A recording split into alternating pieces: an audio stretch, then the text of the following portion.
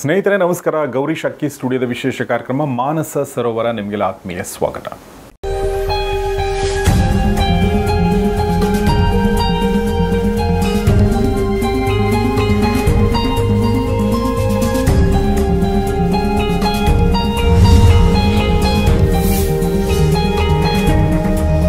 ಇವತ್ತು ಮಾನಸ ಸರೋವರ ಈ ಕಾರ್ಯಕ್ರಮದಲ್ಲಿ ನಮ್ಮೊಂದಿಗೆ ಮತ್ತೊಂದು ಸಲ ಜಾಯ್ನ್ ಆಗಿದ್ದಾರೆ ಉಪಾಸನಾ ಈ ಒಂದು ಫೌಂಡೇಶನ್ನ ಮುಖ್ಯಸ್ಥರು, ಯೋಗಿಗಳು ಆಗಿರುವಂಥ ಸದ್ಗುರು ಶ್ರೀರಾಮ್ ಅವರು. ಗುರುಗಳೇ ನಮಸ್ತೆ. ನಮಸ್ಕಾರ. ಹೇಗಿದ್ದೀರಾ? ಫಸ್ಟ್ ಕ್ಲಾಸ್, ಭಾಳ ಚೆನ್ನಾಗಿದೆ. Thank you. ಸೊ ನಾನು ಏನೋ ಪ್ರಶ್ನೆ ಕೇಳಬೇಕು ಅಂದ್ಕೊಂಡೆ, ಬಟ್ ಫಸ್ಟ್ ನನಗೆ ಅನಿಸೋದು ಶ್ವೇತ ವಸ್ತ್ರ ಮತ್ತು ನಮ್ಮ ಭಾರತೀಯತೆ ಏನೋ ಸಂಬಂಧ ಇದೆ. ನಾವು ವೈಟನ್ನು ನಾವು ನಮ್ಮ ಹಳ್ಳಿಗಳಲ್ಲೇ ನೋಡಿದರೂ ಕೂಡ ನಾವು ವೈಟ್ ಕಲರ್ನ ನಾವು ಜಾಸ್ತಿ, ಬಹುಶಃ ಬಿಸಿಲು ಜಾಸ್ತಿ ಅಂತನಾ ಅಥವಾ ಹೇಗೆ? ಓಂ ನಮ ಪ್ರಣವಾರ್ಥಾಯ ಶುದ್ಧ ಜ್ಞಾನೈಕಮೂರ್ತಯೇ ನಿರ್ಮಲಾಯ ಪ್ರಶಾಂತಾಯ ದಕ್ಷಿಣಾಮೂರ್ತಯೇ ನಮಃ. ಸಾಮಾನ್ಯವಾಗಿ ನಮ್ಮ ಭಾರತ ಪ್ರದೇಶ ಸಮಶೀತೋಷ್ಣ ವಲಯ. ಹಾಗಾಗಿ ಈ ಪ್ರದೇಶಕ್ಕೆ ಬಿಳಿಯ ಬಟ್ಟೆ ಸೂಕ್ತ.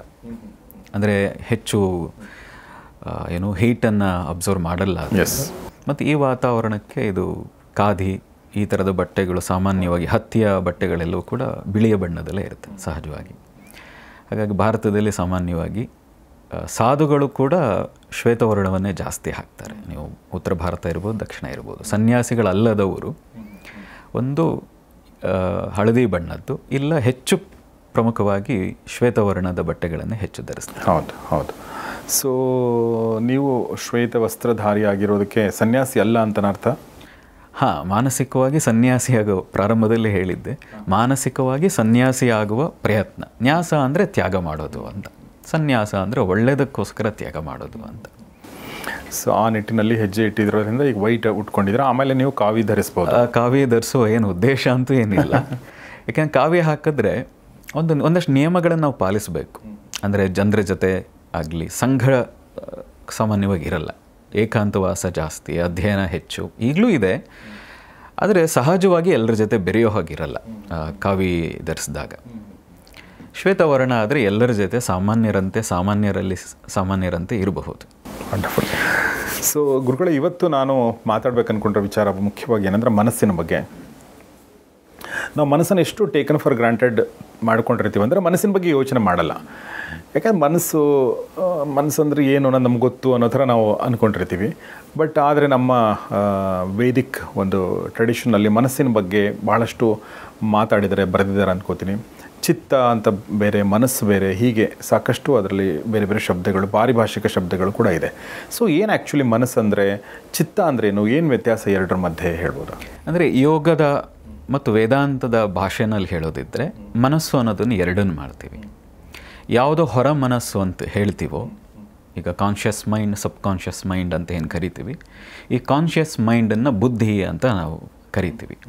ಅದು ಪೀನಿಯಲ್ ಗ್ಲ್ಯಾಂಡಿಗೆ ಸಂಬಂಧಪಟ್ಟಿದ್ದು, ಅರಿವಿನಿಂದ ಕೂಡಿದ ಪ್ರಜ್ಞೆಯಿಂದ ಕೂಡಿರುವಂಥ ಹೊರಮುಖವಾಗಿರುವಂಥದ್ದನ್ನು ಬುದ್ಧಿ ಅಂತ ಕರೀತಾರೆ. ಯಾವುದು ಅಂತರ್ಪ್ರಜ್ಞೆ ಇದೆ ಆ ಅಂತರ್ಪ್ರಜ್ಞೆಯನ್ನು ಚಿತ್ತ ಅಂತ ಕರೀತಾರೆ. ಓಕೆ. ಈಗ ಬಹುಶಃ ಅದನ್ನೇ ಸಬ್ ಕಾನ್ಷಿಯಸ್ ಮೈಂಡ್ ಅಂತ ನಾವು ಕರಿತೀವಿ. ಆದರೆ ಅಂತರ್ಪ್ರಜ್ಞೆ ಅನ್ನೋದು ಸಬ್ ಕಾನ್ಷಿಯಸ್ ಮೈಂಡ್ಗಿಂತ ಇನ್ನೂ ಸ್ವಲ್ಪ ವಿಸ್ತಾರತೆಯನ್ನು, ಆಳವಾದ ಒಂದು ಅಭಿಪ್ರಾಯವನ್ನು ಹೊಂದಿದೆ ಅದು. ಆದರೆ ಸಾಮಾನ್ಯವಾಗಿ ವೇದಾಂತದಲ್ಲೂ ಕೂಡ ಹೇಳುವಂಥದ್ದು ಚಿತ್ತ ಅಂದರೆ ನಿಮ್ಮ ಒಳಗಿನ ಮನಸ್ಸು ಅಥವಾ ಅಂತರ್ಪ್ರಜ್ಞೆಯನ್ನು ಚಿತ್ತ ಅಂತ ಕರೀತಾರೆ. ಅಂತರ್ಪ್ರಜ್ಞೆಯನ್ನು ಚಿತ್ತ ಅಂತ ಕರೀತಾರೆ. ಈಗ ಸಾಮಾನ್ಯವಾಗಿ ಆತ್ಮಸಾಕ್ಷಿ, ಅಂತರಂಗ ಈ ಶಬ್ದಗಳನ್ನು ಬಳಸ್ತೀವಿ. ಹೌದು. ಇದನ್ನು ನಾವು ಚಿತ್ತ ಅನ್ನುವ ರೀತಿಯಲ್ಲಿ ನೋಡ್ತೀವಿ. ಒಳನೋಟ ಅಂತ, ಒಳನೋಟ, ಇದನ್ನೆಲ್ಲವನ್ನು ಕನ್ನಡದ, ಇಂಗ್ಲಿಷ್, ಇದನ್ನು ನಾವು ಚಿತ್ತ ಅಂತ ಕರಿತೀವಿ. ಅಂದರೆ ಕಾನ್ಷಿಯಸ್ ಮೈಂಡನ್ನು ಗ್ರಹಿಸಲಾಗದಂಥ ಕೆಲವೊಂದು ವಿಚಾರಗಳನ್ನು ಗ್ರಹಿಸುವಂಥ ಶಕ್ತಿ ಆ ಚಿತ್ತಕ್ಕಿದೆ. S S S. ಹಾಗಾಗಿ ಪತಂಜಲಿ ಕೂಡ ತನ್ನ ಮೊದಲ ಸೂತ್ರದಲ್ಲಿ ಹೇಳೋದು ಚಿತ್ತ ವೃತ್ತಿ ನಿರೋಧ. ಹೊರ ಮನಸ್ಸು ಡೈಲ್ಯೂಟ್ ಆದರೆ ತೊಂದರೆ ಇಲ್ಲ, ಅದನ್ನು ಬೇಗ ಶುದ್ಧಿ ಮಾಡ್ಕೊಬಿಡುವುದು. ಓಕೆ.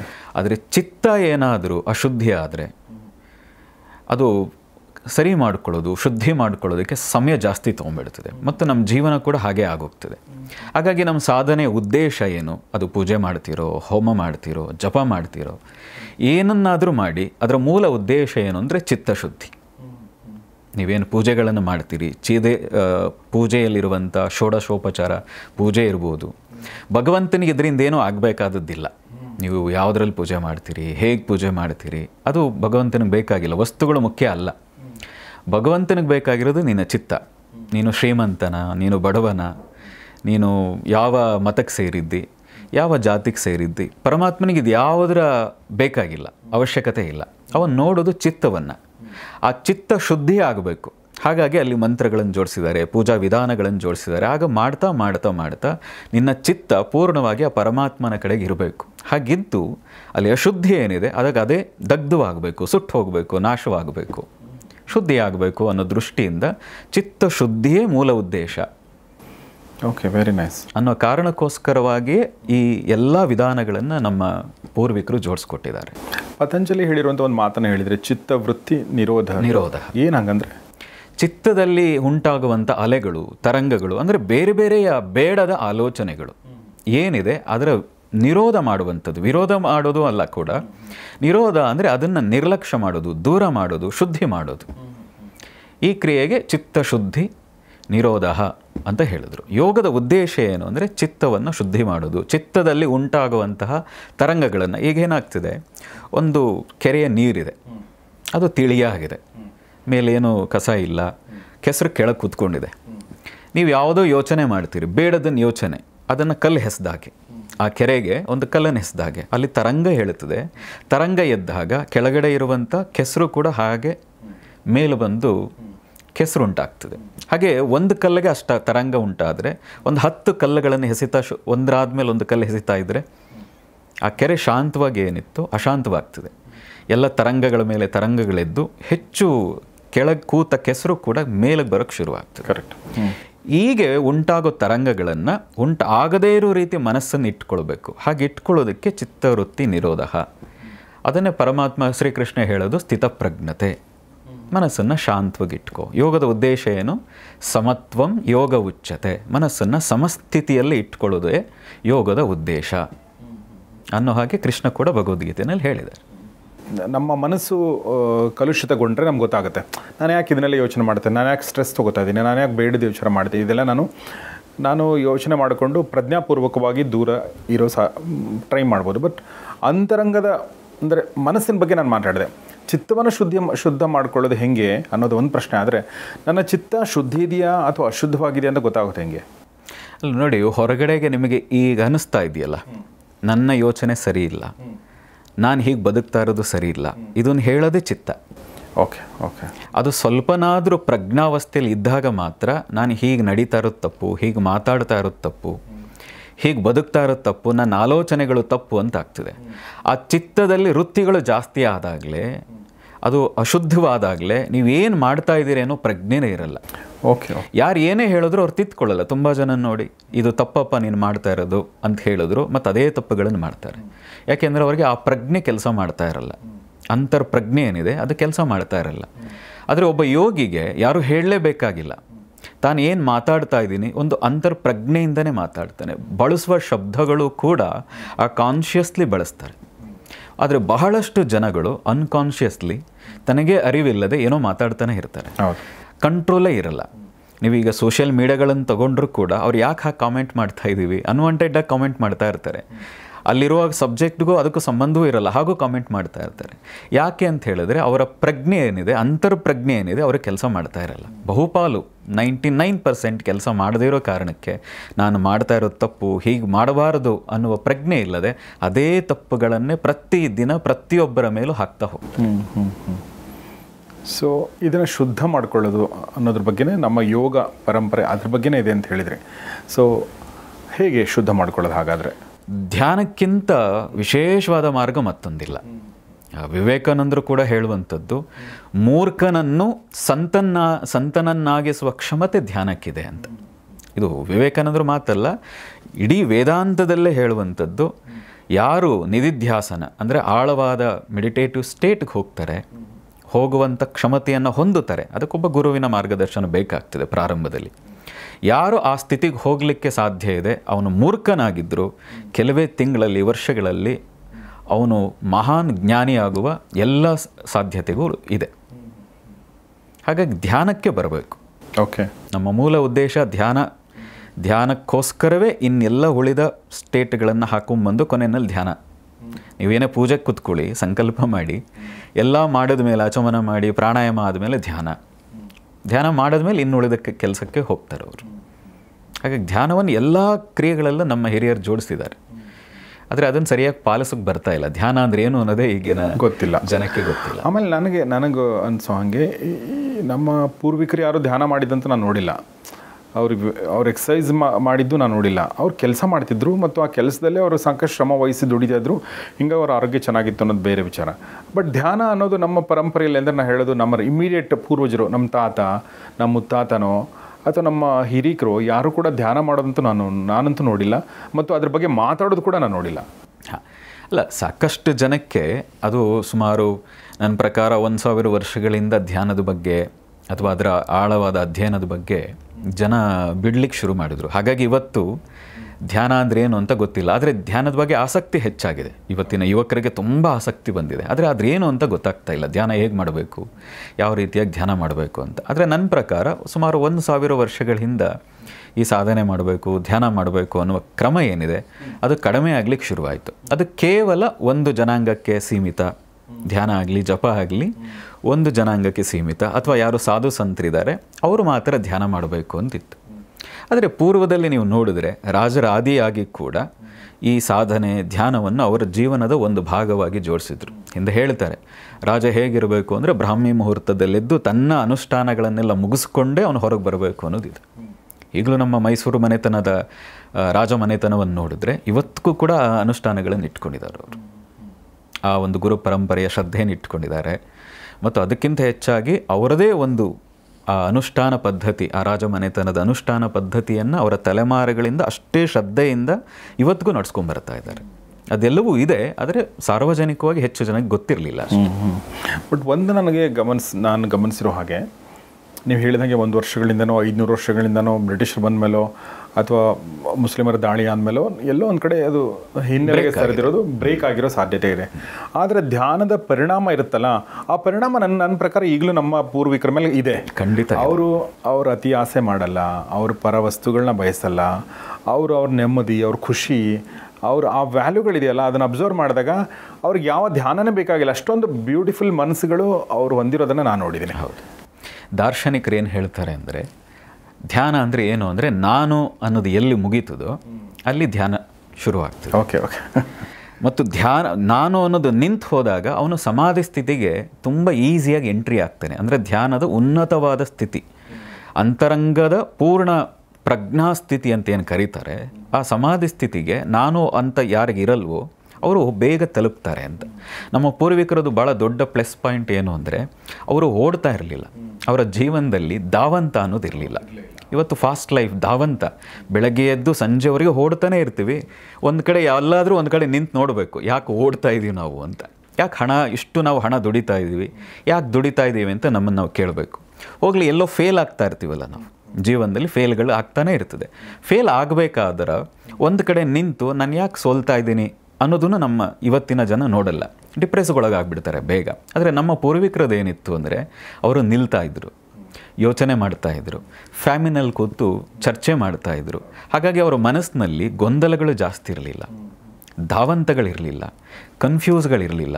ಮತ್ತು ಅವರನ್ನು ತಿದ್ದಲಿಕ್ಕೆ, ದಾರಿ ತೋರಿಸ್ಲಿಕ್ಕೆ ಹಿರಿಯರು ಅಂತ ಮನೆಯಲ್ಲಿತ್ತು. ಮನೆಯಲ್ಲಿ ಇದ್ದ ಕಾರಣಕ್ಕೆ ಹಿರಿಯರಿಗೆ ಅವರು ಶರಣಾಗ್ಬಿಡ್ತಿದ್ರು. ಅವರಿಗೆ ಅಹಂಕಾರ ಅನ್ನೋದು ಕೂಡ ಬಹಳ ಕಡಿಮೆ ಇರ್ತಾರೆ. ಕರೆಕ್ಟ್.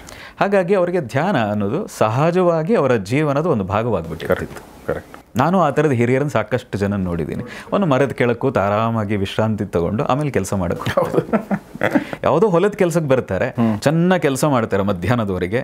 ಮಧ್ಯಾಹ್ನ ಒಂದು ಮರದ ಕೆಳಗೆ ಕೂತು ಎಲ್ಲರೂ ಒಟ್ಟಿಗೆ ಕೂತು ಊಟ ಮಾಡಿ ಒಂದು 10 ನಿಮಿಷ ವಿಶ್ರಾಂತಿ ಮಾಡಿ ಆಮೇಲೆ ಕೆಲಸಕ್ಕೆ ಹೋಗ್ತಾರೆ. ಹೀಗೆ ಕೂತು ನಿಂತು ಅವಸರ ಇಲ್ಲದೆ ಅವರೆಲ್ಲರೂ ಕೆಲಸ ಮಾಡ್ತಾಯಿದ್ರು. ಹೌದು. ಮತ್ತು ಅವತ್ತು ಅಷ್ಟು ತಾಳ್ಮೆ ಇರೋದಕ್ಕೇನು ಬೇಕೋ ಆ ವ್ಯವಸ್ಥೆ ಇತ್ತು. ಇವತ್ತಿನ ಥರ ಫಾಸ್ಟ್ ಫುಡ್ ಇರಲಿಲ್ಲ, ಇವತ್ತಿನ ಥರ ಇಷ್ಟೊಂದು ಫಾಸ್ಟ್ ಟ್ರೈನು ಏರೋಪ್ಲೈನ್ಗಳಿರಲಿಲ್ಲ. ಅವ್ರಿಗೆ ತಲುಪೋದಕ್ಕೂ ತಾಳ್ಮೆ ಇತ್ತು, ನಿಧಾನ ಆಗ್ತಾ ಇತ್ತು. ಇವರು ಹೋಗಿ ತಲುಪಲಿಕ್ಕೂ ನಿಧಾನ ಆಗ್ತಾ ಇತ್ತು.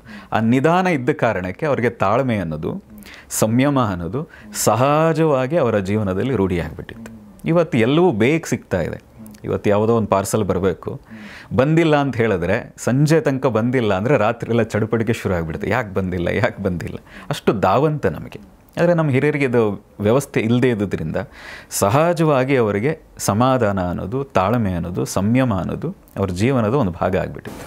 ಭಾಳ ಚೆನ್ನಾಗಿ ಹೇಳಿದ್ರಿ. ಈ ಒಂದು ಎಕ್ಸಾಂಪಲ್ ನನಗೆ ನೀವು ಹೇಳ್ತಿರ್ಬೇಕು ನೆನಪಂತು. ಒಂದು ಲೆಟ್ರ್ ಬರೆದ್ರೆ ಅದು ರೀಚ್ ಆಗಿ 8 ದಿನ ಕಾಯ್ತಿದ್ವಿ. ನಾವು ಕೂಡ ಲೆಟ್ರ್ ಬರೀತಾ ಇದ್ವಿ. ಅದೇ ಒಂದು ಲೆಟ್ರ್ ಬರೆದು ಅದು ಹೋಗಿ ರೀಚ್ ಆಗಿ ವಾಪಸ್ ಬರಬೇಕಾದ್ರೆ 8-10 ದಿನ ಆಗೋದು.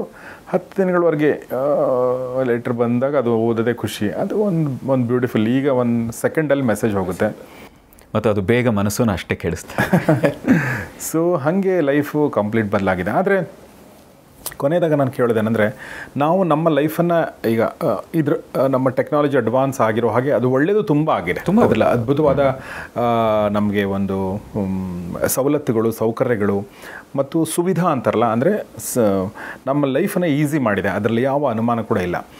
ಅದ್ರ ಜೊತೆಗೆ ಧಾವಂತ ಕೂಡ ಸೇರಿಕೊಂಡಿದೆ. ಬಟ್ ಅದ್ರ ಜೊತೆಗೆ ಪಾಸಿಟಿವ್ ಪಾಯಿಂಟ್ ಏನಂತಂದರೆ, ನಮ್ಮ ಜನ್ರೇಷನ್ ನಾನು ನೋಡಿರೋ ಹಾಗೆ ಧ್ಯಾನದ ಮೊರೆ ಹೋಗ್ತಾ ಇದೆ. ನಮಗೆ ಧ್ಯಾನದ ಬಗ್ಗೆ ಆಸಕ್ತಿ ಹುಟ್ಟಿದೆ ಮತ್ತು ಧ್ಯಾನದಲ್ಲಿ ಒಂದು ಏನೋ ಶಕ್ತಿ ಇದೆ ಅಂತ ನಮಗೆ ಅರ್ಥ ಆಗಿದೆ. ನಾನು ಭಾಳಷ್ಟು ಜನ ನೋಡಿದ್ದೀನಿ. ಸೊ ಅಂಥ ಅಂದರೆ ಅರೆಬರೆ ಜ್ಞಾನ ಅಂತ ಬೇಕಾದ್ರೆ ಅನ್ನು ನೀವು, ಏನು ತೊಂದರೆ ಇಲ್ಲ. ಬಟ್ ಆಸಕ್ತಿ ಅಂತೂ ಇದೆಯಲ್ಲ, ಅಂಥವ್ರಿಗೆ ತಾವೇನು ಹೇಳೋಕ್ಕೆ ಇಷ್ಟಪಡ್ತೀರಾ ಧ್ಯಾನದ ಕುರಿತಾಗಿ? ಇವತ್ತಿನ ಯೂತ್ಸ್ಗೆ ಏನು ಮಾರ್ಗದರ್ಶನ ನಿಮ್ಮದು? ನೋಡಿ, ಏನಂದರೆ ಕೃಷ್ಣ ಪರಮಾತ್ಮ ಹೇಳೋದು, ಯಾರು ಯೋಗ ಭ್ರಷ್ಟ ಆದರೆ ಮುಂದಿನ ದಿನ ಅವನ ಕಥೆ ಏನು ಅಂತ ಅರ್ಜುನಕ್ಕೆ ಹೇಳಿದಾಗ ಏನು ತೊಂದರೆ ಇಲ್ಲ. ಅವನು ಮುಂದಿನ ಜನ್ಮದಲ್ಲಿ ಶ್ರೇಷ್ಠ ದಂಪತಿಗಳ ಹೊಟ್ಟೆಯಲ್ಲಿ ಹುಟ್ಟಿ ಯೋಗ ಇವನು ಹುಡುಕಿ ಹೋಗಬೇಕಾಗಿಲ್ಲ, ಯೋಗವೇ ಇವನ ಕಡೆಗೆ ಆಕರ್ಷಿತವಾಗ್ತದೆ ಅಂತ. ಯೋಗ ಭ್ರಷ್ಟ ಅಂದ್ರೇನು? ಅಂದರೆ ಯೋಗ ಸಾಧನೆ ಮಾಡ್ತಾ ಮಧ್ಯ ನಿಲ್ಲಿಸೋದು, ಅಥವಾ ಅದರಿಂದ ಇನ್ಯಾವುದೋ ರೀತಿಯಾಗಿ ಮನಸ್ಥಿತಿ ಚೇಂಜ್ ಮಾಡ್ಕೊಳ್ಳೋದು, ಹೀಗೆಲ್ಲ ಆಗಿ, ಅಥವಾ ಆ ಯೋಗದ ಸಾಧನೆಯ ಪೂರ್ಣ ಆಗೋದಕ್ಕೆ ಮುಂಚೆ ದೇಹ ಅಂತ್ಯ ಆಗಿರ್ಬೋದು, ಸತ್ತು ಹೋಗಿರ್ಬೋದು, ಈ ಥರದ್ದು ಆದರೆ ಅವರ ಮುಂದಿನ ಕತೆ ಏನು ಅಂತ, ಅವ್ನು ಪೂರ್ಣ ಮುಟ್ಲಿಲ್ಲ ಸಾಧನೆಯಲ್ಲಿ ಅಂದರೆ ಅವನ ಕತೆ ಏನು ಅಂತ. ಆ ಕತೆ ಏನು ಅಂತ ಹೇಳಿದ್ರೆ ಏನು ತೊಂದರೆ ಇಲ್ಲ, ಮುಂದಿನ ಜನ್ಮದಲ್ಲಿ ಶ್ರೇಷ್ಠ ಕುಟುಂಬದಲ್ಲಿ ಹುಡ್ತಾರೆ, ಶ್ರೇಷ್ಠ ದಂಪತಿಗಳ ಹೊಟ್ಟೆಯಲ್ಲಿ ಹುಡ್ತಾನೆ. ಇವನು ಯೋಗ ಹುಡ್ಕೋ ಹೋಗಬೇಕಾಗಿಲ್ಲ, ಯೋಗವೇ ಇವನ ಕಡೆಗೆ ಆಕರ್ಷಿತವಾಗ್ತದೆ. ಈ ಬಹುಶಃ ಈಗ ಎಲ್ರಿಗೂ ಸುಭಿಕ್ಷತೆ ಇದೆ, ಬಹುಪಾಲು ಜನಕ್ಕೆ ಹಣದ ತೊಂದರೆ ಇಲ್ಲ, ಮೆಟೀರಿಯಲಿಸ್ಟಿಕ್ ಲೈಫ್ ಫುಲ್ಫಿಲ್ ಆಗ್ತಾ ಇದೆ. ಫುಲ್ಫಿಲ್ ಆಗ್ತಾ ಇದ್ದಾಗ ಅವ್ರಿಗೆ ಶುರು ಆಗ್ತಿದೆ ನೆಕ್ಸ್ಟ್ ಏನು ಹಾಗಾದರೆ ಅಂತ, ನಾನೇನು ಮಾಡೋದು ಅಂತ. ಈಗೆಲ್ಲ ಸಣ್ಣದು ಎಲ್ಲ ಕೈಗೆ ಸಿಗ್ತಾ ಹೋದಾಗ ಇಷ್ಟೇನ ಲೈಫು ಮತ್ತು ಇನ್ನೇನು ಅನ್ನೋಕ್ಕೆ ಶುರು ಆಗ್ತದೆ. ಹಾಗೆ ಶುರು ಆಗೋದು ಅವ್ರಿಗೆ ಧ್ಯಾನ ಬೇಕು, ಸ್ಪಿರಿಚುವಾಲಿಟಿ ಬೇಕು ಅಂತ. ಹಾಗೆ ಬೇಕು ಅಂದವರಿಗೆ ಸರಿಯಾದ ಒಂದು ಮಾರ್ಗದರ್ಶನ, ನಿಜವಾಗಿ ಧ್ಯಾನ ಅಂದರೆ ಏನು ಅಂತ ಯಾರು ಹೇಳ್ಕೊಡ್ತಾರೆ ಅಲ್ಲಿಂದ ಅವ್ರು ಶುರು ಮಾಡಿದರೆ ಬಹಳ ಒಳ್ಳೆಯದು. ನಾವು ಬೇಕಾದರೆ ಧ್ಯಾನದ ಒಂದು ವಿಧಾನವನ್ನು ನಾವು ಹೇಳೋಣ, ಮನೆಯಲ್ಲೇ ಕೂತು ಸುಲಭವಾಗಿ ಧ್ಯಾನವನ್ನು ಹೇಗೆ ಮಾಡಬಹುದು. ಓಕೆ. ಈ ಸಾಮಾನ್ಯವಾಗಿ ಧ್ಯಾನ ಅನ್ನೋದು ನಮ್ಮ ವಿಜ್ಞಾನ ಭೈರವದಲ್ಲಿರ್ಬೋದು, ಅಥವಾ ಯೋಗ ಸೂತ್ರ ಇರ್ಬೋದು, ಅಥವಾ ನಮ್ಮ ಶಿವಸೂತ್ರ ಇರ್ಬೋದು, ಈ ಎಲ್ಲ ಕಡೆಯಲ್ಲೂ ಬರುವಂಥ ಧ್ಯಾನ ವಿಧಾನ ಏನು ಅಂದರೆ ನಿನ್ನ ಉಸಿರಾಟವನ್ನು ಗಮನಿಸು. ಓಕೆ. ಅದಕ್ಕೋಸ್ಕರ ಈ ಸ್ಟೇಜ್ ಬೈ ಸ್ಟೇಜ್ ಈ ಪ್ರಪಂಚದಾದ್ಯಂತ ಅದನ್ನು ಅಡಾಪ್ಟ್ ಮಾಡ್ಕೊಳ್ತಾ ಇದ್ದಾರೆ, ಮೈಂಡ್ಫುಲ್ನೆಸ್ ಮೆಡಿಟೇಷನ್ ಅಂತ. ಅದರಲ್ಲೊಂದು 5 ಸ್ಟೇಜ್ ಇದೆ. ಸುಲಭವಾಗಿ ಹೇಳೋದಿದ್ದರೆ ಮೊದಲ ಸ್ಟೇಜ್, ಕುತ್ಕೊಳ್ಳೋ ಅಭ್ಯಾಸ ಮಾಡಬೇಕು. ಒಂದು ಜಾಗದಲ್ಲಿ 20ರಿಂದ 30 ನಿಮಿಷ ಅಲುಗಾಡದೆ ಕಣ್ಣನ್ನು ಮುಚ್ಚಿ ಕೂತ್ಕೋಬೇಕು. ಚೇರ್ ಮೇಲೆ ಕೂತಿದ್ರು ಅಡ್ಡಿ ಇಲ್ಲ, ಕೆಳಗೆ ಕೂತ್ರು ಅಡ್ಡಿ ಇಲ್ಲ. ಓಕೆ. ಎರಡನೇದು, ಕಣ್ಣನ್ನು ಮುಚ್ಚಿ ಮಾನಸಿಕವಾಗಿ ತನ್ನನ್ನೇ ತಾನು ಅಬ್ಸರ್ವ್ ಮಾಡಬೇಕು, ನಾನು ಸರಿಯಾಗಿ ಕೂತಿದ್ದೀನಿ. ಓಕೆ. ನೀವು ಹೇಳಿ ನಾನು ಮಾಡಲ ಅದನ್ನು? ಖಂಡಿತ. ನನ್ನ ಜೊತೆಗೆ ನೀವು ದಯವಿಟ್ಟು ಮಾಡೋಕ್ಕೆ ಸಾಧ್ಯ ಆದರೆ ದಯವಿಟ್ಟು ಮಾಡಿ, ಸೊ ದಟ್ ನನಗದು ಇಂಟ್ರೆಸ್ಟಿಂಗ್ ಅನ್ನಿಸ್ತು, ಹಿಂಗಾಗಿ ನಾನು ಅನ್ಕೋತಾ ಇದ್ದೀನಿ. ಪ್ಲೀಸ್. ಕಂಫರ್ಟೇಬಲ್ ಆಗಿ ಕೂರಿ. ಪ್ರಾರಂಭದಲ್ಲಿ ನಿಮಗೆ ಹೇಗೆ ಸಾಧ್ಯ ಹಾಕಿ ಕೂರಿ. ಸೆಕೆಂಡ್ ಸ್ಟೇಜ್, ಕಣ್ಣನ್ನು ಮುಚ್ಚಿ ಮಾನಸಿಕವಾಗಿ ಒಂದು ಸರಿ ನಿಮ್ಮ ಕತ್ತು ಸೊಂಟ ಎಲ್ಲವೂ ನೇರ ಇದೆಯಾ, ನಾನು ಆರಾಮವಾಗಿ ಕೂತಿದ್ದೀನ, ಎಲ್ಲೂ ಬಿಗಿತಾ ಇಲ್ವಾ ಅಂತ ಗಮನಿಸಿ. ಕೃಷ್ಣ ಹೇಳೋ ಹಾಗೆ ಸಮಂಕಾಯ ಶಿರೋಗ್ರೀವಂ, ಸೊಂಟ ಮತ್ತು ಕತ್ತು ಒಂದೇ ರೇಖೆಯಲ್ಲಿ ಇರೋ ಹಾಗೆ ಗಮನಿಸಿ.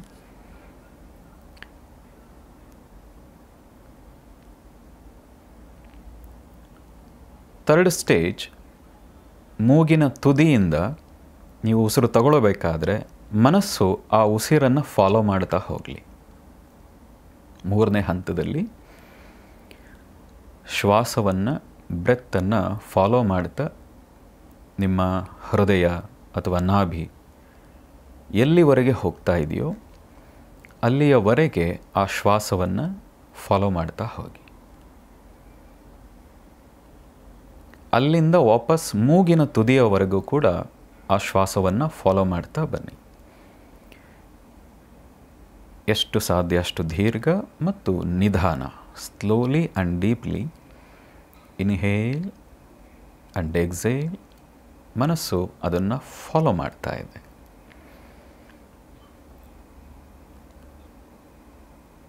ಹಾಗೆ ಫಾಲೋ ಮಾಡ್ತಾ ಮನಸ್ಸು ರಿಲ್ಯಾಕ್ಸ್ ಆಗ್ತಾ ಇದೆ.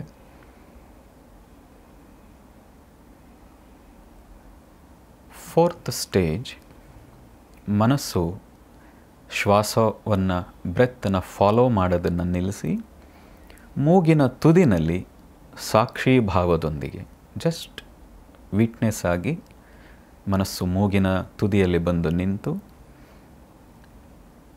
ಸಹಜವಾಗಿ ಹೊರ ಹೋಗುವ, ಒಳ ಹೋಗುವ ಆ ಶ್ವಾಸವನ್ನು, ಉಸಿರಾಟವನ್ನು ಗಮನಿಸಲಿ.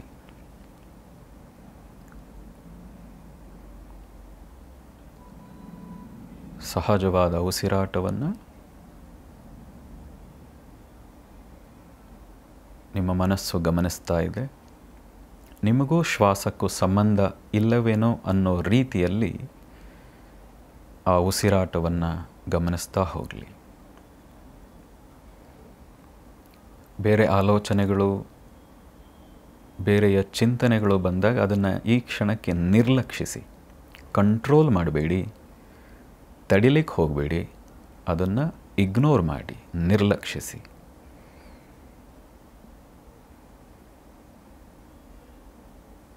ಕೆಲವು ನಿಮಿಷಗಳವರೆಗೆ ಆ ಶ್ವಾಸವನ್ನೇ ಸಾಕ್ಷಿ ಭಾವದೊಂದಿಗೆ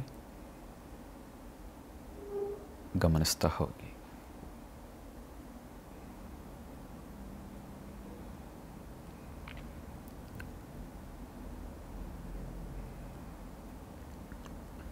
ಕೇವಲ ನೀವು ಗಮನಿಸುವವರಾಗಿದ್ದೀರಿ. ಸಾಕ್ಷಿ ಭಾವದೊಂದಿಗೆ ಆ ಶ್ವಾಸ, ಉಸಿರಾಟವನ್ನು ಗಮನಿಸುತ್ತಿದ್ದೀರಿ.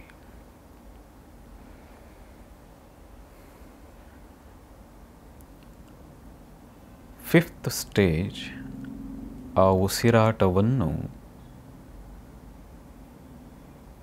ನಿರ್ಲಕ್ಷಿಸಿ, ತಟಸ್ಥರಾಗಿ.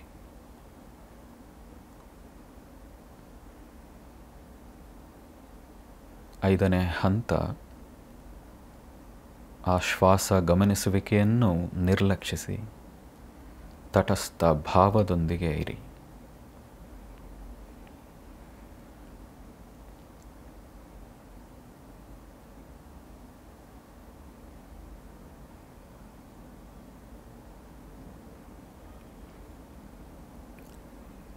ಓಂ ಶಾಂತಿ ಶಾಂತಿ ಶಾಂತಿ. ನಿಧಾನವಾಗಿ ಎರಡೂ ಕೈಗಳನ್ನು ಉಜ್ಜಿ ಆ ಬಿಸಿಯಾದ ಕೈಗಳನ್ನು ಕಣ್ಣಿನ ಮೇಲೆ ಮೃದುವಾಗಿ ಇಟ್ಟು ನಿಧಾನವಾಗಿ ಈ ಹೊರಗಿನ ವಾತಾವರಣಕ್ಕೆ ಅಡ್ಜಸ್ಟ್ ಆಗೋ ಹಾಗೆ ಕಣ್ಣನ್ನು ತೆರೆಯಿರಿ.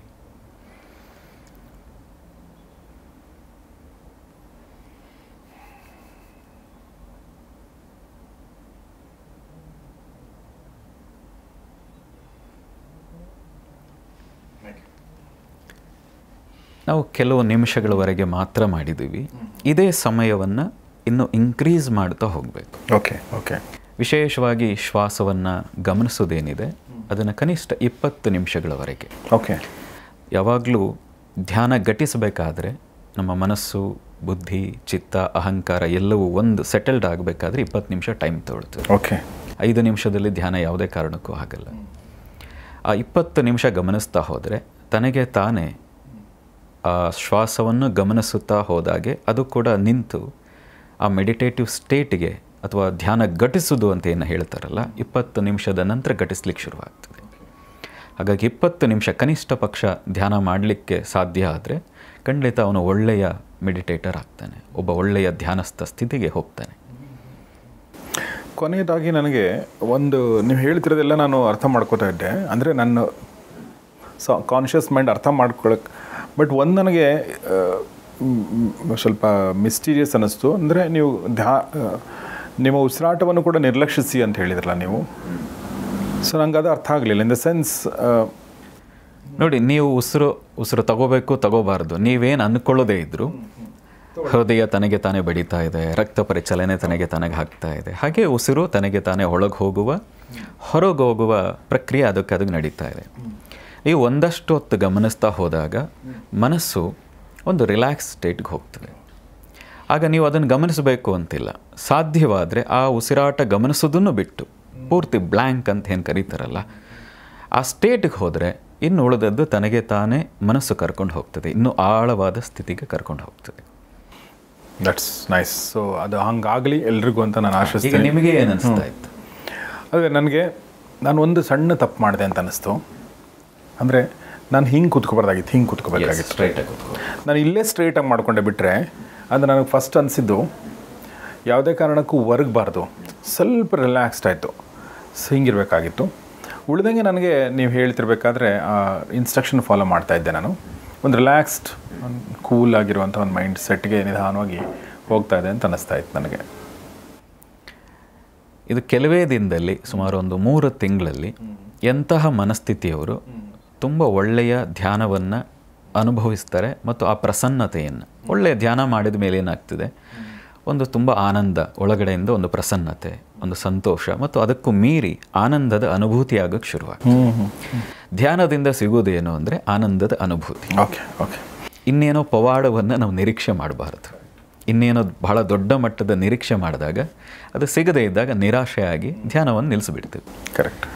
ಬಟ್ ನನಗನ್ಸೋದು ಆನಂದದ ಅನುಭೂತಿ ಮತ್ತು ಅರಿವಿನ ಒಂದು ಅನುಭೂತಿ ಇದೆಯಲ್ಲ, ಅದು ನಮ್ಮ ಲೈಫನ್ನು ಬದಲಿಸುತ್ತೆ, ತುಂಬಾ ಬದಲಿಸುತ್ತೆ. ಅಂದರೆ ನಿಮಗೆ ಪವಾಡಗಳು ಅಂತಂದರೆ ಏನು ಆ ಥರದ, ಅಂದರೆ ಹಿಂಗೇನೋ ನಿಜಕ್ಕೂ ಹೇಳಬೇಕು ಅಂದರೆ ಅದೇ ಪವಾಡ ಆನಂದವಾಗಿರುವಂಥದ್ದು ಪವಾಡ. ಮತ್ತು ಆನಂದದ ಅನುಭೂತಿ ಅಥವಾ ಅರಿವಿನ ಅನುಭೂತಿಯಿಂದ ನಿಮ್ಮ ಲೈಫ್ ಹೇಗೆ ಬದಲಾಗುತ್ತೆ ಅದೇ ಪವಾಡ ಅಲ್ವಾ? ಯಾಕಂದರೆ ನಾವು ಯಾವುದನ್ನು ಕೂಡ ಕಂಪಲ್ಸರಿಯಾಗಿ ನಾವು ಮಾಡಲ್ಲ, ನಾವು ಕಾನ್ಷಿಯಸ್ ಆಗಿ ಮಾಡ್ತಾ ಹೋಗ್ತೀವಿ. ಸೊ ಅದು ನಮ್ಮ ಲೈಫನ್ನು ಬದಲಾಯಿಸುತ್ತೆ ಅಂತ ನನಗನ್ಸುತ್ತೆ.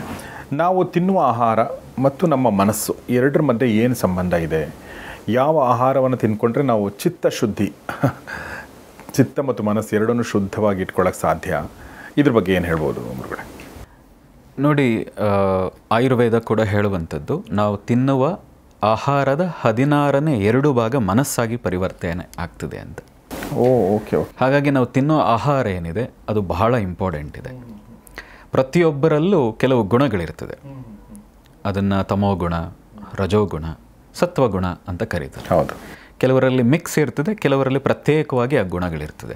ಭಗವದ್ಗೀತೆಯಲ್ಲಿ ಕೃಷ್ಣ ಕೂಡ ಹೇಳೋದು, ಯಾರು ಯಾವ ಗುಣದಲ್ಲಿ ಇರ್ತಾರೋ ಆ ಗುಣಕ್ಕೆ ಸಂಬಂಧಪಟ್ಟ ಆಹಾರವನ್ನೇ ತಿನ್ನಬೇಕು ಅಂತ ಬಯಸ್ತಾರೆ ಅಂತ. ಈಗ ಜಡತ್ವದಿಂದ ಇರ್ತಾನೆ, ಯಾವಾಗಲೂ ಆಲಸಿಯಾಗಿರ್ತಾನೆ, ನಿದ್ದೆ ಹೆಚ್ಚು ಮಾಡಬೇಕು ಅಂತ ಅಂದ್ಕೊಳ್ತಾನೆ, ಅವನಿಗೆ ಯಾವ ಆಹಾರ ಆದರೂ ಸಾಕು. ಅದು ನೆನ್ನೆದೋ, ಒಣಗಿದೆಯೋ, ಅದು ಸ್ಮೆಲ್ ಬರ್ತಾ ಇದೆಯೋ, ಏನಾದರೂ ಆಗಿರಲಿ, ಒಟ್ಟು ಹೊಟ್ಟೆ ತುಂಬಬೇಕು, ಅದಾದಮೇಲೆ ನಾನು ಆರಾಮಾಗಿರಬೇಕು ಅಂತ. ಈ ಗುಣ ಇರುವಂಥವರು ಆ ರೀತಿಯ ತಮೋ ಗುಣ ಪ್ರಧಾನ ಇದ್ದಾಗ ಆ ರೀತಿಯ ಆಹಾರವನ್ನು ಇಷ್ಟಪಡ್ತಾರೆ. ಯಾರು ಹೆಚ್ಚು ಆ್ಯಕ್ಟಿವ್ ಆಗಿದ್ದಾರೋ, ಯಾವಾಗಲೂ ಸದಾ ಕೆಲಸ ಮಾಡ್ತಾ ಇದ್ದಾರೋ, ಅವರು ಸ್ವಲ್ಪ ಷಡ್ರಸಗಳು ಜಾಸ್ತಿ ಇರುವಂಥ ಆಹಾರವನ್ನು ಇಷ್ಟಪಡ್ತಾರೆ. ಷಡ್ರಸ ಅಂದರೆ ಉಪ್ಪು, ಹುಳಿ, ಖಾರ, ಕಹಿ, ಸಿಹಿ, ಒಗರು, ಇದು ಯಾವುದು ಅಧಿಕವಾಗಿದೆಯೋ, ಈ ಗುಣ ಅಧಿಕವಾಗಿರುವಂಥ ಆಹಾರವನ್ನು ಯಾರು ಇಷ್ಟಪಡ್ತಾರೋ ಅವರು ರಜೋಗುಣವನ್ನು ಹೊಂದಿರ್ತಾರೆ ಮತ್ತು ಆ ಆಹಾರದಲ್ಲಿಯೂ ಕೂಡ ರಜೋಗುಣ ಇರ್ತದೆ. ಹಾಗಾಗಿ ಅದರಿಂದ ಕೋಪ ಜಾಸ್ತಿ ಬರ್ತದೆ. ತುಂಬ ಯಾವಾಗಲೂ ಆ್ಯಕ್ಟಿವ್ ಆಗಿರಬೇಕು ಅಂತ ಯೋಚನೆ ಅವರಲ್ಲಿ ಯಾವಾಗಲೂ ಇರ್ತದೆ. ಕೂತಿರಬಾರ್ದು, ನಾನು ಏನಾದರೂ ಮಾಡ್ತಾನೆ ಇರಬೇಕು ಅನ್ನೋ ಭಾವವನ್ನು ಹೊಂದಿರ್ತಾರೆ. ಬಹಳ ಮುಖ್ಯವಾಗಿ ನಾವೆಲ್ಲರೂ ಸೇವಿಸಬೇಕಾದದ್ದು ಮತ್ತು ಕೆಲವು ಸತ್ವಗುಣ, ಸಾತ್ವಿಕ ಗುಣ ಯಾರು ಹೊಂದಿರ್ತಾರೋ ಅವರು ಕಡಿಮೆ ಆಹಾರವನ್ನು ಸೇವಿಸ್ತಾರೆ ಮತ್ತು ಫ್ರೆಶ್ ಆದಂಥ ಆಗ ತಾನೇ ಮಾಡಿರುವಂಥ ಆಹಾರವನ್ನು ಸೇವಿಸ್ತಾರೆ. ಇದು ಸತ್ವಗುಣ. ಸಾಮಾನ್ಯವಾಗಿ ನಾವೆಲ್ಲರೂ ಸೇವಿಸಬೇಕಾಗಿದ್ದು ಈ ಸತ್ವಗುಣವನ್ನು ಹೊಂದಿರುವಂಥ ಆಹಾರವನ್ನು ಹೆಚ್ಚಿನ ಪ್ರಮಾಣದಲ್ಲಿ ಸೇವಿಸಬೇಕು. ನಾನು ಯಾವ ಗುಣದ ಆಹಾರವನ್ನು, ನನಗೆ ಯಾವ ಗುಣ ಇದೆ ನನಗೆ ಗೊತ್ತಿಲ್ಲ, ಆದರೆ ನಾನು ಯಾವ ಗುಣದ ಆಹಾರ ಸೇವಿಸ್ತಾ ಇದ್ದೀನಿ ಅಂತ ಅರ್ಥ ಆಗಬೇಕು. ಆದರೆ ನೀವು ತಿಂದಾಗ ನಿದ್ದೆ ಬರ್ತಾ ಇದೆ, ಓಕೆ, ತಿಂದಾಗ ನಾನು ಇಲ್ಲ ಸ್ವಲ್ಪ ರೆಸ್ಟ್ ಮಾಡಬೇಕು, ಆಲಸ್ಯತನ ಬರ್ತಾ ಇದೆ, ಅದರ ಅರ್ಥ ಅದು ತಮೋಗುಣ ಪ್ರಧಾನವಾದ ಆಹಾರ. ಅದು ತಿಂದಾಗ ಮನಸ್ಸು ಚಂಚಲವಾಗ್ತಾ ಇದೆ, ಸುಮ್ಮನೆ ಕೂತ್ಕೊಳ್ಳೋಕ್ಕಾಗ್ತಾ ಇಲ್ಲ ಅಂತ ಆದರೆ ಅದು ರಜೋಗುಣ ಪ್ರಧಾನ ಇರುವಂಥ ಆಹಾರ. ಯಾವ ಆಹಾರವನ್ನು ತಿಂದರೆ ಕಡಿಮೆ ನಿದ್ದೆ ಮಾಡಿದರೂ ಹೆಚ್ಚು ಆ್ಯಕ್ಟಿವ್ ಆಗಿರ್ತೀವಿ, ಯಾವ ಆಹಾರವನ್ನು ಕಡಿಮೆ ತಿಂದರೂ ನಾವು ತುಂಬ ಆರಾಮವಾಗಿ ಕೆಲಸ ಮಾಡ್ತೀವಿ, ದೇಹ ಹಗುರವಾಗಿದೆ, ಓಕೆ, ಮನಸ್ಸು ಶಾಂತವಾಗಿದೆ. ಈ ಭಾವವನ್ನು ಯಾವ ಆಹಾರ ತಿಂದಾಗ ಉಂಟಾಗ್ತಾ ಇದೆಯೋ ಅದು ಸತ್ವಗುಣ ಪ್ರಧಾನವಾಗಿ ಇರುವಂಥ ಆಹಾರ. ಸಾಮಾನ್ಯವಾಗಿ ಎಲ್ಲರೂ ಅದನ್ನು ತಿಂದರೆ ಅವರು ಕೆಲಸದಲ್ಲೂ ಶಾಂತವಾಗಿ ತೊಡಗಬಹುದು, ನಿರಾಳರಾಗಿ ಬದುಕಬಹುದು ಮತ್ತು ಯಾವಾಗಲೂ ಆರೋಗ್ಯದಿಂದ ಕೂಡ ಇರಬಹುದು. Okay okay. ಹಾಗಾಗಿ ನಾವು ಸಾತ್ವಿಕ ಆಹಾರವನ್ನು ಸೇವಿಸಬೇಕು. ಅದರ ಜೊತೆಗೆ ಬಹಳ ಮುಖ್ಯವಾಗಿ ನಮ್ಮ ವಾತಾವರಣ, ಈಗ ನಾವು ಯಾವ ವಾತಾವರಣದಲ್ಲಿ ಬದುಕ್ತಾ ಇದ್ದೀವೋ ಆ ವಾತಾವರಣದಲ್ಲಿ ಸಿಗುವಂಥ ಸಾತ್ವಿಕ ಆಹಾರವನ್ನೇ ಸೇವಿಸಬೇಕು. ಅದು ಸಾತ್ವಿಕ ಆಹಾರ ಆಗಿರ್ತದೆ. ಜೋಳದ ರೊಟ್ಟಿ ಉದಾಹರಣೆಗೆ ನಾವು ಬೆಂಗಳೂರಿನವರು ಜಾಸ್ತಿ ತಿಂದರೆ ಹೊಟ್ಟೆ ಹಾಳಾಗ್ತದೆ. ಅದು ಸಾತ್ವಿಕ ಆಹಾರ ಆದರೂ ಕೂಡ ಅದ್ರ ಉತ್ತರ ಕರ್ನಾಟಕದವರಿಗೆ, ನಮಗೆ ಉತ್ತರ ಕರ್ನಾಟಕದವರು ಮುದ್ದೆ ತಿಂದರೆ ಅವ್ರಿಗೆ ಆಗಲ್ಲ. ಯಾಕೆ ಅಂದರೆ ಅಲ್ಲಿಯ ವಾತಾವರಣಕ್ಕೆ ಅದು ಸಾತ್ವಿಕ ಆಹಾರ ಆಗಲ್ಲ. ಹಾಗಾಗಿ ಆ ಪ್ರದೇಶಕ್ಕೆ ಅನುಗುಣವಾದಂಥ ಆಹಾರವನ್ನು ಸೇವನೆ ಮಾಡಿದರೆ ಒಂದು ಮನಸ್ಸು ಚೆನ್ನಾಗಿರ್ತದೆ, ಎರಡನೇದು ದೇಹ ಕೂಡ ಆರೋಗ್ಯವಾಗಿರ್ತದೆ. ಹಾಗಾಗಿ ನಾವೆಲ್ಲರೂ ಕೂಡ ಆಯಾ ಪ್ರದೇಶದ, ಆಯಾ ವಾತಾವರಣದ ಮತ್ತು ಆಯಾ ಋತುವಿಗೆ ಸಂಬಂಧಪಟ್ಟ ಆಹಾರವನ್ನು ಸೇವನೆ ಮಾಡೋದು ಅತ್ಯಂತ ಒಳ್ಳೆಯದು. ಆಗ ದೇಹ ಹಗುರವಾಗಿರ್ತದೆ, ಮನಸ್ಸು ನಿರಾಳ ಮತ್ತು ಶಾಂತವಾಗಿರ್ತದೆ. ಎಕ್ಸಾಕ್ಟ್. ಅದರ ಅರ್ಥ ಏನು ಅಂದರೆ ನೀವು ಸಾತ್ವಿಕ ಆಹಾರವನ್ನು ಸೇವಿಸ್ತಾ ಇದ್ದೀರಿ ಅಂತ ಅರ್ಥ. ಓಕೆ. ಬಟ್ ಆದರೂ ನಮಗೆ ತಮೋ ಮತ್ತು ರಜೋಗುಣದ ಆಹಾರ ಕೂಡ ಬೇಕಾಗುತ್ತಲ್ವಾ? ತಮೋ ಗುಣದಕ್ಕಿಂತ ರಜೋಗುಣ ಬೇಕಾಗುತ್ತೆ. ಅಲ್ಪ ಸ್ವಲ್ಪ ಬೇಕಾಗ್ತದೆ. ಎಲ್ಲರೂ ಸಾತ್ವಿಕರಾಗ್ಬಿಟ್ರೆ ಈ ದೇಶಕ್ಕೆ ಸ್ವಲ್ಪ ಕ್ಷಾತ್ರ ಭಾವವೂ ಬೇಕು. ಕರೆಕ್ಟ್. ಹಾಗಾಗಿ ಸ್ವಲ್ಪ ತೋಳುಬಲ, ಈ ಕ್ಷಾತ್ರ ಭಾವ ಬೇಕಾಗಿರೋದ್ರಿಂದ ರಜೋಗುಣ ಖಂಡಿತವಾಗಿ ಊಟ ಮಾಡಬಹುದು. ನಾವು ಅದಕ್ಕೆ ಹೇಳ್ತೀವಿ, ತುಂಬ ಜನ ಇದನ್ನು ಕೇಳ್ತಾರೆ, ನಾವು ಹಿಂದಿನ ದಿನಗಳಲ್ಲೂ ಮಾತಾಡಿದ್ವು ಅಂದ್ಕೊಳ್ತೀನಿ, ಮಾಂಸಾಹಾರವನ್ನು ಸೇವಿಸಬಹುದೇ? ಅದು ರಜೋಗುಣಕ್ಕೆ ಬರ್ತದೆ ಮಾಂಸಾಹಾರ. ಖಂಡಿತ ಸೇವಿಸಿ ಅಂತ ಹೇಳ್ತೀರಾ? ಹೇಳ್ತೀನಿ ನಾನು. ಓಕೆ. ಅದು ರಜೋಗುಣ ದೇಹಕ್ಕೆ ಬೇಕು. ಹಾಗಾಗಿ ಈ ದೇಶದ ಕ್ಷತ್ರಿಯರು ಅಂತ ಯಾರಿದ್ರು ಅವರೆಲ್ಲರೂ ಮಾಂಸಾಹಾರಿಗಳೇ ಇದ್ದರು. ಬಹುಪಾಲು ಜನ ಅವರು ಮಾಂಸಾಹಾರಿಗಳೇ. ಹಾಗಾಗಿ ತುಂಬ ಜನ ನಮ್ಮ ಶಿಷ್ಯಂದಿರು ಕೆಲವರು ಹೇಳ್ತಾ ಇದ್ರು, ಇಲ್ಲ ನೀವು ಎಲ್ಲೂ ಒಪ್ತಾರೆ, ಆದರೆ ನೀವು ಹಿಂಗೆ ಹೇಳೋದನ್ನು ಯಾರೂ ಒಪ್ಪಲ್ಲ, ಇದನ್ನು ತುಂಬ ಜನ ನಮಗೂ ಟೀಕೆ ಮಾಡ್ತಾ ಇದ್ದಾರೆ ಅಂತ. ನಾನು ಹೇಳಿದೆ ಟೀಕೆ ಮಾಡಲಿ, ಆದರೆ ಒಂದು ತಿಳಿದಿರಿ, ಈ ದೇಶದಲ್ಲಿ ಸಾಕಷ್ಟು ಜನ ಋಷಿಗಳು ಕೂಡ ಮಾಂಸಾಹಾರಿಗಳಾಗಿದ್ದರು. ನೋಡಿ, ಧರ್ಮವ್ಯಾಧ ಅಂತ ಮಹಾಭಾರತದಲ್ಲಿ ಒಂದು ಕತೆ ಬರುತ್ತೆ. ಹೌದು. ಧರ್ಮವ್ಯಾಧ, ಅವನ ಹೆಸರೇ ಧರ್ಮ ವ್ಯಾಧ. ಯಾರು ವಧೆ ಮಾಡ್ತಿದ್ನೋ ಅವನು ಧರ್ಮವ್ಯಾಧ. ಆದರೆ ಅವನು ಧರ್ಮದಿಂದ ನಡೀತಾ ಇದ್ದ. ಅವನು ಎಂತಹ ಧರ್ಮದಿಂದ ನಡೀತಾ ಇದ್ದ ಅಂತ ಒಬ್ಬ ಋಷಿ, ಆ ಕತೆ ಎಲ್ಲ ಕಡೆ ಸಾಮಾನ್ಯವಾಗಿ ಕೇಳಿರ್ತೀರಿ. ತಪಸ್ ಮಾಡ್ತಾ ಇದ್ದ ಕೌಶಿಕ ಮಹರ್ಷಿ. ಅವನು ಮೇಲ್ ನೋಡಿದಾಗ ಕೋಪದಿಂದ ಆ ಪಕ್ಷಿ ಕಸ ಹಾಕ್ತು, ಅದನ್ನು ದುರ್ಗುಟ್ಟಿ ನೋಡಿದಾಗ ಅದು ಸುಟ್ಟೋಯ್ತು. ಅವನಿಗನ್ನಿಸ್ತು ನಾನು ಮಹಾ ತಪಸ್ವಿ ಆದೆ ಅಂತ. ಹಾಗಾಗಿ ಅವನ ಕೊನೆಗೆ ಅವನು ಮಹಾತಪಃ ಅಂತಲೇ ಕರೀತಾರೆ, ಮಹಾತಪಸ್ವಿ ಅಂತಲೇ ಕರೀತಾರೆ, ಮಹಾತಪ ಅಂತಲೇ ಅವನ ಹೆಸರಾಗೋಯ್ತು ಕೊನೆಗೆ. ಅವನು ಭಿಕ್ಷೆಗೋಸ್ಕರ, ಮಧ್ಯಾಹ್ನದ ಊಟಕ್ಕೋಸ್ಕರ ಒಂದು ಮನೆ ಮುಂದೆ ಹೋದಾಗ ಭವತಿ ಭಿಕ್ಷಾಂದೇಹಿ ಅಂತ ಹೇಳಿದ. ಆಕೆ ಎಷ್ಟೊತ್ತಾದರೂ ಬರಲಿಲ್ಲ. ಇವನು ಹೊರಡಬೇಕು ಅನ್ನೋಷ್ಟರಲ್ಲಿ ಆಕೆ ಹೊರಡು ಬಂದ್ಲು. ಅವನು ದುರ್ಗುಟ್ಟಿ ನೋಡಿದ್ರೆ ಆಕೆ ಹೇಳಿದ್ಲು, ದುರ್ಗುಟ್ಟು ನೋಡಿದ್ರೆ ಸುಟ್ಟು ಹೋಗ್ಲಿಕ್ಕೆ ನಾನೇನು ಪಕ್ಷಿ ಅಲ್ಲ ಅಂತ. ಇವನಿಗೆ ಅಹಂಕಾರ ಅಲ್ಲೇ ಕೆಳಗೆ ಹೇಳಿತ್ತು. ನಿನಗೆ ಹೇಗೆ ತಾಯಿ ಗೊತ್ತಾಯಿತು? ನೋಡು, ನಾನು ಗಂಡನ ಸೇವೆಯನ್ನು ಅತ್ಯಂತ ನಿಷ್ಠೆಯಿಂದ ಮಾಡ್ಕೊಂಬರ್ತಾ ಇದ್ದೀನಿ. ಆ ಕಾರಣದಿಂದ ನನಗೂ ಅಲ್ಪ ಸ್ವಲ್ಪ ಜ್ಞಾನ ಬಂದಿದೆ. ನಂದೇನು ಕೇಳ್ತೀಯ? ನೀನು ಹೋಗು ಹಸ್ತಿನಾವತಿಗೆ, ನೀನು ಅಲ್ಲಿ ಹೋಗು, ಧರ್ಮವ್ಯಾಧ ಅಂತ ಒಬ್ಬ ಇದ್ದಾನೆ, ಅವನನ್ನು ಭೇಟಿ ಮಾಡು. ಹಾಗೆ ನಿನಗೂ ಮಾರ್ಗದರ್ಶನ ಅವನು ಕೊಡ್ತಾನೆ ಅಂತ. ಅವನು ಅಲ್ಲಿ ಹುಡ್ಕೊಂಡು ಹೋದರೆ, ಎಲ್ಲರೂ ಕೇಳ್ಕೊಂಡು ಹೋದರೆ, ಅಲ್ಲಿ ಒಂದು ಮಾಂಸದ ಅಂಗಡಿ ಹತ್ರ ಜನ ಕ್ಯೂಗಟ್ಟು ನಿಂತಿದ್ದಾರೆ, ಅಲ್ಲಿ ಮಾಂಸ ಕಡಿತಾ ಇದ್ದಾನೆ. ಓಕೆ. ಇವನಿಗೆ ಆಶ್ಚರ್ಯ ನೋಡಿ, ಇವನು ನನಗೆ ಹೇಗೆ ಮಾರ್ಗದರ್ಶನ ಕೊಡಬಲ್ಲ, ಇವನಿಂದ ನಾನೇನು ಕಲಿಬಲ್ಲೆ ಅಂತ. ಅವನು ಅಷ್ಟರಲ್ಲಿ ಹೇಳ್ತಾನೆ, ಆ ಪತಿರ್ವತೆ ಕಳಿಸಿದ್ಲೇನೋ ನಿನ್ನನ್ನು, ಹಾಗಾಗಿ ನನ್ನನ್ನು ಹುಡ್ಕೊಂಬಂದ್ಯಾ ಅಂತ. ಇವನು ಮತ್ತೂ ಆಶ್ಚರ್ಯ. ಹಾಗಾಗಿ ನಾನೇನು ಭಾವಿಸಿದೆ ಅದು ತಪ್ಪು, ಇವನು ನಾನೇನು ನೋಡ್ತಾ ಇದ್ದೀನಿ ಅದಲ್ಲ ಅಂತ ಹೇಳಿ ಸ್ವಲ್ಪ ಕಾದ ನಂತರ ಅವನು ಬಂದು ಮನೆಗೆ ಹೋಗ್ಬೋದಾ ಅಂತ ಕರ್ಕೊಂಡು ಹೋಗಿ ಅಲ್ಲಿ ತಂಪು ಪಾನೀಯ ಏನೋ ಕೊಟ್ಟು ಅವನಿಗೆ ಹೇಳ್ತಾನೆ, ನೋಡು, ಈ ನಾನೇನು ಮಾಂಸ ಕತ್ತರಿಸಿ ಮಾರ್ತಾ ಇದ್ದೀನಿ, ಇದು ನನ್ನ ವೃತ್ತಿ, ನನ್ನ ಪೂರ್ವಿಕರಿಂದ ಬಂದಂತಹ ಒಂದು ಕರ್ತವ್ಯ ಇದು. ಅದಷ್ಟೇ ಮನಸ್ಥಿತಿ ಇಟ್ಕೊಂಡು ನಾನು ಮಾಡ್ತಾ ಇದ್ದೀನಿ, ಇದನ್ನು ನಾನೇನು ಎಂಜಾಯ್ ಮಾಡ್ಕೊಂಡು ಮಾಡ್ತಾ ಇಲ್ಲ. ನನ್ನ ಕರ್ತವ್ಯ ಅಂತ ಮಾಡ್ತಾ ಇದ್ದೀನಿ. ಹೀಗೆ ನಿಷ್ಕಲ್ಮಶ ಭಾವದಿಂದ ನಾನು ಕೆಲಸ ಮಾಡ್ತಾ ಇರೋದ್ರಿಂದ ನನಗೂ ಒಂದಷ್ಟು ಜ್ಞಾನ ಬಂದಿದೆ. ಆದರೆ ನೀನೇನು ಮಾಡ್ತಾ ಇದ್ದಿ, ನಿನ್ನ ತಂದೆ ತಾಯಿಯನ್ನು ಬಿಟ್ಟು ಒಬ್ಬನೇ ಮಗ ನೀನು ತಪಸ್ಸಿಗೇನು ಹೋದೆ, ಅದು ತಪ್ಪು. ನಿನ್ನ ತಂದೆ ತಾಯಿಯ ಸೇವೆ ಮಾಡಿಕೊಂಡು ನೀನು ತಪಸ್ಸನ್ನು ಮಾಡು, ಆಗ ನೀನು ಬಹಳ ದೊಡ್ಡ ತಪಸ್ವಿ ಆಗ್ತೀಯ ಅಂತ. ನೋಡಿ, ಈ ಕಥೆಯಲ್ಲಿ ಬಹಳಷ್ಟು ಅಂಶಗಳಿವೆ. ಒಂದು ಜಾತಿ, ಧರ್ಮವ್ಯಾಧವನು ಯಾವ ಜಾತಿ ಆಗಿದ್ದ, ಮಹಾ ತಪಸ್ವಿ ಕೌಶಿಕ ಯಾವ ಜಾತಿ ಇದ್ದ, ಇಲ್ಲಿ ಜಾತಿ ಬರಲ್ಲ ಅನ್ನೋದಕ್ಕೂ ಅರ್ಥ ಇದೆ. ಎರಡನೇದು, ನೀವು ತಿನ್ನೋ ಆಹಾರ, ನೀವು ಮಾಡೋ ಕೆಲಸ ಕೂಡ ನೀನೊಬ್ಬ ದೊಡ್ಡ ಸಾಧಕ ಆಗಿದ್ದಿ ಅನ್ನೋದಕ್ಕೋಸ್ಕರ ಇದು ಏನು ಅಡ್ಡಿ ಬರಲ್ಲ ಅನ್ನೋದು ಇಲ್ಲಿ ಅಂಶ ಇದೆ. ಹಾಗಾಗಿ ನಾನು ಎಲ್ರಿಗೂ ಹೇಳ್ತೀನಿ, ಇದನ್ನೇನು ದೊಡ್ಡ ಒಂದು ಅಪವಾದ, ನಾನು ಅಪರಾಧ ಮಾಡ್ತಾ ಇದ್ದೀನಿ ಅನ್ನೋ ರೀತಿ ಭಾವನೆ ಇಟ್ಕೋಬೇಡಿ. ಅಗಸ್ತ್ಯರು ಕೂಡ ವಾತಾಪಿ ಜೀರ್ಣೋಭವ ಅನ್ನೋ ಒಂದು ಕಥೆಯೂ ಇದೆ. ಏನು ರಾಕ್ಷಸರು ಇಲ ಮತ್ತು ವಾತಾಪಿ ದಕ್ಷಿಣಕ್ಕೆ ಬರ್ತಾ ಇದ್ದಂಥ ಋಷಿಗಳನ್ನೆಲ್ಲ ಸಾಯಿಸಬೇಕು ಅನ್ನೋದಕ್ಕೋಸ್ಕರ ವಾತಾಪಿ ಕುರಿ ಆಗ್ತಾ ಇದ್ದಂತೆ. ಈ ಇಲ ಅವ್ರನ್ನ ಕತ್ತರಿಸಿ ಅವರಿಗೆ ಅಡುಗೆ ಮಾಡಿ ಋಷಿಗಳಿಗೆ ಬಡಿಸ್ತಾ ಇದ್ದ. ಇನ್ನು ಬಡಿಸಿದ ಮೇಲೆ ವಾತಾಪಿ ಎದ್ದು ಬಾ ಅಂತ ಕರೀತಾ ಇದ್ದರೆ ಆ ಋಷಿಗಳ ಶರೀರವನ್ನು ಸೀಳಿ ಹೊರಗೆ ಬರ್ತಾ ಇದ್ರು. ಅದಾದಮೇಲೆ ಋಷಿಗಳನ್ನು ಇವರು ಸೇವಿಸ್ತಾ ಇದ್ರು ಅಂತ ಕಥೆ ಇದೆ. ಅದು ಕೊನೆಗೆ ಅಗಸ್ತ್ಯರು ಬಂದಾಗ, ಅಗಸ್ತ್ಯರು ಮಹಾಜ್ಞಾನಿಗಳು, ಗೊತ್ತಿತ್ತು. ಆ ಕುರಿಯ ಮಾಂಸವನ್ನು ಸೇವಿಸಿ ವಾತಾಪಿ ಕುರಿಯ ಸ್ವರೂಪವನ್ನು ಮಾಡಿ ಅದನ್ನು ಕಡಿದು ಇವನು ಬಡಿಸ್ತಾ ಇದ್ದ. ಅಗಸ್ತ್ಯರಿಗೆ ಗೊತ್ತಾಯ್ತಿದ್ದು ಈಗ ಮಾಡ್ತಾರೆ ಅಂತ. ಅದಕ್ಕೆ ಅವರು ಹೊಟ್ಟೆ ಸವರ್ತಾ ವಾತಾಪಿ ಜೀರ್ಣೋಭವ ಅಂತ ಹೇಳಿದ್ರು. ಅವನು ಅಲ್ಲೇ ಜೀರ್ಣ ಆಗೋದ. ಕೊನೆಗೆ ಇಲಾಗೇನೋ ದಾರಿ ತೋರಿಸಿ ಮೋಕ್ಷಕ್ಕೆ ದಾರಿ ಮಾಡಿಕೊಟ್ರು ಅಂತ ಒಂದು ಕತೆ ಇದೆ. ಇಷ್ಟೆಲ್ಲ ಕತೆಗಳಿದ್ದಾಗ ನೀವು ಮಾಂಸಾಹಾರ ತಪ್ಪು, ಅದು ಸರಿ ಇಲ್ಲ, ಇದು ಸರಿ ಇಲ್ಲ ಅಂತ ನಾನು ಅದಕ್ಕೆ ಹೇಳ್ತೀನಿ, ದೇಶದಲ್ಲಿ 80-90% ಜನಗಳು ಮಾಂಸಾಹಾರಿಗಳಿದ್ದಾರೆ. ನೀವು ಅವರನ್ನು ಯಾವ ಸ್ಥಿತಿಲಿ ಇಡಬೇಕು ಅಂತಿದ್ದೀರಿ? ಖಂಡಿತ ನಾನು ಮಾಂಸಾಹಾರಿ ಅಲ್ಲ. ಹಾಗಂತ ಅದನ್ನು ತುಚ್ಛಭಾವದ ಭಾವದಲ್ಲಿ ನೀವು ನೋಡಬೇಡಿ. ಇವತ್ತಿಗೂ ಕೂಡ ಸಾಕಷ್ಟು ಜನ ಒಂದು ಮೀನನ್ನು ಹಿಡಿದು, ಯೋಗಿಗಳು, ಕೆಲವು ಸಂತರು, ನೀವು ದಕ್ಷಿಣಕ್ಕೆ ಇದು ಉತ್ತರ ಭಾರತಕ್ಕೆ ಹೋದರೆ ಅಥವಾ ಪಶ್ಚಿಮ ಬಂಗಾಳಕ್ಕೆ ಹೋದರೆ ಮೀನನ್ನು ಹಿಡಿದು ಸೇವಿಸಿ ಸಾಧನೆಗೆ ಹೋಗ್ತಾರೆ. ಈ ಥರದವರು ಸಾಕಷ್ಟು ಜನ ಇದ್ದಾರೆ. ಹಾಗಾಗಿ ನೀವು ಇದನ್ನು ತುಚ್ಛ ಅಂತ ನೋಡಬೇಡಿ. ನಿಮ್ಮದೇ ಮನಸ್ಸಿಗೆ ಸಾಧನೆ ಮಾಡ್ತಾ ಮಾಡ್ತಾ, ಇಲ್ಲ ಇದು ನನಗೆ ಅವಶ್ಯಕತೆ ಇಲ್ಲ, ಈ ಸೇವನೆ ಬೇಡ ಅಂತ ಬಿಟ್ಬಿಡಿ. ಅದರ್ವೈಸ್ ಯಾರು ಶಾಸ್ತ್ರ ಗುಣ ಬೇಕು ಅಂತಿದ್ದಾರೋ, ಯಾರು ಇನ್ನೂ ಹೆಚ್ಚು ಆ್ಯಕ್ಟಿವ್ ಆಗಿ ಕೆಲಸ ಮಾಡ್ತಾ ಇದ್ದಾರೋ ಬೇರೆ ಬೇರೆ ಕಾರ್ಯಗಳಲ್ಲಿ, ಅವ್ರಿಗೂ ಬೇಕಾದರೆ ಮಾಂಸ ಸೇವಿಸಬೇಕು ಅಂದರೆ ಸೇವಿಸಿ, ಅದರ ಜೊತೆಗೆ ಸಾಧನೆಯನ್ನು ಜೋಡಿಸ್ಕೊಳ್ಳಿ. ಅದೇನು ದೊಡ್ಡ ಅಪರಾಧ ಅನ್ನೋ ಭಾವ ಬೇಡ. ಅದಷ್ಟೇ ನಾನು ಹೇಳ್ತಾ ಇರೋದು. ತಪ್ಪು ಅನ್ನೋ ಭಾವ ಬೇಡ. ಹಾಗಂತ ನಾನು ಮಾಂಸಾಹಾರವನ್ನು ಪ್ರಮೋಷನ್ ಮಾಡ್ತಾ ಇಲ್ಲ. I completely agree with you. ನೀವು ಭಾಳಷ್ಟು ಉದಾಹರಣೆಗಳು ಕೊಟ್ಟರೆ ನಾನೇನು ಜಾಸ್ತಿ ಹೇಳುವಂಥದ್ದೇನಿಲ್ಲ. ನಾವು ಅಂದರೆ ನಾನು ಬಹುಶಃ ಮುಂಚೆ ಒಂದು ಸಲ ಹೇಳಿದೆ ಅನಿಸುತ್ತೆ, ನಾನು ನೆನಪಿಲ್ಲ. ನಾವು ಮಹಾಭಾರತ ರಹಸ್ಯಗಳ ಕಾರ್ಯಕ್ರಮದಲ್ಲಿ ಕೂಡ ನಮ್ಮ ಜಗದೀಶ್ ಶರ್ಮಾ ಸಂಪ ಅವರು ಕೃಷ್ಣ ಮತ್ತು ಅರ್ಜುನ ಎಲ್ಲರೂ ಮಾಂಸಾಹಾರಿಗಳಾಗಿದ್ದರು ಅಂತ ಹೇಳಿದ್ದಕ್ಕೆ ನಮಗೆ ಒಂದು ಭಾಳಷ್ಟು ಟೀಕೆನ ನಾವು ಎದುರಿಸಬೇಕಾಯಿತು.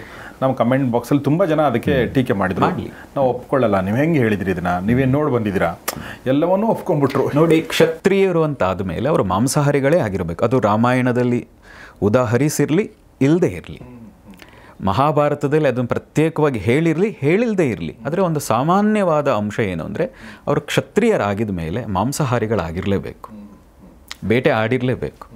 ಇದೇನೂ ಮಾಡಿಲ್ಲ ಅವರು ಅನ್ನೋ ರೀತಿಯಲ್ಲಿ ಈ ಅಂಶವನ್ನು ನಾವು ತಗೋಬಾರ್ದು. ಎಸ್ ಅಂದರೆ ಕ್ಷತ್ರಿಯರು ಅಂತಂದರೆ ಗುರುಗಳು ಹೇಳ್ತಾ ಇರೋದು, ಒಂದು ಕಾಲಕ್ಕೆ ನಾವೇನು ಕ್ಷತ್ರಿಯರು ಅಂತ ಕರಿತಿದ್ವಿ ಆ ಥರದ್ದು ಅವ್ರು ಹೇಳ್ತಾ ಇರೋದು. ಈಗಿನ ಕ್ಷತ್ರಿಯರೆಲ್ಲರೂ ಮಾಂಸಾಹಾರಿಗಳ ಅಂತಂದ್ರೆ ಕಾಲಕ್ರಮೇಣದಲ್ಲಿ ಬಿಟ್ಟಿದ್ದಾರೆ, ತುಂಬ ಜನ ಬಿಟ್ಟಿದ್ದಾರೆ. ಮತ್ತು ಈಗ ಬ್ರಾಹ್ಮಣರು ಕೂಡ ಸಾಕಷ್ಟು ಜನ ಆರ್ಮಿನಲ್ಲಿದ್ದಾರೆ, ಅವರೆಲ್ಲ ತಿಂದೇ ಇರಬಹುದು. ನೋಡಿ, ಕಾಶ್ಮೀರದ ಶೈವರು ಬಹಳಷ್ಟು ಜನ ಮಾಂಸಾಹಾರಿಗಳಿದ್ದಾರೆ ಅಂತ ಒಂದು ಮಾತಿದೆ. ಪಶ್ಚಿಮ ಬಂಗಾಳದ ಕೂಡ ಎಷ್ಟೋ ಜನ ನಾನು ಯಾವುದೇ ಜಾತಿಗೆ ನಾನು ಹೋಗೋದಿಲ್ಲ, ಮಾತುಗಳೇ ಹೇಳಲ್ಲ, ನೀವು ಬಳಸೋದಕ್ಕೋಸ್ಕರ ಹೇಳ್ತಾ ಇದ್ದೀನಿ. ನಾವು ಅಲ್ಲಿಯೂ ಕೂಡ ಮಾಂಸಾಹಾರಿಗಳಿದ್ದಾರೆ ಅನ್ನುವಂಥ ಮಾತಿದೆ. ಓಕೆ. ಹಾಗಾಗಿ ಇದನ್ನು ದೊಡ್ಡ ಅಪವಾದ ಅನ್ನುವ ರೀತಿಯಲ್ಲಿ ತಗೊಳ್ಬೇಕಾಗಿಲ್ಲ. ಎಸ್ ಗುರುಗಳು, ಈಗ ಫೈನಲ್ ಆಗಿ ಸಾತ್ವಿಕ ಆಹಾರವನ್ನು ಸೇವನೆ ಮಾಡಬೇಕು ಅಂತ ಹೇಳಿದ್ರಿ. ನಾವು ಏನು ಸಾತ್ವಿಕ ಆಹಾರಗಳಲ್ಲಿ ಏನೆಲ್ಲ ಬರುತ್ತೆ? ನಾವು ನೋಡಿ, ಅದೇ ಹೇಳಿದ್ನಲ್ಲ, ನಾವು ಎಲ್ಲಿದ್ದೀವೋ ಆ ವಾತಾವರಣದಲ್ಲಿ ಸಿಗುವಂತಹ ತರಕಾರಿಗಳಿರ್ಬೋದು, ಹಣ್ಣುಗಳಿರ್ಬೋದು, ದ್ವಿದಳ ಧಾನ್ಯಗಳಿರ್ಬೋದು, ಅದು ಎಲ್ಲವೂ ಕೂಡ ಸಾತ್ವಿಕ ಆಹಾರ. ಹೀಗೆ ಹೇಳಬೇಕಾದ್ರೆ ತುಂಬ ಜನ ಒಂದು ಅಂಶವನ್ನು ಹೇಳಕ್ಕೆ ಶುರು ಮಾಡಿದ್ದಾರೆ, ವೈಟ್ ಪಾಯ್ಸನ್ ಅಂತ. ಅಂದರೆ ಹಾಲು, ಮೈದಾ, ಅಕ್ಕಿಯನ್ನು ಅದಕ್ಕೆ ಸೇರಿಸ್ತಾ ಇದ್ದಾರೆ. ಆದರೆ ಒಂದನ್ನು ಗಮನಿಸಿ, ಹಾಲು ವೈಟ್ ಅಲ್ಲ. ಈ ದೇಶದಿಂದ ಬರುವಂಥ ನಾಟಿ ಹಸು ಅಂತ ಏನು ಕರೀತಾರಲ್ಲ, ಆ ಹಸುವಿನ ಹಾಲು ವೈಟ್ ಇರಲ್ಲ, ಅದು ಸ್ವಲ್ಪ ಹಳದಿ ಬಣ್ಣದಲ್ಲಿ ಇರ್ತದೆ, ಯೆಲ್ಲೋಯಿಶ್ ಇರ್ತದೆ. ಹಾಗಾಗಿ ಅದು ವೈಟಿಗೆ ಸೇರಿಸಬೇಡಿ, ವೈಟ್ ಪಾಯ್ಸನಿಗೆ ಅದನ್ನು ಸೇರಿಸಬೇಡಿ. ಅಕ್ಕಿ ಕೂಡ ನೀವು ಪಾಲಿಷ್ ಮಾಡೋ ಕಾರಣದಿಂದಾಗಿ ಅದು ವೈಟ್ ಇದೆ, ಆದರೆ ಅದು ವೈಟ್ ಅಲ್ಲ. ಅದು ನಾವು ರೆಡ್ ನಾವೆಲ್ಲ ತರ್ತೀವಿ, ರೆಡ್ ರೈಸ್ ಅಂಥೇಳಿ ಏನು ಇದೆ, ರಾಜಮುಡಿ, ಇವೆಲ್ಲವೂ ಕೂಡ ಸ್ವಲ್ಪ ರೆಡ್ಡಿಶ್ ಆಗಿರುತ್ತೆ, ಹೌದು, ಸ್ವಲ್ಪ ಬ್ರೌನಿಶ್ ಆಗಿರ್ತದೆ. ಹಾಗಾಗಿ ಅಕ್ಕಿ ಕೂಡ ವೈಟ್ ಅಲ್ಲ. ನೀವು ಎಲ್ಲವನ್ನೂ ಕೂಡ ವೈಟ್ ಅಲ್ಲ ನಮ್ಮ ಹತ್ರ. ಅಂದರೆ 2 ಥರದ್ದಿದೆ. ಸಮುದ್ರದಲ್ಲಿ ಸಿಗುವಂಥ ಉಪ್ಪು ಪಾಲಿಷ್ಡ್ ಆಗಿರ್ತದೆ, ಅದು ವೈಟ್ ಇರ್ತದೆ, ಅದನ್ನು ಬಳಸಬಾರದು. ಪಿಂಕ್ ಸಾಲ್ಟ್ ಅಂತ ಬರ್ತದೆ, ಅಥವಾ ರಾಕ್ ಸಾಲ್ಟ್ ಅಂತ, ಬ್ಲ್ಯಾಕ್ ಸಾಲ್ಟ್ ಬರ್ತದೆ. ಬ್ಲ್ಯಾಕ್ ಸಾಲ್ಟ್ಗಿಂತ ಕೂಡ ಪಿಂಕ್ ಸಾಲ್ಟ್ ಅಂದರೆ ಹಿಮಾಲಯನ್ ಸಾಲ್ಟ್ ಅಂತ ಕರೀತಾರೆ, ಅದು ಪಾಕಿಸ್ತಾನದಲ್ಲಿ ಸಿಗುವಂಥದ್ದು. ಅದು ಕೂಡ ಆ ಉಪ್ಪು ದೇಹಕ್ಕೆ ಎಷ್ಟು ಲವಣಾಂಶ ಬೇಕೋ, ಎಷ್ಟು ಖನಿಜಾಂಶ ಬೇಕೋ ಅದನ್ನು ಕೊಡುವಷ್ಟು ಅದರಲ್ಲಿದೆ. ಹಾಗಾಗಿ ಅದನ್ನು ಸೇವಿಸೋದು ಬಹಳ ಒಳ್ಳೆಯದು. ಈ ಬೇರೆಯ ವೈಟ್ ಸಾಲ್ಟ್ ಏನಿದೆ ಅದು ದೇಹಕ್ಕೆ ಒಳ್ಳೆಯದಲ್ಲ. ನಮ್ಮಲ್ಲಿರುವಂಥ ಕ್ಯಾಲ್ಶಿಯಮನ್ನು ಅದು ಹೀರೆ ಹಾಕುವ ಶಕ್ತಿಯನ್ನು ಆ ಉಪ್ಪು ಮತ್ತು ಸಕ್ಕರೆ ಎರಡೂ ಹೊಂದಿದೆ ಅಂತ ಹೇಳ್ತಾರೆ. ಸೊ ಸಾಕಷ್ಟು ವಿಚಾರಗಳನ್ನ ನಾವು ಮಾತಾಡಿದ್ವಿ. ಅಂದರೆ ನಮ್ಮ ಟಾಪಿಕ್ನ ಹೊರಗಡೆ ಹೋದರೂ ಕೂಡ ಮಾಂಸಾಹಾರದ ಬಗ್ಗೆ ನಾವು ಯೋಚನೆ ಮಾಡಿರಲಿಲ್ಲ, ಬಟ್ ತುಂಬ ಅವಶ್ಯಕತೆ ಅನ್ನಿಸ್ತು. ಗುರುಗಳೇ, ಈಗ ಫೈನಲ್ ಆಗಿ ಒಂದು ಪ್ರಶ್ನೆ ಕೇಳಿಬಿಡ್ತೀನಿ ನಾನು. ಈಗ ಒಬ್ಬ ಸಾಮಾನ್ಯ ಮನುಷ್ಯ, ನಾನು ಕ್ಷತ್ರಿಯನೋ ನನಗೆ ಅದೆಲ್ಲ ಗೊತ್ತಿಲ್ಲ, ಬಟ್ ಒಬ್ಬ ಸಾಮಾನ್ಯ ವ್ಯಕ್ತಿ ಅಂದರೆ ಈ ಕ್ಷಾತ್ರ ಧರ್ಮವನ್ನು ಪಾಲಿಸ್ತಾ ಇರೋರಂತ ಬಿಟ್ಟು, ಅಂದರೆ ಈಗ ಆರ್ಮಿನಲ್ಲಿದ್ದಾರೆ ಅಂಥವ್ರನ್ನ ಬಿಟ್ಟು ಬಿಸ್ನೆಸ್ಸಲ್ಲಿರ್ಬೋದು, ಸಾಫ್ಟ್ವೇರ್ನ ಇಂಡಸ್ಟ್ರಿಯಲ್ಲಿರ್ಬೋದು, ಡಾಕ್ಟರ್ಗಳಿರ್ಬೋದು, ನಮ್ಮಂಥ ಮೀಡಿಯಾ ಪ್ರೊಫೆಷನಲ್ ಇರ್ಬೋದು, ಯಾರೇ ಇರ್ಬೋದು, ನಮಗೆಲ್ಲ ಫಿಸಿಕಲ್ ವರ್ಕ್ ತುಂಬ ಕಡಿಮೆ ಇರುತ್ತೆ, ನಮಗೆ ಮೆಂಟಲ್ ವರ್ಕ್ ಜಾಸ್ತಿ ಇರುತ್ತೆ ಅಂತ ನಾನು ಅನ್ಕೋತೀನಿ. ಫಿಸಿಕಲ್ ವರ್ಕ್ ಮಾಡೋರಿಗೆ ಬಹುಶಃ ಬೇರೆ ಬೇರೆ ಥರದ, ಸೊ ನಮ್ಮ ಈ ಥರದೊಂದು ಏನು ತುಂಬ ದೊಡ್ಡ ಸಮೂಹ ಇದೆ, ಇಂಥವ್ರಿಗೆ ತಾವೇನು ಸಜೆಸ್ಟ್ ಮಾಡ್ತೀರಿ? ಅಂದರೆ ಯಾವ ರೀತಿಯ ಆಹಾರ? ನೋಡಿ, ಯಾವುದೇ ಆಹಾರವಾಗಲಿ ದೇಹಕ್ಕೆ ಯಥೇಚ್ಛವಾಗಬಾರ್ದು, ಹೆವಿ ಅಂತೇನು ಕರೀತಾರೆ ಆ ರೀತಿಯಾಗಿ ಇರಬಾರ್ದು. ನಾನು ಅದಕ್ಕೆ ಸಾಮಾನ್ಯವಾಗಿ ಹೇಳ್ತೀನಿ, ಬೆಳಗ್ಗೆ ಎದ್ದ ತಕ್ಷಣ ಚೆನ್ನಾಗಿ ನೀರು ಕುಡೀರಿ. ಎರಡನೇದು, ಬೆಳಗ್ಗೆ 6ರಿಂದ 9 ಗಂಟೆ ಹೊಟ್ಟೆ ಹಸಿವು ಜಾಸ್ತಿ ಇರ್ತದೆ. ಹಾಗಾಗಿ 9 ಗಂಟೆ ಒಳಗೆ ಯಾವ ಆಹಾರವನ್ನು ಸೇವಿಸ್ತೀರೋ, ನಿಮಗೆ ಯಾವುದು ಇಷ್ಟ ಇದೆಯೋ, ಯಾವುದು ಖುಷಿ ಕೊಡ್ತದೋ, ಅದು ಇಡ್ಲಿ ಇರಲಿ, ಚಪಾತಿ ಇರಲಿ, ಪುಳಿಯೋಗರೆ ಇರಲಿ, ನಿಮಗೆ ಬೇಕು ಅನ್ನುವಷ್ಟು ಆರಾಮಾಗಿ ತಿನ್ನಿ. ಹಾಗೆ ತಿನ್ನಬೇಕಾದರೂ ನಮ್ಮ ದೇಹ ಪಂಚಭೂತಗಳಿಂದ ಆಗಿದೆ. ಹಾಗಾಗಿ 80% ಘನ ಆಹಾರ ನೀವು ತಗೊಳ್ಳಿ, ಇನ್ನು ಉಳಿದ 20% ಖಾಲಿ ಜಾಗ, ಅದು ನೀರಿಗೂ ಮತ್ತು ಗಾಳಿಗೂ ಬಿಡಿ, ಹಾಗೆ ಚೆನ್ನಾಗಿ ಜೀರ್ಣ ಆಗ್ತದೆ. ಮಧ್ಯಾಹ್ನ ಬೆಳಗ್ಗೆ ಎಷ್ಟು ತಿಂದರೋ ಅದಕ್ಕಿಂತ ಕಡಿಮೆ ಪ್ರಮಾಣದಲ್ಲಿ ಮಧ್ಯಾಹ್ನ ತಿನ್ನಿ, ಮತ್ತು ಹಸಿವಾದಾಗ ತಿನ್ನಿ. ಯಾವಾಗಲೂ ಹಸಿವಾಗಲ್ಲ ನಮಗೆ, ಟೈಮ್ ಸರಿಯಾಗಿ ಊಟ ಮಾಡಬೇಕು ಅನ್ನೋದೊಂದು ಎಲ್ರಿಗೂ ಬಂದುಬಿಟ್ಟಿದೆ. ಆದರೆ ಟೈಮ್ ಸರಿಯಾಗಿ ತಿನ್ನೋದ್ರಿಂದನೇ ಗ್ಯಾಸ್ಟ್ರಿಕ್ ಆಗ್ತದೆ. ಹಸಿವಾದಾಗ ತಿನ್ನಿ. ಹಸಿವಾದಾಗ 40 ನಿಮಿಷ ಮಾತ್ರ ಹಸಿವಾಗ್ತದೆ. ನೀವು ಅಬ್ಸರ್ವ್ ಮಾಡಿದರೆ ಸುಮಾರು ಒಂದು ಅವರೇಜ್ ಒಂದು 40 ನಿಮಿಷ ಹಸಿವಾಗ್ತದೆ. ಅದಾದಮೇಲೆ ತನ್ನಲ್ಲೇ ಇರುವಂಥ ಕೊಬ್ಬನ್ನು ತಗೊಂಡು ಹಸಿವು ಶಮನ ಆಗ್ತದೆ. ಅದಾದಮೇಲೆ ತಿಂದರೂ ಗ್ಯಾಸ್ಟ್ರಿಕ್ ಆಗ್ತದೆ. ಹಾಗಾಗಿ ಹಸಿವಾದಾಗ ಮಧ್ಯಾಹ್ನ ತಿನ್ನಿ. ರಾತ್ರಿ ಮ್ಯಾಕ್ಸಿಮಮ್ ಏನು ತಿಂದೇ ಇದ್ದರೆ ಒಳ್ಳೆಯದು, ಖಾಲಿ ಹೊಟ್ಟೆ ಇದ್ದರೆ ಬಹಳ ಒಳ್ಳೆಯದು. ಹಣ್ಣು ತಿನ್ನಿ ಅಂತ ಹೇಳಿ ಬೇಕಾದರೆ ಅದನ್ನು ಹೇಳ್ತಾ ಇದ್ದೆ ನಾನು. ಈಗ ಹಸಿವು ತಡೆಯೋಕ್ಕಾಗಲ್ಲ ಅಂದರೆ 1 ಲೋಟ ಹಾಲು, ಸಿಹಿ ಪದಾರ್ಥ ಇರುವಂಥ ಹಣ್ಣು, ಹುಳಿ ಇರುವಂಥ ಹಣ್ಣನ್ನು ತಿನ್ನಬಾರದು ರಾತ್ರಿ ಸಮಯ. ಹುಳಿ ಇರುವಂಥದ್ದನ್ನು ಮಧ್ಯಾಹ್ನ ತಿನ್ನಬೇಕು. ಒಂದು ಆಯುರ್ವೇದದ ಒಂದು ಮಾತಿದೆ, ಬೆಳಗ್ಗೆ ನೀರು, ಮಧ್ಯಾಹ್ನ ಹುಳಿಯ ಅಂಶ ಅಂದರೆ ಮಜ್ಜಿಗೆ, ಈ ಥರದ್ದು. ರಾತ್ರಿ ಸಿಹಿ ಪದಾರ್ಥ ಅಂದರೆ ಹಾಲು, ಹಣ್ಣುಗಳಲ್ಲೂ ಕೂಡ ಸಿಹಿ ಅಂಶ ಇರುವಂತಹ, ಪರಿವರ್ತನೆ ಆಗುವಂತಹ ಹಣ್ಣುಗಳನ್ನೇ ನಾವು ಸೇವಿಸಬೇಕು. ಅದು ಬಹಳ ಒಳ್ಳೆಯದು. ಹಾಗೂ ಹಸಿವಾದರೆ ಕನಿಷ್ಠ 8 ಗಂಟೆಗೆ ಮುಂಚೆ ಊಟ ಮಾಡಿ. ನಿಮ್ಮ ದೇಹದ 40% ಅಷ್ಟು ಮಾತ್ರ ಊಟ ಮಾಡಿ. ಅದು ಏನೇ ತಿನ್ನಿ, ಅದು ಅನ್ನ ಇರಲಿ, ಮುದ್ದೆ ಇರಲಿ, ಏನೇ ತಿನ್ನಲಿ, ಎಷ್ಟು ಸಾಧ್ಯ ಅಷ್ಟು ಕಡಿಮೆ ಪ್ರಮಾಣದಲ್ಲಿ ತಿನ್ನಿ. ಬೆಳಗ್ಗೆ ಎದ್ದೇಳಬೇಕಾದ್ರೆ ದೇಹ ಹಗುರವಾಗಿರ್ತದೆ. ರಾತ್ರಿ ಹೆವಿ ತಿಂದರೆ ಬೆಳಗ್ಗೆ ಎದ್ದೇ ಇಡಲಿಕ್ಕೆ ದೇಹ ಭಾರ ಆಗ್ತದೆ, ಜಡತ್ವ ಜಾಸ್ತಿ ಆಗ್ತದೆ. ಭಾಳ ಚೆನ್ನಾಗಿ ಹೇಳಿದ್ರಿ, ಬ್ಯೂಟಿಫುಲ್ ಆಯಿತು. ನಾನು ಕೊನೆಯದಾಗಿ ನನ್ನ ಒಂದು ದಿನಚರಿ ಹೇಳಿ ಈ ಕಾರ್ಯಕ್ರಮ ಮುಗಿಸ್ತೀನಿ. ಆಹಾರದ ಬಗ್ಗೆ ಅಂದರೆ ಇತ್ತೀಚಿನ ವರ್ಷಗಳಲ್ಲಿ ನಾನು ಅದನ್ನು ಅಬ್ಸರ್ವ್ ಮಾಡಿದ್ದು, ಬೆಳಗ್ಗೆ ನಾಷ್ಟ ಬ್ರೇಕ್ಫಾಸ್ಟ್ ಮಾಡಿದ ಮೇಲೆ ನನಗೆ ಹಸಿವಾಗ್ತಿರಲಿಲ್ಲ. ಮಧ್ಯಾಹ್ನ 1 ಗಂಟೆ 2 ಗಂಟೆಗೆ ಹಸಿವಾಗ್ತಿರಲಿಲ್ಲ. 4 ಗಂಟೆ 5 ಗಂಟೆಗೆ ಸ್ವಲ್ಪ ಹಸಿವಾಗೋದು, ಸ್ವಲ್ಪ ಒಂದು ಟೀ ಕುಡಿದ್ರೂ ಹಸಿವು ಶಮನ ಆಗೋದು. ನಾನು ಡಾಕ್ಟರ್ ಹತ್ರ ಹೋದೆ, ಇದು ಇತ್ತೀಚೆಗೆ ಆಗಿರುವಂಥ ಘಟನೆ.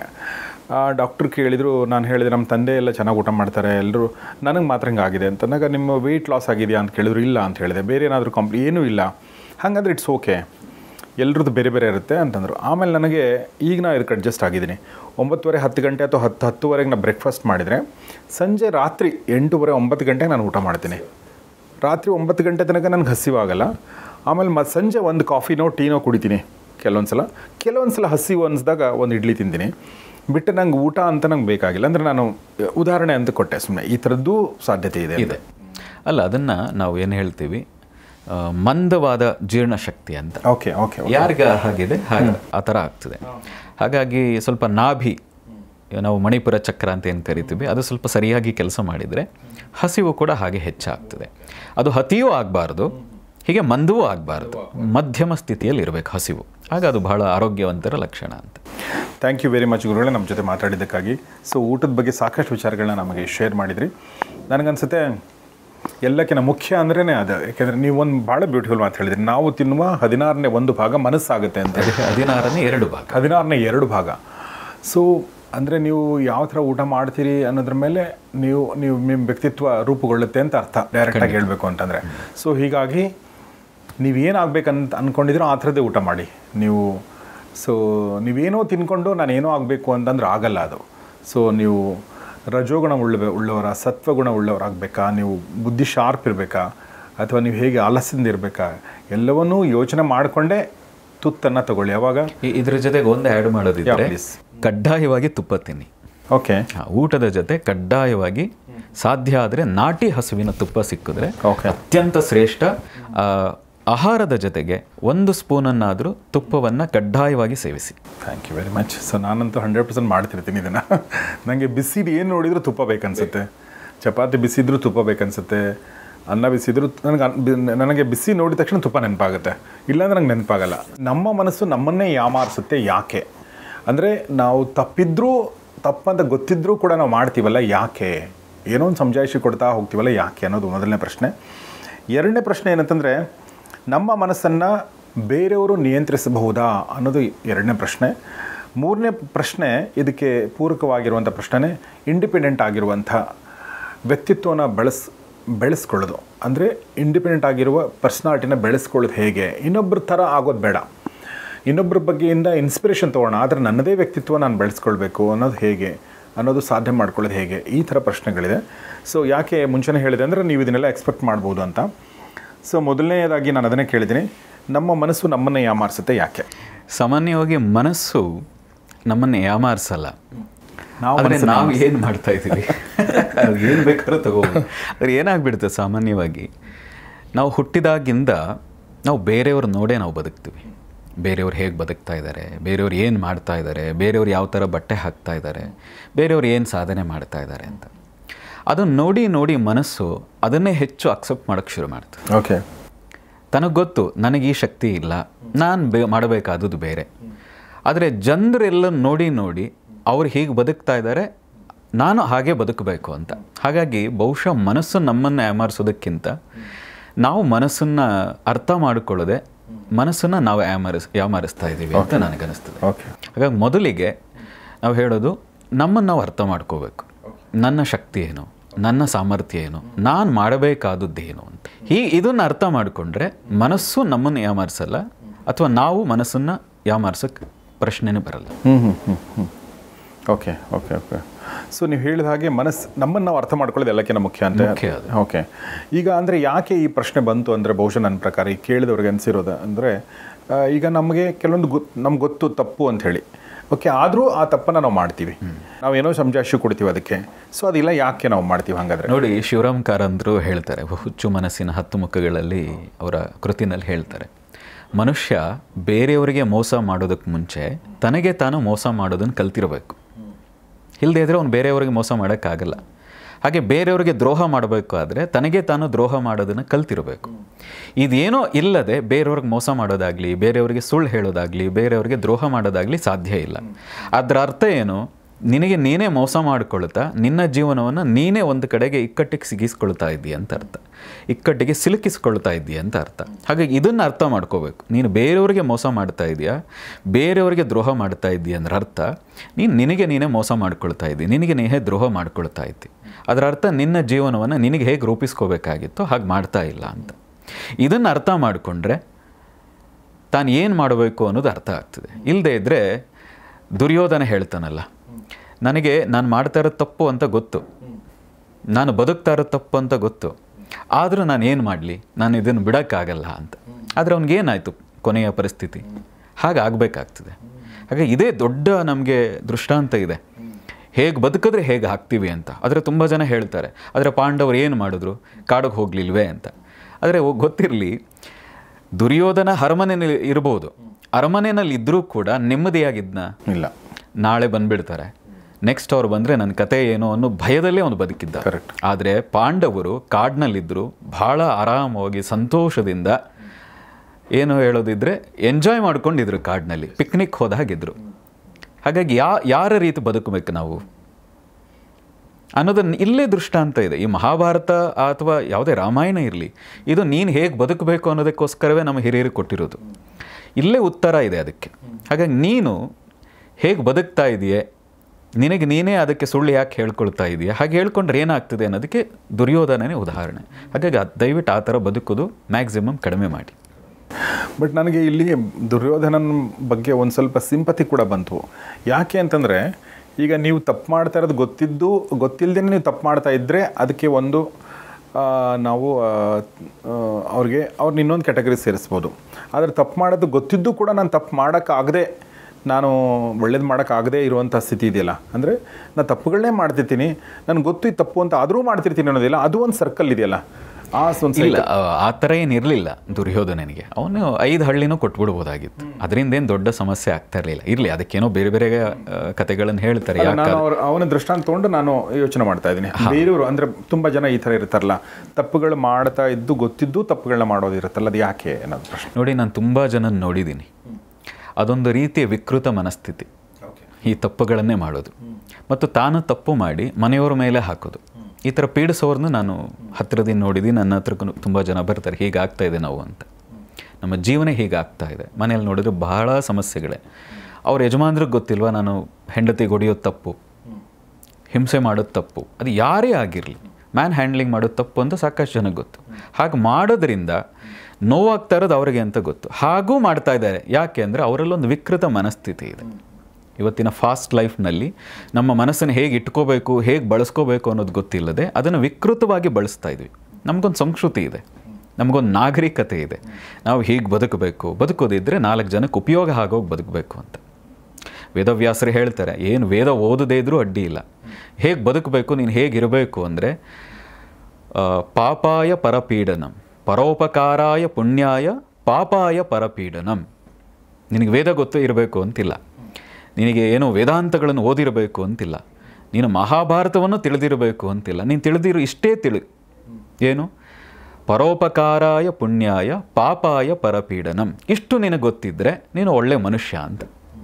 ಅಂದರೆ ಬೇರೆಯವ್ರಿಗೆ ಉಪಕಾರ ಮಾಡು, ಯಾವುದೇ ಕಾರಣಕ್ಕೂ ಪೀಡನೆಯನ್ನು ಮಾಡಬೇಡ ಅಂತ. ಹೀಗೂ ಮಾಡ್ತಾ ಇದ್ದಿ ಅಂತ ಹೇಳಿದರೆ ಅದರ ಅರ್ಥ ಏನು ಅಂದರೆ ನೀನು ನಾಗರಿಕದ ಸ್ಥಿತಿಯಲ್ಲಿ ಇಲ್ಲ, ಒಳ್ಳೆಯ ಮನಸ್ಥಿತಿಯಲ್ಲಿ ಇಲ್ಲ ಅನ್ನೋ ಭಾಳ ಒಳ್ಳೆಯ ಅರ್ಥ ಅದು. ಈ ಮನಸ್ಥಿತಿ ಬದಲಾಯಿಸ್ಕೊ. ಇನ್ನೂ ಸುಲಭವಾಗಿ ಹೇಳೋದಿದ್ದರೆ ಜೀಸಸ್ ಹೇಳೋ ಹಾಗೆ, ನೀನು ಬೇರೆಯವರಿಂದ ಏನು ಬಯಸಲ್ವೋ ನೀನು ಬೇರೆಯವ್ರಿಗೆ ಅದನ್ನು ಮಾಡಬೇಡ. Okay okay. ಪುತ್ತೂರಜ್ಜ ಅಂತ ಇದ್ದರು, ಪುತ್ತೂರಜ್ಜ ಹಣವನ್ನು ಎಸಿತಾ ಇದ್ರಂತೆ. ಯಾರು? ಪುತ್ತೂರಜ್ಜ ಅಂತ ಒಬ್ಬರು ಅವಧೂತ. ಪುತ್ತೂರಜ್ಜ. ಅವ್ರ ಬಗ್ಗೆ ಒಂದು ಮಾತು ಹೇಳ್ತಾರೆ, ಅವರು ಹಣವನ್ನು ಯಾರಿಗೂ ಕೊಡ್ತಾ ಎಸ್ದು ಬಿಡ್ತಾ ಇದ್ರಂತೆ. ಯಾರೋ ಕೇಳಿದ್ರಂತೆ, ನಿಮಗೆ ಬೇಡದೇ ಇದ್ದರೆ ಬೇರೆಯವ್ರಿಗಾದರೂ ಕೊಡಬೇಕಲ್ಲ ಅಂತ. ಅದಕ್ಕೆ ಪುತ್ತೂರಜ್ಜ ಹೇಳಿದ್ರಂತೆ, ನನಗೆ ಬೇಡದನ್ನ ಬೇರೆಯವ್ರಿಗೆ ಹೆಂಗಪ್ಪ ಕೊಡಲಿ ನಾನು ಅಂತ. Okay okay. ಇಲ್ಲಿ ಪಾವಗಡದ ಹತ್ರ ಕೂಡ ಒಬ್ಬ ಅವಧೂತರು, ಅವರು ಒಮ್ಮೆ ನಾನು ಭೇಟಿ ಮಾಡಿದಾಗ ಹೇಳಿದ್ರು, ಮೊನ್ನೆ ತಾನೇ 1 ಕೋಟಿ ರೂಪಾಯಿನ ಸಮುದ್ರಕ್ಕೆ ಎಸ್ದು ಬಂದೆ ಅಂತ. ಇವು ಪ್ರತ್ಯಕ್ಷವಾಗಿ. ಹೌದಾ? 2016ನಲ್ಲಿ ಭೇಟಿಯಾಗಿದ್ದೆ. ನಾವು ಎಲ್ಲ ಆಶ್ಚರ್ಯ, ಯಾಕೆ ಹಾಗೆ ಮಾಡಿದ್ರಿ, ಯಾವುದೇ ಕಾರಣಕ್ಕೂ ಹಿಂಗೆ ಯಾಕೆ ಮಾಡಿದ್ರಿ ಅಂತ. ಇಲ್ಲ, ಬೇರೆಯವ್ರಿಗೆ ಜನಕ್ಕೆ ಅದು ಹೆಂಗೆ ಕೊಡೋಕ್ಕೆ ಸಾಧ್ಯ, ಹಾಗಾಗಿ ಸಮುದ್ರ ರಾಜಂಗೆ ಸೇರಲಿ ಅಂತ ಸಮುದ್ರಕ್ಕೆ ಎಸ್ದು ಬಿಟ್ಟೆ. ನನಗೆ ಬೇಡವಾಗಿತ್ತು, ನನಗೆ ಬೇಡದನ್ನು ಜನಕ್ಕೆ ಹೆಂಗೆ ಕೊಡಲಿ, ಅದಕ್ಕೆ ಸಮುದ್ರಕ್ಕೆ ಎಸ್ದು ಬಂದುಬಿಟ್ಟೆ ಅಂತ. ಅದರ ಅರ್ಥ ಏನು ಅಂದರೆ, ನೀವು ಹಣವನ್ನು ನೋಡಬೇಡಿ, ಅವ್ರ ಗುಣ ನೋಡಿ, ಭಾವ ನೋಡಿ. ನನಗೆ ಬೇಡದ್ದನ್ನು ಜನಕ್ಕೂ ಬೇಡ ಅಂತ. ಕರೆಕ್ಟ್. ನನಗೇನು ಬೇಡೋ ಅದು ಬೇರೆಯವ್ರಿಗೆ ನಾನು ಕೊಡಬೇಕು ಅಂತಿಲ್ಲ. ಇದನ್ನು ಎಲ್ಲ ರೀತಿಯಲ್ಲೂ ತಗೊಳ್ಳಿ, ಹಣಕ್ಕೋಸ್ಕರ ತಗೋಬೇಡಿ. ನೀವು ಒಳ್ಳೆಯದನ್ನೇ ಆಗಲಿ, ನೀವು ಬೇರೆಯವ್ರಿಗೆ ಒಳ್ಳೆಯದನ್ನು ಬೇರೆಯವರು ನಿಮಗೆ ಒಳ್ಳೇದು ಮಾಡಲಿ ಅಂತ ಬಯಸ್ತಾ ಇದ್ದರೆ ನೀವು ಅವ್ರಿಗೆ ಒಳ್ಳೆಯದನ್ನು ಮಾಡಿ. ನೀವು ಯಾರಿಂದನೇ ಕೆಟ್ಟದನ್ನು ಬಯಸಲ್ವಲ್ಲ, ಹಾಗಾಗಿ ನೀವು ಯಾಕೆ ಕೆಟ್ಟದನ್ನು ಮಾಡ್ತೀರಿ, ಕೆಟ್ಟ ಯೋಚನೆಯನ್ನು ಯಾಕೆ ಮಾಡ್ತೀರಿ? ಕರೆಕ್ಟ್. ಹಾಗಾಗಿ ನಿಮ್ಮ ಮನಸ್ಥಿತಿಯಲ್ಲಿ ತೊಂದರೆ ಇದೆ ಅಂತ ಅರ್ಥ, ಒಂದು ವಿಕೃತಿ ಇದೆ ಅಂತ ಅರ್ಥ, ಸಂಸ್ಕೃತಿ ಇಲ್ಲ ಅಂತ ಅರ್ಥ. ಸೊ ಅದನ್ನು ಬದಲಾಯಿಸ್ಕೊಳ್ಳೋಕ್ಕೆ ಏನು ಮಾಡಬೇಕಾದ್ರೆ? ಸಚ್ಚಿಂತನೆ ಮಾಡಬೇಕು, ಸತ್ಸಂಗ ಮಾಡಬೇಕು. ಶಂಕರರು ಹೇಳ್ತಾರೆ ಸತ್ಸಂಗತ್ವೇ ನಿತ್ಸಂಗತ್ವಂ ಅಂತ. ಅಂದರೆ ಸತ್ಸಂಗ ಮಾಡಿ, ಸತ್ ಅಂದರೆ ಒಳ್ಳೆಯದು ಅಂತ, ಸತ್ಯವಾದದ್ದು ಅಂತ, ಮೂರೂ ಸಮಯದಲ್ಲಿ ಇರುವಂಥದ್ದು ಅಂತ. ಅಂಥವರ ಸಂಘ, ಆ ರೀತಿಯ ಚರ್ಚೆ ಮಾಡುವಂತಹ, ಆ ರೀತಿ ಯೋಚನೆ ಮಾಡುವಂಥವರ ಸಂಘ ಮಾಡು. ಹಾಗೆ ಸಂಘ ಮಾಡಿದಾಗ ಒಂದು ಟೈಮ್ ಬರ್ತದೆ ನಿತ್ಸಂಗತ್ವ, ಯಾರ ಸಹವಾಸ ಇಲ್ಲದೆ ಏಕಾಂತದಲ್ಲಿರುವ ಸ್ಥಿತಿ ಬರ್ತದೆ.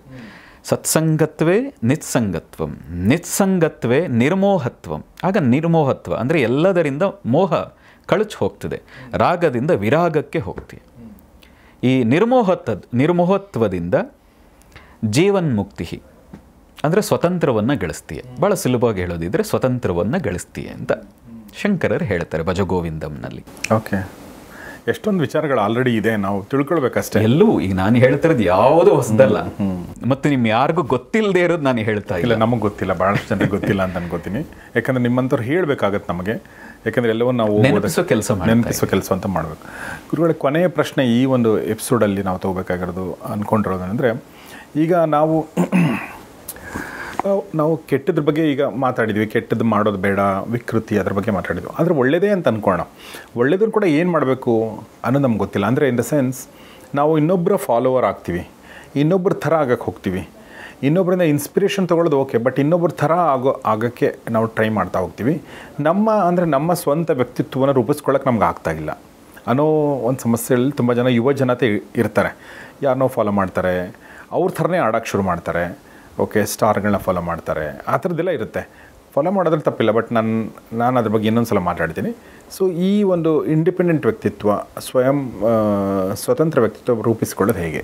ನೋಡಿ, ನಾನು ಪ್ರಾರಂಭದಲ್ಲೂ ಒಂದು ಸರಿ ಹೇಳಿದೆ, ನಾವು ಧಾವಂತದ ಜೀವನದಲ್ಲಿದ್ದೀವಿ. ಹೀಗೆ ಓಡಬೇಕಾದ್ರೆ ನಾನು ಹೇಗೆ ಬದುಕ್ತಾ ಇದ್ದೀನಿ, ಏನು ಮಾಡ್ತಾ ಇದ್ದೀನಿ ಅನ್ನೋ ಅರಿವಿರಲ್ಲ.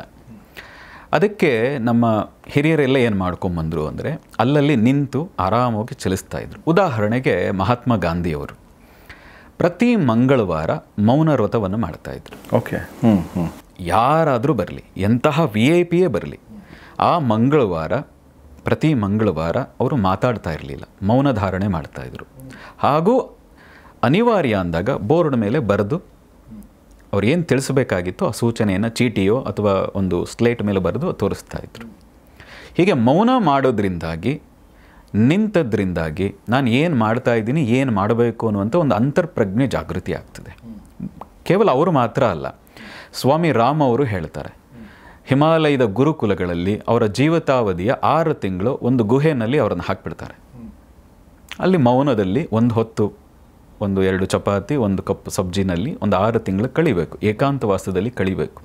ಆ ಕಳೀತಾ ಹೋದಾಗ ಅವರಿಗೆ ಒಂದು ಅಂತಃಪ್ರಜ್ಞೆ ಜಾಗೃತಿ ಆಗ್ತದೆ. ನಾನು ಯಾರನ್ನಾದರೂ ಫಾಲೋ ಮಾಡ್ತಾ ಇದ್ದೀನ, ಇನ್ನೊಬ್ಬರು ಕೊಟ್ಟದ್ದನ್ನು ಅಷ್ಟೇ ಸ್ವೀಕಾರ ಮಾಡ್ತಾ ಇದ್ದೀನ, ನನ್ನದು ಅನ್ನೋದು ಏನಿದೆ ಅನ್ನುವ ಹುಡುಕಾಟದಲ್ಲಿ ಅವರು ತೊಡಗ್ತಾರೆ. ಕೇವಲ ಅಷ್ಟೇ ಅಲ್ಲ, ನಮ್ಮ ಕಂಚಿಪೀಠದ ಹಿಂದಿನ ಪೆರಿಯಾರ್ ಅಂತ ಪೆರಿವಾರ್ ಅಂತ ಕರೆಯೋರು, ಅವ್ರನ್ನ ದೊಡ್ಡವರು ಅಂತ ಕರೆಯೋರು ತಮಿಳಿನಲ್ಲಿ. ಚಂದ್ರಶೇಖರೇಂದ್ರ ಸರಸ್ವತಿಗಳು ಬಹಳ ದೊಡ್ಡ ಸಿದ್ಧಪುರುಷ, ದೊಡ್ಡ ಯೋಗಿ. ಇಡೀ ಭಾರತದ ಸಾಕಷ್ಟು ದೊಡ್ಡ ದೊಡ್ಡ ಸಾಧಕರು ಅವರನ್ನು ಆಶೀರ್ವಾದಕ್ಕೋಸ್ಕರ ಬಂದು ಕಾಯ್ತಾ ಇರ್ತಾಯಿದ್ರು.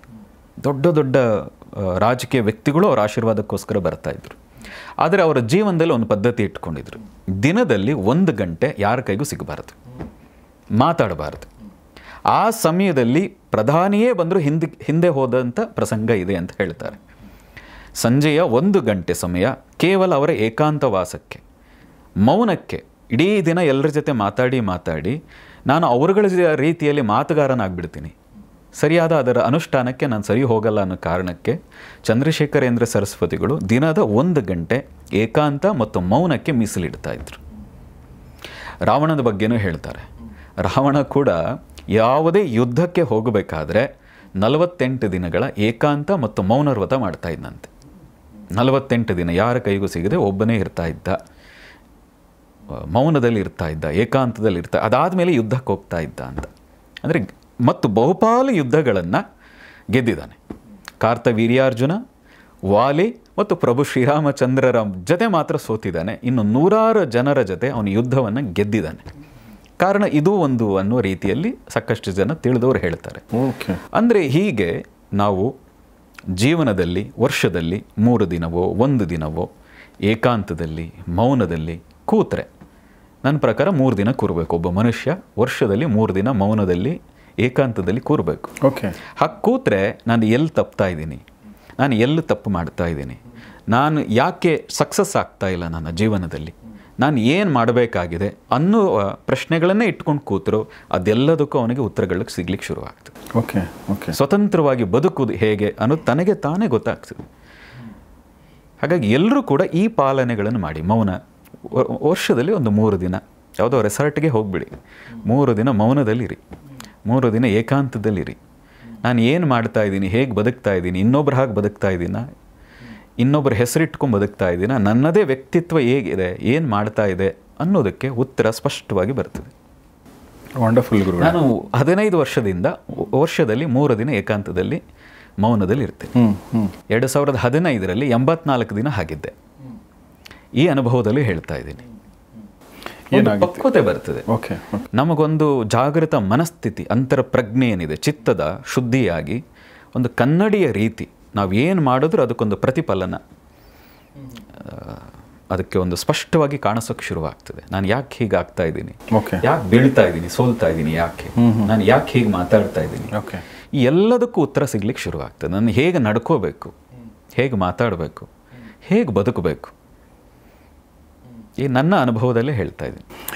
ಸೊ ವರ್ಷಕ್ಕೆ 3 ದಿನ ಅಂದರೆ ಮಾಡ್ಬೋದೇನೋ, ಬಟ್ ನಾವು ತಿಂಗಳಿಗೆ ಒಂದಿನ, ನಾವು ವಾರಕ್ಕೆ ಒಂದಿನ ಕೂಡ ಮಾಡಬಹುದು, ಸಾಧ್ಯತೆ ಇದ್ದವು. ಖಂಡಿತ ಮಾಡ್ಬೋದು, ಭಾಳ, ಅದು ಇನ್ನೂ ಶ್ರೇಷ್ಠ. ನೋಡಿ, ಅಂದರೆ ಮೌನ ಅಂತಂದರೆ ಮೌನ ಮತ್ತು ಏಕಾಂತ ಅಂದರೆ ಪ್ಯೂರ್ ಮೌನ ಆ್ಯಂಡ್ ಏಕಾಂತ, ಮತ್ತೇನೂ ಇಲ್ಲ. ಅಂದರೆ ಅಲ್ಲಿ ನಿಮಗೆ ಪುಸ್ತಕಗಳು ಇರಬಾರ್ದು, ಟಿವಿ ಇರಬಾರ್ದು, ಮೊಬೈಲ್ ಇರಬಾರ್ದು, ಅದಂತೂ ಇರಲೇಬಾರ್ದು. ಎಲ್ಲ ಅದೆಲ್ಲಕ್ಕಿಂತ ಮುಖ್ಯ. ಯಾಕೆಂದರೆ ಒಂದು ಮೊಬೈಲ್ ಇದ್ದರೆ 1000 ಜನ ಇದ್ದಂಗೆ ಜೊತೆಲಿ. ಸೊ ಅದೆಲ್ಲವನ್ನೂ ಕೂಡ ದೂರ ಇಟ್ಕೋಬೇಕು ನಾವು, ಅಲ್ವಾ? ಹೌದು. ಇಲ್ಲದೇ ಇದ್ರೆ ಮತ್ತೆ ಇನ್ನೊಬ್ಬರನ್ನ ಫಾಲೋ ಮಾಡಿದಾಗೆ ಆಯ್ತಲ್ಲ. ನೀವು ಮೊಬೈಲ್ ನೋಡೋಕ್ಕೆ ಶುರು ಮಾಡಿದರೆ ನೀವು ಇನ್ನೊಬ್ಬರನ್ನ ನೋಡ್ತಾ ಇರ್ತೀರಿ. ನಿಮ್ಮ ಹತ್ರ ಪೇಪರು ಮತ್ತು ಪುಸ್ತಕ, ಪೆನ್ನು ಅದು ಇರಬಾರ್ದು. ನಾನು ಸುಮಾರು 2007ರಲ್ಲಿ ಇದೊಂದು ಘಟನೆ ಆಯಿತು. ಆವಾಗಲೇ ನಾನು ಮೌನ ಮಾಡ್ತಾ ಇದ್ದೆ. ಒಬ್ಬ ಆತ್ಮೀಯ ಬಂದ, ನಾನು ಬರೆದು ತೋರಿಸ್ದೆ ನಾನು ಮೌನದಲ್ಲಿದ್ದೀನಿ ಅಂತ. ಅವನು ಈ ದಾರಿಯಲ್ಲಿ ಇರೋನೇ ಅಲ್ಲ. ಅವನು ಅಂದರೆ ಅಧ್ಯಾತ್ಮ ಅದು ಏನನ್ನು ಕೇಳೋ ಹಾಗಿಲ್ಲ, ಅವನು ಮಸ್ತು ಮಜಾ ಮಾಡ್ಕೊಂಡು ಇರೋನು. ಅಂಥವನೊಂದು ಪ್ರಶ್ನೆ ಹಾಕಿದ, ನೀನು ಬರೆದು ತೋರಿಸೋದಕ್ಕೂ ಹೇಳೋದಕ್ಕೂ ಮಾತಾಡದೇ ಇರೋದಕ್ಕೂ ಮಾತಾಡೋದಕ್ಕೂ ಏನು ಅಷ್ಟೊಂದು ವ್ಯತ್ಯಾಸ ಏನು ಅಂತ. ಕರೆಕ್ಟ್. ನೀನು ಮಾತಾಡಿದ್ರೂ ಅದೇ ಭಾವ. ಅವನು ಆ ಥರ ಹೇಳಲಿಲ್ಲ, ಜಸ್ಟ್ ಇಷ್ಟೇ ಹೇಳಿದ್ದು, ನೀನು ಬರೆದು ತೋರಿಸ್ತಾ ಇದೆಯಾ, ಮಾತಾಡ್ತಾ ಇಲ್ಲ, ಏನು ವ್ಯತ್ಯಾಸ ಅಂತ ಕೇಳಿದೆ.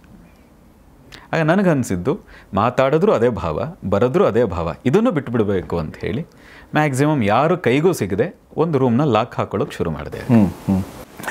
ಸೊ ಯಾಕೆಂದರೆ ಈ ಮೌನದಲ್ಲಿರುವಂಥ ನಾನು ನೋಡಿದ್ದೀನಿ, ನಾನು ಅವ್ರಿಗೆ ಹೇಳಿದ್ದೀನಿ ಕೂಡ. ಮೌನದಲ್ಲಿ ಇದ್ಕೊಂಡು ಮೂಕ ಭಾಷೆಯಲ್ಲಿ ಮಾತಾಡೋದೆಲ್ಲ ಟ್ರೈ ಮಾಡ್ತಾರೆ ಹೀಗೆ. ಸೊ ಮೌನದ ಜೊತೆಗೆ ಏಕಾಂತನೂ ತುಂಬ ಮುಖ್ಯ, ಭಾಳ ಮುಖ್ಯ. ಯಾಕೆಂದರೆ ಏಕಾಂತದಲ್ಲಿ ಇದ್ದಾಗ ನಿಮ್ಗೆ ಯಾರೋ ಮಾತಾಡಿಸ್ತಾರೆ, ಏನೋ ನಿಮಗೆ ಬಂದೇ ಬರುತ್ತೆ. ಸೊ ಹೀಗಾಗಿ ನೀವು ಬಹುಶಃ ಏಕಾಂತವನ್ನು ಪಡ್ಕೊಳ್ಳೋದೇ ಭಾಳ. ನೋಡಿ, ನಿಮ್ಮ ಜೊತೆ ನೀವು ಇರೋದನ್ನು ಕಲ್ತ್ರೆ, ನಿಮ್ಮ ಜೊತೆ ನೀವೇ ಪರ್ಮನೆಂಟ್. ಬರೋರು ಒಬ್ಬರೇ, ಹೋಗೋರು ಒಬ್ಬರೇ ಅಂತ ಏನು ಹೇಳ್ತಾರಲ್ಲ, ಹಾಗೆ ಇರೋರು ಬೇಕಾದರೂ ಕೆಲವು ದಿನನಾದರೂ, ಒಂದು ದಿನನಾದರೂ ನೀವು ಹೇಳಿದಾಗೆ ತಿಂಗಳಿಗೆ 1 ದಿನವೋ ಅಥವಾ ವರ್ಷದಲ್ಲಿ 3 ದಿನವೋ ನಿಮ್ಮ ಜೊತೆ ನೀವು ಇರೋದನ್ನು ಅಭ್ಯಾಸ ಮಾಡಿ. ಆಗ ನಿಮ್ಮತನ ಹೊರಗೆ ಬರ್ತದೆ. ನಿಮ್ಮ ನಿಜವಾದ ವ್ಯಕ್ತಿತ್ವ, ನಿಜವಾದ ಗುಣ ಎಲ್ಲವೂ ಕೂಡ ಹೊರಗೆ ಬರ್ಲಿಕ್ಕೆ ಶುರುವಾಗ್ತದೆ. ಓಕೆ. ಇದಕ್ಕೆ ಫ್ಯಾಮಿಲಿ ಸಪೋರ್ಟ್ ಕೂಡ ಬೇಕಾಗುತ್ತೆ. ಹೀಗಾಗಿ ನಿಮ್ಮ ಫ್ಯಾಮಿಲಿಯವ್ರನ್ನ ನೀವು ಅವ್ರನ್ನ ವಿಶ್ವಾಸಕ್ಕೆ ತೊಗೊಂಡಿದ್ದು ಮಾಡಿ. ಇಲ್ಲಾಂದ್ರೆ ಅವರು ಎಲ್ಲರೂ ಹೋಗ್ತಾರೆ. 3 ದಿನನಾದರೂ ಮನೆಯಲ್ಲಿ ಶಾಂತವಾಗಿರ್ತದೆ ಅಂತ. ಓಕೆ, ಜಸ್ಟ್ ಹಾಗೆ ಸುಮ್ಮನೆ ಮಾತಾಡ್ತಾರೆ ನನಗೆ, ಐ ಅಂಡರ್ಸ್ಟ್ಯಾಂಡ್. ಬಟ್ ಏನಂದರೆ ನಾನು ಒಂದ್ಸಲ ಅಂದರೆ ಮನಸ್ಸು ಮತ್ತು ದೇಹ ಎಲ್ಲವನ್ನೂ ಒಪ್ಪಿಸಿ ಅದನ್ನು ಮಾಡೋದು ಭಾಳ ಒಳ್ಳೆಯದು. ಅಂದರೆ ಯಾಕಂದರೆ ಒಂದು ಪ್ರಿಪ್ರೇಷನ್ ಬೇಕು. ನಾನು ಈ 3 ದಿನ ಹೀಗಿರಬೇಕು ಅನ್ನೋದು ಪ್ರಾರಂಭ ದಿನಗಳಲ್ಲಿ ಕಷ್ಟ ಆಗ್ತದೆ, 1 ದಿನ ಕಷ್ಟ ಆಗ್ತದೆ. ಇದನ್ನು ಪದೇ ವರ್ಷಕ್ಕೊಂದ್ಸರಿ ಪ್ರಾರಂಭ ಮಾಡಿದರೆ, ಅಥವಾ ತಿಂಗಳಲ್ಲಿ 1 ದಿನ, 6 ತಿಂಗಳಲ್ಲಿ 1 ದಿನ ಹೀಗೆ ಪ್ರಾರಂಭ ಮಾಡಿದರೆ ಖಂಡಿತ ನೀವು ಅದನ್ನು ಎಂಜಾಯ್ ಮಾಡ್ತೀರಿ. ತುಂಬ ಅದ್ಭುತವಾದ ಕ್ಷಣಗಳಾಗ್ತದೆ ಅದು. ಮತ್ತು ಒಳ್ಳೆಯ ಆಲೋಚನೆಗಳು ಬರ್ತವೆ. ನೋಡಿ, ಒಂದು ಒಳ್ಳೆಯ ಆಲೋಚನೆ ಇದೆಯಲ್ಲ, ನಿಮ್ಮ ಜೀವನವನ್ನೇ ಬದಲಾಯಿಸುತ್ತೆ. ಕರೆಕ್ಟ್. ಎಷ್ಟೆಷ್ಟು ಇವತ್ತು ದೊಡ್ಡ ಸಾಧಕರಿದ್ದಾರಲ್ಲ, ಈ ರೀತಿಯಾಗಿ ಪುಸ್ತಕ ಓದಿಯೋ ಅಥವಾ ಏಕಾಂತದಲ್ಲಿ ಕೂತು ನಾನು ಏನು ಮಾಡಬೇಕು ಅನ್ನೋ ಈ ಆಲೋಚನೆಯಿಂದಾಗಿ ಅವರು ದೊಡ್ಡದನ್ನು ಸಾಧನೆ ಮಾಡಿದ್ದಾರೆ. ಹಾಗಾಗಿ ನೀವು ಏನಾದರೂ ದೊಡ್ಡ ಸಾಧನೆ ಮಾಡಬೇಕು ಅಂತಿದ್ರೆ ಒಂದು ಒಳ್ಳೆಯ ಐಡಿಯಾ ಬೇಕು. ಇನ್ಯಾರನ್ನು ನೋಡಿದಾಗ ಅದು ನಿಮಗೆ ಸರಿ ಹೊಂದದೇ ಹೋಗ್ಬೋದು. ನೀವು ಕೂತು ಯೋಚನೆ ಮಾಡಿ, ನಾನು ಏನು ಮಾಡಬೇಕು, ಏನು ಮಾಡ್ತಾ ಇದ್ದೀನಿ. ಪಾರಮಾರ್ಥಿಕ ಬಿಟ್ಬಿಡಿ, ಆಧ್ಯಾತ್ಮಿಕ ಬಿಟ್ಬಿಡಿ, ಲೌಕಿಕದಲ್ಲೇ ನೀವು ಇನ್ನೂ ಚೆನ್ನಾಗಿ ಹೆಜ್ಜೆ ಇಡಬೇಕಾದ್ರೆ ಒಂದು ಕಡೆ ಬ್ರೇಕ್ ಕೊಡಿ, ಕುತ್ಕೊಳ್ಳಿ ಒಂದು ದಿನ ಅಥವಾ ವರ್ಷದಲ್ಲಿ ಒಂದು 3 ದಿನ ಕೂರಿ. ಅದು ನಿಮ್ಮ ಜೀವನಕ್ಕೆ ಬ್ರೇಕ್ ಕೊಡ್ತದೆ. ಸೊ ಮನೇಲೇ ಇರೋದು ಬೆಟ್ರ್ ಅಥವಾ ಹೊರಗಡೆ ಹೋಗೋದು ಬೆಟ್ರ್ ಅಂತ? ಏಕಾಂತ ಮನೆಯಲ್ಲೇ ಸಿಕ್ಕೋದಿದ್ರೆ ಮನೆ ಬಹಳ ಒಳ್ಳೆಯದು. ಇಲ್ಲಾಂದರೆ ಯಾವುದಾದ್ರೂ ಒಂದು, ಇವತ್ತೇನು ಜಾಗಗಳಿಗೆ ಕೊರತೆ ಇಲ್ಲ, ರೆಸಾರ್ಟ್ಗಳಿಗೆ ಕೊರತೆ ಇಲ್ಲ, ಆದರೆ ಅಲ್ಲಿ ಹೋಗಿ ಮತ್ತೆ ಮೋಜು ಮಸ್ತಿಲಿ ತೊಡಗಬಾರ್ದು ಅಷ್ಟೇ. ಆದರೆ ನನ್ನ ಪ್ರಕಾರ ಮನೆ ಬೆಸ್ಟ್. ಮನೆಯೇ ಬೆಸ್ಟ್ ಅಂತ ಅನ್ಸುತ್ತೆ ನನಗೆ. ಮನೆಯವ್ರಿಗೆಲ್ಲ ಹೇಳಿ ಅದನ್ನು ಮಾಡೋದು ಬೆಸ್ಟು, ಅವ್ರನ್ನ ಒಪ್ಪಿಸಿ. ಯಾಕೆಂದರೆ ಮತ್ತೆ ಇಲ್ಲಾಂದರೆ ಅವ್ರು ಡಿಸ್ಟರ್ಬೆನ್ಸ್ ಮಾಡ್ತಾರೆ, ಇಲ್ಲ ನೀವು ಆಮಿಷಕ್ಕೊಳಗಾಗ್ತೀರಾ ಮಾತಾಡಬೇಕು ಅಂತ ಅನಿಸಿ. ಸೊ ಹೀಗಾಗಿ ನನಗನ್ಸೋದು ಆ ಪ್ರಿಪ್ರೇಷನ್ ಇದೆಯಲ್ಲ, ಮನಸ್ಸನ್ನು ಒಪ್ಪಿಸಿ ನೀವು ಮಾಡೋದಿದೆಯಲ್ಲ, ಅದು ಮುಖ್ಯ. ಮನಸ್ಸು ಒಂದ್ಸಲ ಒಪ್ಕೊಂಡ್ರೆ ಏನು ನಮ್ಗೆ ತೊಂದರೆ ಆಗಲ್ಲ, ಯಾವುದೂ ಕಷ್ಟವೇ ಅಲ್ಲ. ಎಸ್, ಮನಸ್ಸು ಒಪ್ಪಿ ಅದಕ್ಕೆ ಪ್ರಿಪ್ರೇಷನ್ ಮಾಡಿ ನಾನು ಹೀಗಿರಬೇಕು ಅಂತ ಪ್ಲ್ಯಾನ್ ಮಾಡಿದರೆ ಇದು ದೊಡ್ಡ ಸಮಸ್ಯೆನೇ ಅಲ್ಲ. ಮನಸ್ಸಿನ ಬಗ್ಗೆ ಮಾತಾಡ್ತಾ ಇರಬೇಕಾದ್ರೆ ನನಗೆ ಒಂದು ಹಳೆ ಉಕ್ತಿ ನೆನಪು ಬಂತು. ಅಂದರೆ ನಾವು ಚಿಕ್ಕವರಿದ್ದಾಗ ಕೇಳಿರುವಂಥ ಮೊದಲನೇ ಒಂದು ನುಡಿಗಟ್ಟದು, ಮನಸ್ಸಿದ್ದಲ್ಲಿ ಮಾರ್ಗವಿದೆ ಅಂತ ಹೇಳಿ. ಕರೆಕ್ಟ್ ಗುರುಗಳೇ? ನಾವು ಫಸ್ಟ್ ಅಂದರೆ ಚಿಕ್ಕವರಿದ್ದಾಗ ಕೇಳಿರುವಂಥ ಶುಭಾಶಯಗಳನ್ನ ಬರೀಬೇಕಾದ್ರೆ ಮನಸ್ಸಿದ್ದಲ್ಲಿ ಮಾರ್ಗವಿದೆ, ಕಾಯಕವೇ ಕೈಲಾಸ, ಈ ಥರ ಎಲ್ಲ ಬರೆದು ನೆನಪು ಬಂತು. ಮತ್ತು ನನಗೆ ಅದ್ರ ಬಗ್ಗೆ ಕಂಪ್ಲೀಟ್ಲಿ ನಾನು ಅಗ್ರಿ ಕೂಡ ಮಾಡ್ತೀನಿ. ಮನಸ್ಸಿದ್ದಲ್ಲಿ ಮಾರ್ಗ ಇದೆ, ಮನಸ್ಸು ಮಾರ್ಗವನ್ನು ತೋರಿಸುತ್ತೆ ಅನ್ನೋದು ಕೂಡ ನಾನು ಅಗ್ರಿ ಮಾಡ್ತೀನಿ. ಆದರೆ ನಾವು ನಮ್ಮ ಜೀವನದಲ್ಲಿ ಕೆಲವೊಂದು ಪದಗಳನ್ನ ಬಳಸ್ತಾ ಇರ್ತೀವಲ್ವ, ಅಂದರೆ ಹಣೆ ಬರಹ, ವಿಧಿ ಬರಹ, ಅದೃಷ್ಟ, ಲಕ್ಕು ಸರಿ ಇಲ್ಲ ಅನ್ನೋದು ಮಾತನ್ನು ಬಳಸ್ತೀವಿ. ಸೊ ನೀವು ಕಳೆದ ಕೆಲವು ಸಂಚಿಕೆಗಳಲ್ಲಿ ಮನಸ್ಸಿನ ಶಕ್ತಿಯ ಬಗ್ಗೆ ಮಾತಾಡಿದ್ರಿ, ಮನಸ್ಸು ನಿಮ್ಮನ್ನು ಕೈ ಹಿಡಿದು ನಡೆಸೋದ್ರ ಬಗ್ಗೆ ಮಾತಾಡಿದ್ರಿ, ಮೌನದ ಬಗ್ಗೆ, ಏಕಾಂತದ ಬಗ್ಗೆ, ಮತ್ತು ಅದರಿಂದ ನಿಮಗೆ ದಾರಿ ಕಾಣುತ್ತೆ ಅನ್ನೋದ್ರ ಬಗ್ಗೆ ಕೂಡ ಮಾತಾಡಿದ್ರಿ. ಹಾಗಿದ್ದರೆ ಮನಸ್ಸೇ ಎಲ್ಲವೂ ಆಗಿದ್ದರೆ ಹಣೆ ಬರಹದ ಪಾತ್ರ ಏನು, ವಿಧಿ ಬರಹದ ಪಾತ್ರ ಏನು, ಅದೃಷ್ಟದ ಪಾತ್ರ ಏನು ಅನ್ನೋದು ಪ್ರಶ್ನೆ. ನೋಡಿ, ನೀವು ಮನಸ್ಸು ಏನು ಯೋಚನೆ ಮಾಡ್ತೀರಿ ಅದೇ ನಿಮ್ಮ ಹಣೆ ಬರುವ ಆಗೋದು. ಅದಕ್ಕೆ ನಾವು ಕರ್ಮ ಅಂತ ಕರಿತೀವಿ. ನೀವು ಏನು ಮಾಡ್ತಾ ಇದ್ರಿ, ಏನು ಯೋಚನೆ ಮಾಡಿದ್ರಿ, ಯಾವ ರೀತಿ ಬದುಕಿದ್ರಿ, ಅದೇ ನಿಮ್ಮ ಹಣೆ ಬರುವ ಹಾಗೆ ಕೆಲಸ ಮಾಡುವಂಥದ್ದು. ಅದನ್ನೇ ಕರ್ಮ, ವಿಧಿ, ನಿಯತಿ ಅಂತ ನಾವು ಕರಿತೀವಿ. ಬ್ಯೂಟಿಫುಲ್. ಓಕೆ. ಅಂದರೆ ನೋಡಿ, ಕಾಯ ವಾಚ ಮನಸ ತ್ರಿಕರಣ ಅಂತ ಕರಿತೀವಿ. ಕಾಯ ವಾಚ ಮನಸ. ನೀವು ದೇಹದಿಂದ ಏನು ಕೆಲಸ ಮಾಡ್ತೀರಿ ಅದು ಮಾತ್ರ ಕರ್ಮ ಅಲ್ಲ. ಮಾತು, ನೀವು ಯಾವ ರೀತಿ ಮಾತನ್ನಾಡ್ತೀರಿ, ಒಳ್ಳೆಯ ಮಾತನ್ನಾಡ್ತೀರೋ, ಬೇರೆ ರೀತಿ ಇನ್ನೊಬ್ಬರಿಗೆ ನೋವನ್ನು ಕೊಡುವ ರೀತಿ ಮಾತಾಡ್ತೀರೋ, ಅದು ಕೂಡ ಕರ್ಮಕ್ಕೆ ಕಾರಣ ಆಗ್ತದೆ. ಕೇವಲ ಅಷ್ಟೇ ಅಲ್ಲ, ಮನಸ್ಸಿನಲ್ಲಿ ಕೂಡ ನೀವು ಕಳ್ಳತನ ಮಾಡೋದಿದ್ದರೆ, ಇದು ನನ್ನ ಹತ್ರ ಬೇಕಾಗಿತ್ತು ಅನ್ನುವ ಭಾವ ನಿಮಗೆ ಬಂದರೆ, ನೀವು ಅದಕ್ಕೆ ಯೋಗ್ಯರಾಗಿರಲ್ಲ, ನೀವು ಅದಕ್ಕೆ ಯಜಮಾನ ಆಗಿರಲ್ಲ, ಆದರೆ ಆ ವಸ್ತು ನನಗೆ ಬೇಕು ಅನ್ನೋ ಭಾವ ಬಂದರೆ ಅದು ಕೂಡ ಕಳ್ಳತನವಾಗ್ತದೆ. ದಟ್ ಮೀನ್ಸ್ ಅದು ಕೂಡ ಕರ್ಮ ಆಗ್ತದೆ. ಹಾಗಾಗಿ ನೀವು ಏನು ಮನಸ್ಸಿನಲ್ಲಿ ಯೋಚನೆ ಮಾಡ್ತೀರೋ ಅದೇ ನಿಮಗೆ ಕರ್ಮವಾಗಿ, ಅಂದರೆ ಹಣೆ ಬರುವ ಹಾಗೆ ಕೆಲಸ ಮಾಡ್ತದೆ. ಈಗ ನೀವೇನು ಜ್ಯೋತಿಷ್ಯದಲ್ಲಿ ಹೇಳ್ತಾರೆ ಕುಂಡಲಿ ಅಂತ, ಯಾವ ಗ್ರಹಗಳು ಯಾವ ಮನೆಯಲ್ಲಿದೆ ಅನ್ನೋ ಒಂದು ಮಾತಿದೆ. ಆ ಮನೆಯಲ್ಲಿದ್ದರೆ ಅದಕ್ಕೆ ತಕ್ಕಂತೆ ಅದು ಕೆಲಸ ಮಾಡ್ತದೆ. ಹಾಗೆ ಅದು ನಿನ್ನ ಜೀವನವನ್ನು ರೂಪಿಸುವಂಥದ್ದು ಆ ಗ್ರಹಗಳು ಅಂತ. ಆದರೆ ಆ ಗ್ರಹಗಳು ಅಲ್ಲೇ ಯಾಕೆ ಕೂತಿದೆ? ನಾವು ಜ್ಯೋತಿಷ್ಯ ನಂಬದೇ ಇರುವಂಥದ್ದು ಅದು ಸೆಕೆಂಡ್ ಮಾಡಿ. ಆದರೆ ಅದೇ ಕೆಲಸ ಮಾಡ್ತದೆ ಅಂತಾದರೆ ಆ ಮನೆಗಳಲ್ಲೇ, ಇಷ್ಟನೇ ಮನೆಯಲ್ಲೇ ಈ ಗ್ರಹ ಕುತ್ಕೋಬೇಕು ಅಂತ ಹೇಗಾಯಿತು? ಹಾಗೆ ಕುತ್ಕೊಳ್ಳೋ ಸಮಯಕ್ಕೆ ನೀನು ಯಾಕೆ ಈ ಭೂಮಿಗೆ ಬಂದೆ? ದಟ್ ಮೀನ್ಸ್ ನೀವೇನು ಕರ್ಮ ಮಾಡಿದ್ರಿ, ನೀವೇನು ಮನಸ್ಸಲ್ಲಿ ಯೋಚನೆ ಮಾಡಿ ಕೆಲಸ ಮಾಡಿದ್ರಿ, ಆ ಕರ್ಮವಾಗಿ, ಆ ಕರ್ಮದ ಫಲವಾಗಿ ಆ ಗ್ರಹಗತಿಗಳು ಕೂಡ ಅಲ್ಲಿ ಕೂತಿದೆ. ಅದು ನಿಮಗೆ ರಿಫ್ಲೆಕ್ಟ್ ಮಾಡ್ತದೆ, ನಿನ್ನ ಜೀವನ ಹೀಗಿದೆ ಅನ್ನೋದನ್ನು ಹೇಳುತ್ತದೆ ಅನ್ನೋದನ್ನು ಜ್ಯೋತಿಷ್ಯದ ಪ್ರಕಾರ ಹೇಳ್ತಾರೆ. ಹಾಗೆ ನೀವೇನು ಯೋಚನೆ ಮಾಡಿದ್ರೋ, ಏನು ಮನಸ್ಥಿತಿಯಲ್ಲಿ ಇದ್ರೋ ಅದೇ ನಿಮ್ಮ ಹಣೆ ಬರಹ. ಓಕೆ.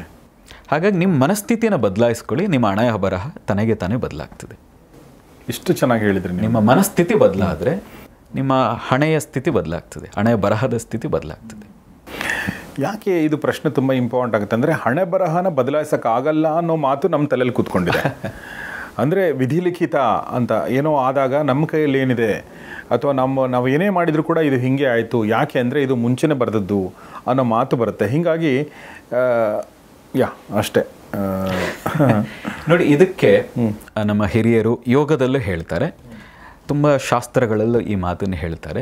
ನಿನ್ನ ಹಣೆ ಬರಹವನ್ನು ನಿನಗೆ ಬೇಕಾದಂತೆ ಬದಲಾಯಿಸ್ಕೋಬಹುದು. ನಿನಗೇನು ಕರ್ಮ ಈಗ ಅನುಭವಿಸ್ತಾ ಇದೆಯಾ ಆ ಕರ್ಮಕ್ಕೆ ಬ್ರೇಕ್ ಹಾಕಬಹುದು. ಅದಕ್ಕೆ ಹೆಸರು ಪ್ರತಿಪ್ರಸವ ಅಂತ. ಪ್ರತಿಪ್ರಸವ ಅಂತ ಕರೀತಾರೆ. ಓಕೆ. ಈಗ ಹೀಗಾಗಬೇಕಾಗಿತ್ತು ನಿನ್ನ ಜೀವನದಲ್ಲಿ ಅಂತಿದ್ದರೆ ಆಗ ಆಗದ ಹಾಗೆ ನೀನು ಅದನ್ನು ರೂಪಾಂತರ ಮಾಡ್ಕೋಬಹುದು. ಹಾಗೆ ಮಾಡಿಕೊಳ್ಳೋದಕ್ಕೆ ಹೆಸರು ಪ್ರತಿಪ್ರಸವ. ಅದನ್ನು ಪತಂಜಲಿ ಕೂಡ ಹೇಳ್ತಾರೆ. ಅದನ್ನು ಸಾಕಷ್ಟು ಜನ ಯೋಗಿಗಳು, ಸಿದ್ಧ ಪುರುಷರೇ ಹೇಳ್ತಾರೆ. ನಿನ್ನ ಜೀವನವನ್ನು ನೀನು ರೂಪಾಂತರಿಸ್ಕೋಬೋದು. ಎಲ್ಲವೂ ನಿನ್ನ ಕೈಲಿದೆ, ಎಲ್ಲವೂ ನಿನ್ನ ಮನಸ್ಥಿತಿ ಅನ್ನೋದನ್ನು ಹೇಳ್ತಾರೆ. ಹಾಗಾಗಿ ಉಪನಿಷತ್ತುಗಳಲ್ಲಿ ಹೇಳ್ತಾರೆ, ಮನಯೇವ ಮನುಷ್ಯಾಣಂ ಕಾರಣಂ ಬಂಧ ಮೋಕ್ಷಯೋ. ಮನಸ್ಸೇ ಬಂಧನಕ್ಕೂ ಮೋಕ್ಷಕ್ಕೂ ಕಾರಣ. ಹೀಗೇನು ಬಂಧನಗಳಿಗೆ ಸಿಗಹಾಕ್ಕೊಂಡಿದೆಯೇ, ಈ ಜಂಜಾಟಗಳಿಗೆ ಸಿಗಹಾಕ್ಕೊಂಡಿದೆ, ಕಾರಣ ನಿನ್ನ ಮನಸ್ಸು. ಅಲ್ಲಿಂದ ಹೊರಗೆ ಬರಬೇಕಾದ್ರೆ ಅದಕ್ಕೂ ದಾರಿ ತೋರಿಸ್ಬೇಕಾಗಿದ್ದೇ ಮನಸ್ಸು. ಓಕೆ. ಹಾಗಾಗಿ ಆ ಮನಸ್ಥಿತಿಯಿಂದ ನೀನು ಹೊರಗೆ ಬಾ, ನಿನ್ನ ಇಡೀ ಜೀವನದ ಸ್ಥಿತಿ ಚೇಂಜ್ ಆಗ್ತದೆ. ಆ ಭಾವದಿಂದ ಹೊರಗೆ ಬಾ, ಬದುಕು ತನಗೆ ತಾನೇ ಬದಲಾಗ್ತದೆ. Okay okay. ಬಟ್ ಈ ಈ ಶಬ್ದ ನಾನು ಮೊದಲನೇ ಬಾರಿಗೆ ಕೇಳ್ತಾರೆ, ಅದು ಪ್ರತಿಪ್ರಸವ ಅಂತ. ಪ್ರತಿಪ್ರಸವ ಅಂದರೆ ಇನ್ನೊಂದು ಹುಟ್ಟು ಅಂತನ ಅರ್ಥ? ಇಲ್ಲ, ಇನ್ನೊಂದು ಹುಟ್ಟು ಅಲ್ಲ. ಸಂಸ್ಕೃತದಲ್ಲಿ ತುಂಬ ಅರ್ಥಗಳು ವಿಂಗಡಣೆ ಆಗ್ತದೆ. ದೇವರು ಅವರು ಮಹಾದರ್ಶನದಲ್ಲಿ ಇದನ್ನು ಹೇಳ್ತಾರೆ. ಮಹಾಪ್ರಸವ ಅಂದರೆ ನಿನ್ನ ಕರ್ಮಕ್ಕೆ ಬ್ರೇಕ್ ಹಾಕೋದು ಅನ್ನೋ ಬಹಳ ಸ್ಪಷ್ಟವಾದ ಒಂದು ಶಬ್ದ ಹೇಳ್ತಾರೆ. ಓಕೆ. ಇದನ್ನು ಪತಂಜಲಿ ಕೂಡ ಬಹುಶಃ 2ನೇ ಅಧ್ಯಾಯದಲ್ಲಿ ಎಲ್ಲೋ ಬರ್ತದೆ. ಅಲ್ಲೂ ಕೂಡ ಈ ಪ್ರತಿಪ್ರಸವವನ್ನು ಬಳಸ್ತಾರೆ. ಯೋಗಿ ಆದವನು ತನ್ನ ಜೀವನವನ್ನು ತನಗೆ ಬೇಕಾದಂತೆ ರೂಪಾಂತರಿಸ್ಕೊಳ್ಬೋದು, ತನಗೆ ಬೇಕಾದಂತೆ ಕಟ್ಕೋಬೋದು, ತನಗೆ ಬೇಕಾದಷ್ಟು ಸಮಯ ಬದುಕಬಹುದು, ಜೀವಿಸಬಹುದು, ಇಚ್ಛಾಮರಣಿಯೂ ಆಗಬಹುದು. ಈ ಹಂತದವರೆಗೆ ಯೋಗಿಗಳು ಈ ಪ್ರತಿಪ್ರಸವ ಅನ್ನೋ ಶಬ್ದವನ್ನು ನೀವು ವಿಸ್ತಾರ ಮಾಡ್ಕೋಬೋದು, ಎಲ್ಲದಕ್ಕೂ ವಿಸ್ತಾರ ಮಾಡ್ಬೋದು. ಆದರೆ ಅದಕ್ಕೆ ಕಾರಣ ನಿಮ್ಮ ಮನಸ್ಸು. ಅದನ್ನು ಅಮೃತ ಬಿಂದು ಉಪನಿಷತ್ತೇ ಹೇಳ್ತಾ ಇದೆ, ಮನಯೇವ ಮನುಷ್ಯಾಣಂ ಕಾರಣಂ ಬಂಧ ಮೋಕ್ಷಯೋಹೋ. ಮನಸ್ಸೇ ಎಲ್ಲದಕ್ಕೂ ಕಾರಣ. ಆದರೆ ನೀವೇ ಅಂದ್ಕೊಂಡಿದ್ದೀರಿ ಇದು ನಂಗೆ ಸಾಧ್ಯ ಇಲ್ಲ, ಇದು ನನ್ನ ಹಣೆ ಬರಹ, ನೀವೇ ಅಂದ್ಕೊಂಡಿದ್ದೀರಿ. ಇದು ಭಾಳ ಒಂದು ಸುಂದರವಾದ ಕಥೆ ಇದೆ.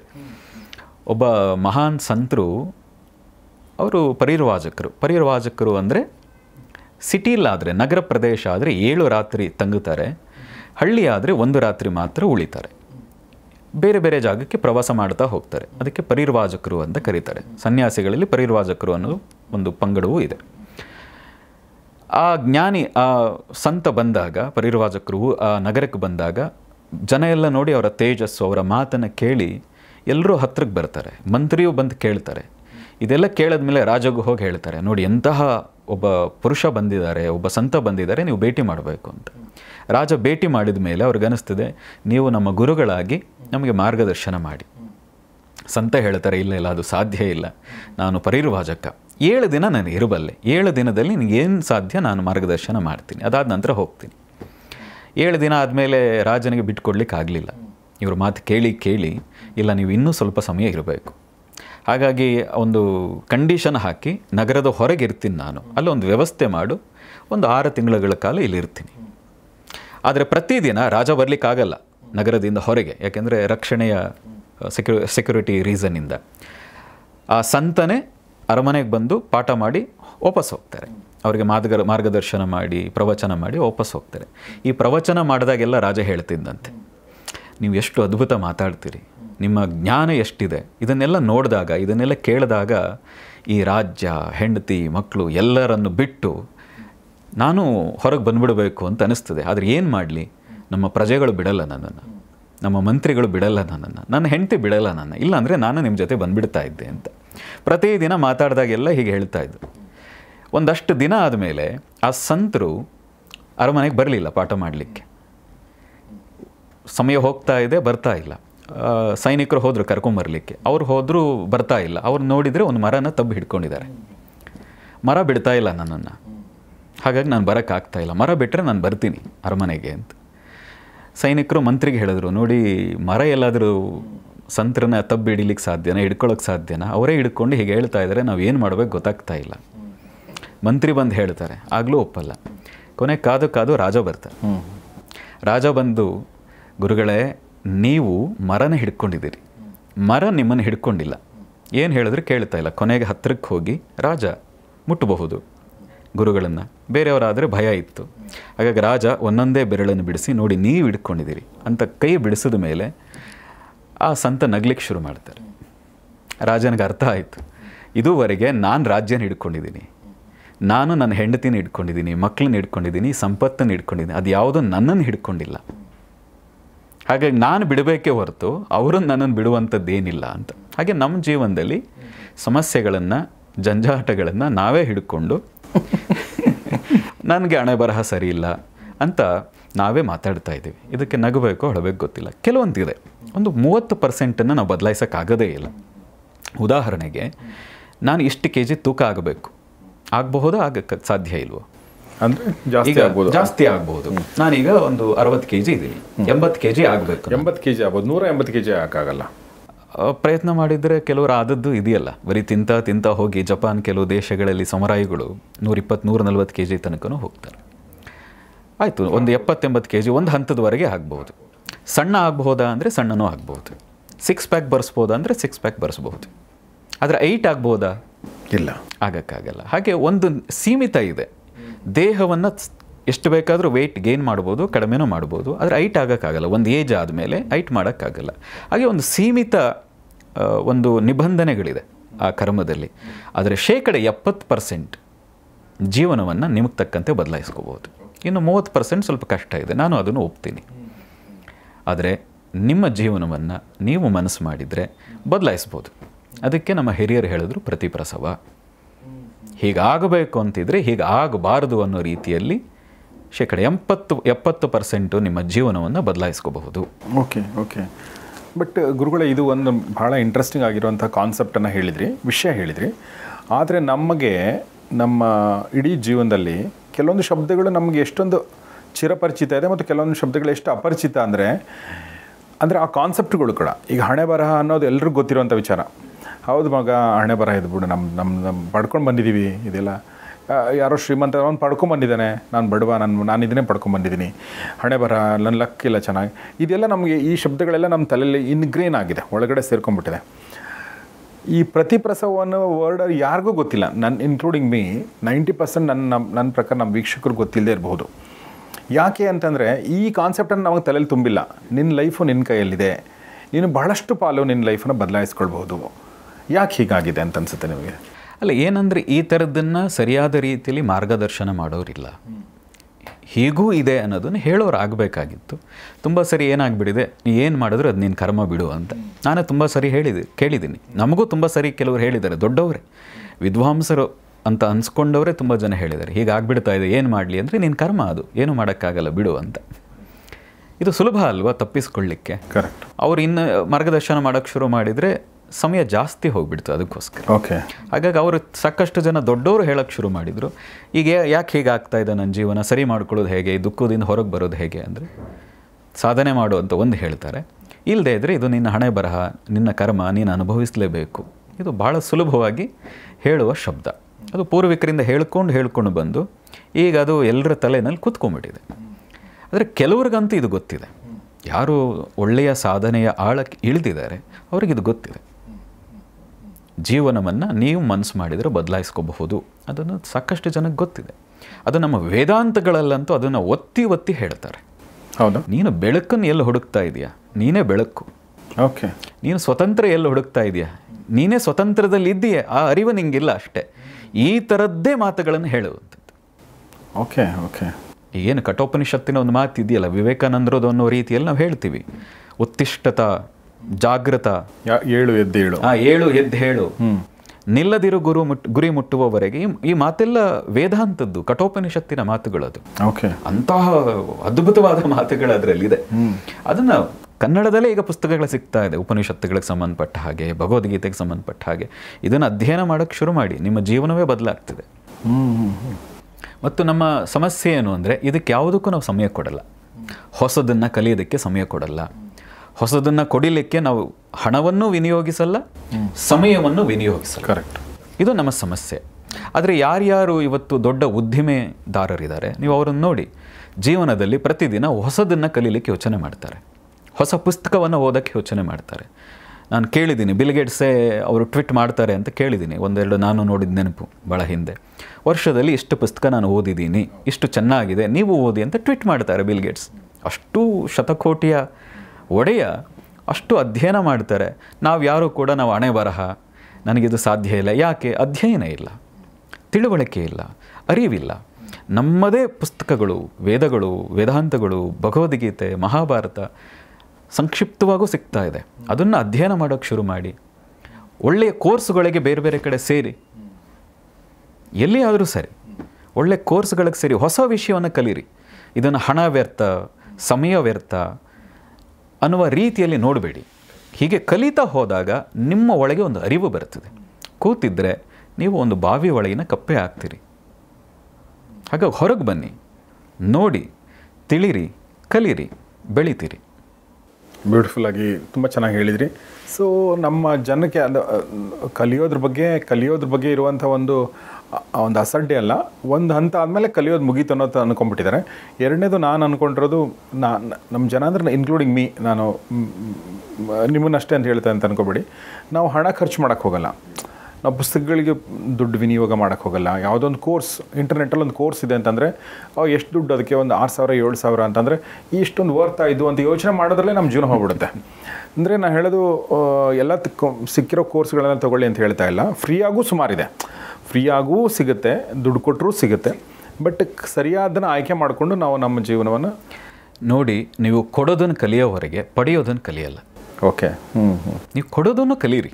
ಎಲ್ಲವನ್ನೂ ಪುಕ್ಕಟೆಯಾಗಿ ಉಚಿತವಾಗಿ ಸಿಗಬೇಕು ಅಂತ ಭಾವಿಸಬೇಡಿ. ನೀವು ಉಚಿತವಾಗಿ ಬಯಸ್ತಾ ಇದ್ದರೆ ನಿಮ್ಮಿಂದನೂ ಉಚಿತನೇ ಬಯಸ್ತಾರೆ. ಇದು ಋಷಿಗಳ ಕಾಲ ಅಲ್ಲ. ಋಷಿಗಳ ಕಾಲ ಆದರೆ ನೀವು ಆ ಋಷಿಗಳ ಜೊತೆಯಲ್ಲಿ ಆಶ್ರಮದಲ್ಲಿ ಇರಬೇಕಾಗಿತ್ತು.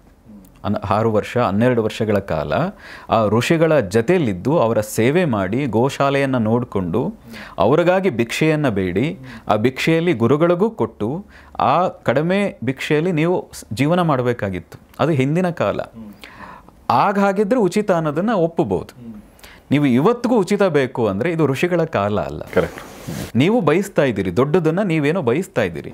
ನೀವು ದೊಡ್ಡದನ್ನು ಏನೋ ಬಯಸಬೇಕಾದ್ರೆ ನೀವು ತ್ಯಾಗ ಮಾಡದೆ, ನೀವು ಸಮಯವನ್ನು ತ್ಯಾಗ ಮಾಡದೆ, ಹಣವನ್ನು ಕೊಡದೆ, ನೀವು ದೊಡ್ಡದನ್ನು ನಿರೀಕ್ಷೆ ಮಾಡಿದ್ರೆ ನೀವು ಪಡೀಲಿಕ್ಕೆ ಅರ್ಹರಲ್ಲ ಅಂತ ನನ್ನ ಪ್ರಕಾರ. ಭಾಳ ಚೆನ್ನಾಗಿ ಹೇಳಿದ್ರಿ ಗುರುಗಳೇ. ಒಂದು ಲಾಸ್ಟಿಗೆ ಒಂದು ವಿಚಾರ ಕೇಳಬೇಕು ಅಂದ್ಕೊಂಡೆ. ಒಂದು, ನನಗೆ ನೀವು ಅಂದರೆ ಒಬ್ಬ ಸಾಮಾನ್ಯ ವ್ಯಕ್ತಿ, ನಮ್ಮ ಥರ ಒಬ್ಬ ಸಾಮಾನ್ಯ ವ್ಯಕ್ತಿ, ನಮಗೆ ಈಸಿಯಾಗಿ ಸಿಗುವಂಥ ಒಂದಷ್ಟು ಪುಸ್ತಕಗಳು ನೀವು ಕೊಟ್ಟರೆ, ನಾವು ಒಂದು 5 ಪುಸ್ತಕಗಳ ಹೆಸರು ಹೇಳಿದರೆ, ಈ ಪುಸ್ತಕಗಳನ್ನ ಓದಿ ನಿಮ್ಮ ಲೈಫ್ ಒಂದು ಒಳ್ಳೆ ದಾರಿ ಕಡೆ ನೀವು ಹೋಗಬಹುದು ಅನ್ನೋದಾದರೆ ಯಾವುದನ್ನು ಹೇಳಕ್ಕೆ ಇಷ್ಟ? ನೋಡಿ, ನಾನು ಮೊಟ್ಟ ಮೊದಲಿಗೆ ಹೇಳಿದೆ ಭಗವದ್ಗೀತೆ. ಪ್ರತಿನಿತ್ಯ ಒಂದು ಅಧ್ಯಾಯ ಓದಿ ಸಾಕು. ವ್ಯಾಖ್ಯಾನ ಓದಬೇಡಿ. ಏನು ಪೇಜ್ಗಟ್ಟಲೆ ವ್ಯಾಖ್ಯಾನಗಳಿರ್ತವೆ. ಆಯಾಯ ಮತ ಅವರ ಕಂಡದ್ದ ಸತ್ಯವನ್ನು ಅವರು ವಿಸ್ತಾರವಾಗಿ ಹೇಳಿರ್ತಾರೆ.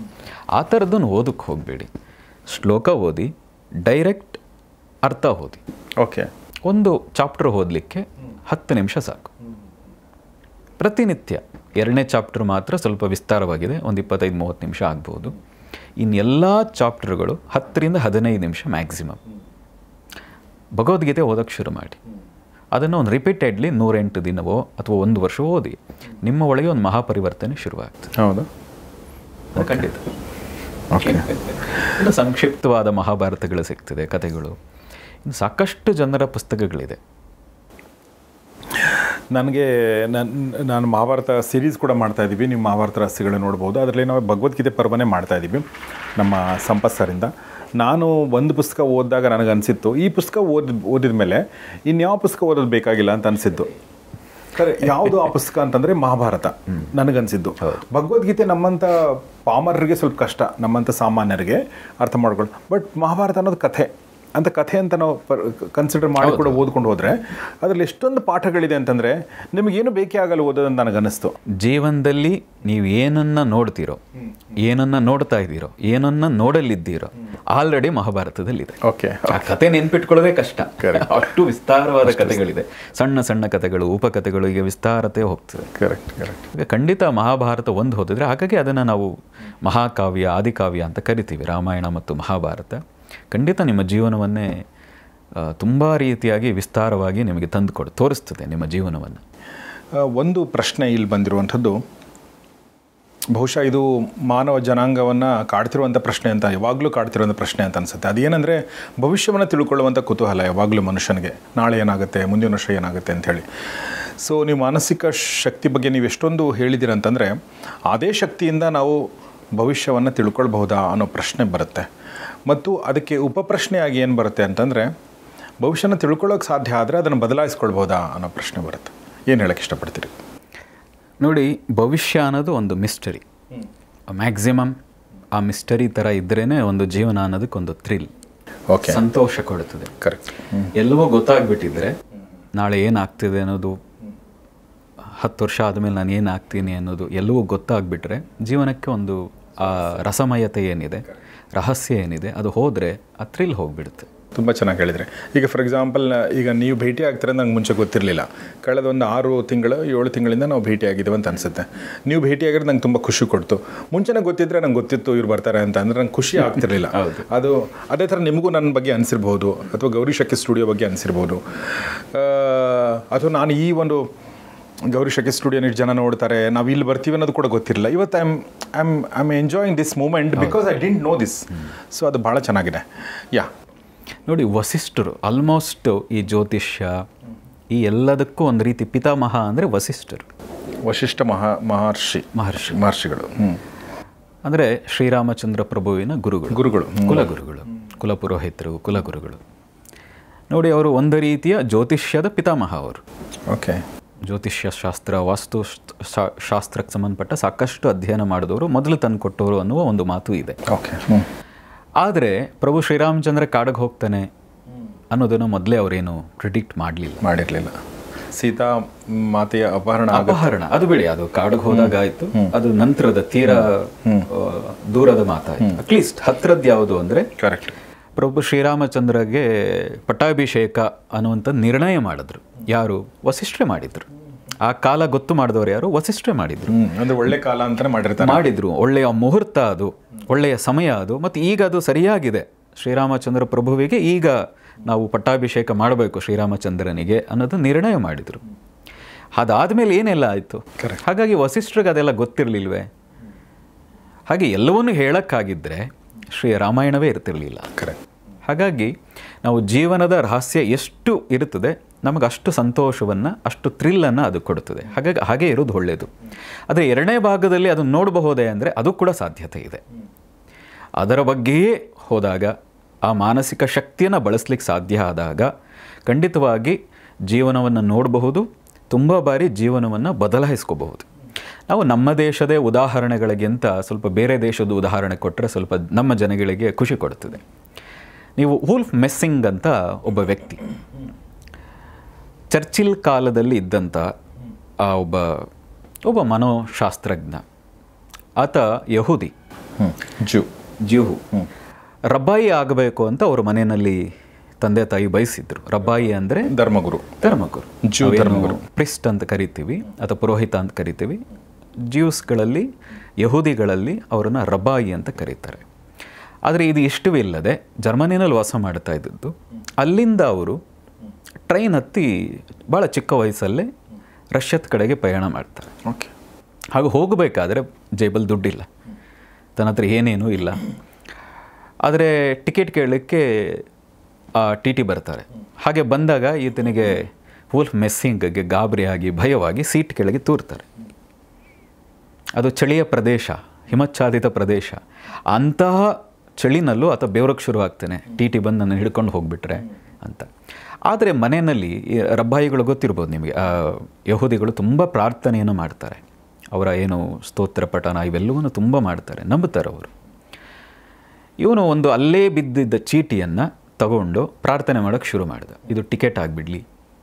ಒಬ್ಬ ಹುಡುಗ, ಅವನು 14-16 ವರ್ಷದ ಹುಡುಗ ಪ್ರಾರ್ಥನೆ ಮಾಡೋಕ್ಕೆ ಶುರು ಮಾಡಿದ, ಇದು ಟಿ ನೋಡಿದಾಗ ಟಿಕೆಟ್ ಆಗಿಬಿಡಲಿ ಅಂತ. ಟಿ ಗೊತ್ತಾಯಿತು, ಇವನು ಕೆಳಗಿದ್ದಾನೆ, ಸೀಟ್ ಕೆಳಗಿದ್ದಾನೆ. ಬಗ್ಗು ನೋಡಿದರೆ ಅಲ್ಲಿದೆ, ಟಿಕೆಟ್ ಎಲ್ಲೋ ನಿಂದು ಅಲ್ಲೇ ಹಾಕಿದೆಯಾ ಅಂತ. ಇವನು ಅಲ್ಲೇ ಬಿದ್ದಿದ್ದ ಚೀಟಿ ಪ್ರಾರ್ಥನೆ ಮಾಡಿ ಆತನ ಕೈ ಕೊಡು. ಅವನು ಟಿಕೆಟ್ ಇಟ್ಕೊಂಡು ನೀನು ಯಾಕೆ ಕೆಳಗಿದ್ದೀಯಾ ಅಂತ. ಅವ್ನು ರೈಟ್ ಮಾಡಿ ಟಿಕೆಟ್ ವಾಪಸ್ ತಗೋ ಅಂತ ಕೊಟ್ಟು, ಬಾ ಇಲ್ಲೇ ಸೀಟ್ ಖಾಲಿ ಇದೆ ಬಂದು ಕೂತ್ಕೋ ಅಂತ. ಅವನು ವಾಪಸ್ ಕೈಗೆ ಬಂದಮೇಲೆ ನೋಡಿದ್ರೆ ಅದು ಅರ್ಧ ಹೋಗಿರೋ ಯಾವುದೋ ಹಳೆ ಚೀಟಿ. ಅವನಿಗೆ ಆಶ್ಚರ್ಯ, ಅರೆ ಇದು ಹೇಗೆ ಸಾಧ್ಯ ಆಯಿತು? ಮನಸ್ಸಿಗೆ, ಪ್ರಾರ್ಥನೆಗೆ ಎಂಥ ಶಕ್ತಿ ಇದೆ ಅನ್ನೋದನ್ನು ಅವನು ಅದರ ಮೇಲೆ ಹೆಚ್ಚು ಅಧ್ಯಯನ ಮಾಡಲಿಕ್ಕೆ ಶುರು ಮಾಡಿದ. ಓಕೆ. ಎಲ್ಲಿವರೆಗೆ ಅಂತ ಹೇಳಿದ್ರೆ ಚರ್ಚಿಲ್ ಕೂಡ ಈ ವೂಲ್ಫ್ ಮೆಸ್ಸಿಂಗನ್ನು ಪರೀಕ್ಷೆ ಮಾಡ್ತಾನೆ. ನೀನು ಇಷ್ಟೆಲ್ಲ ಎಲ್ಲರೂ ನಿನ್ನ ಬಗ್ಗೆ ಮಾತಾಡ್ತಾ ಇದ್ದಾರೆ, ನಿನ್ನಲ್ಲಿ ಒಂದು ಅತಿಮಾನುಷ ಶಕ್ತಿ ಇದೆ ಅಂತ ಎಲ್ಲರೂ ಹೇಳ್ತಾ ಇದ್ದಾರೆ. ಇದು ಯಾವ ದೇಶ ಅಂತ ನಿಂಗೆ ಗೊತ್ತಿದೆ. ಈ ರಷ್ಯಾದಲ್ಲಿ ನೀನು ಈ ಥರದ್ದು ಮಾಡಿದರೆ ನಿನ್ನ ನೇಣಿಗೆ ಹಾಕಬೇಕಾಗ್ತದೆ. ನೀ ಪ್ರೂವ್ ಮಾಡು ನಿನ್ನಲ್ಲಿ ಅತಿಮಾನುಷ ಶಕ್ತಿ ಏನಿದೆ ಅಂತ. ಯಾರು ಹೇಳ್ತಾರೆ ಇದನ್ನು? ಚರ್ಚಿಲ್ ಅಲ್ಲ, ಬಟ್ ರಷ್ಯಾ ಸಾರಿ ಸ್ಟಾಲಿನ್ ಸಾರಿ ಸ್ಟಾಲಿನ್ ಸ್ಟಾಲಿನ್ ಹೇಳ್ತಾನೆ, ನೀನು ಇದು ನೀನು ಪ್ರೂವ್ ಮಾಡಬೇಕು, ನೀನು ಅತಿಮಾನುಷ ಶಕ್ತಿ ಏನಿದೆನೋ ಪ್ರೂವ್ ಮಾಡಬೇಕು. ಅದಕ್ಕೇನು ಮಾಡು, ಈ ಬ್ಯಾಂಕ್ಗೆ ಹೋಗಿ ಅಲ್ಲಿಂದ 2 ಲಕ್ಷ ಡ್ರಾ ಮಾಡ್ಕೊಂಬರ್ಬೇಕು. ಅವನ ಜೊತೆಗೆ ಒಬ್ಬ ಸೈನಿಕನನ್ನು ಕಳಿಸ್ತಾನೆ ಸ್ಟಾಲಿನ್. ಅಲ್ಲಿ ಹೋದರೆ ಅಲ್ಲೇ ಬಿದ್ದಿದ್ದಂಥ ಒಂದು ಚೀಟಿಯನ್ನು, ಬ್ಯಾಂಕ್ನಲ್ಲಿರುವಂಥ ಬೇಡದ ಚೀಟಿಯನ್ನು ತಗೊಂಡು ಬ್ಯಾಂಕ್ ಮ್ಯಾನೇಜರ್ ಹತ್ರಕ್ಕೆ ಹೋಗಿ, ನೋಡಿ ಇದು ನನ್ನ ಅಕೌಂಟ್ ಇಲ್ಲಿದೆ, ಈ ಅಕೌಂಟಿಂದ ನನಗೆ 2 ಲಕ್ಷ ಡ್ರಾ ಮಾಡಿಕೊಡಿ ಅಂತ ಕೊಡ್ತಾನೆ. ಬ್ಯಾಂಕ್ ಮ್ಯಾನೇಜರ್ ಅದನ್ನು ನೋಡಿ 2 ಲಕ್ಷ ಡ್ರಾ ಮಾಡಿ ಕ್ಯಾಶನ್ನು ಎತ್ತಿಕೊಟ್ಟು ರೈಟ್ ಮಾಡಿ ಕಳಿಸ್ತಾನೆ. ವಾಪಸ್ ಬಂದು ಕೇಳ್ತಾನೆ, ಆ ಚೀಟಿನ ಒಂದ್ಸರಿ ಚೆಕ್ ಮಾಡಿ ಅಂತ. ಸ್ವಲ್ಪ ತಾದ ಮೇಲೆ ಮತ್ತೆ ಬಂದು ಹೇಳ್ತಾನೆ, ಆ ಚೀಟಿ ಚೆಕ್. ಯಾರು ಕೇಳ್ತಾನೆ?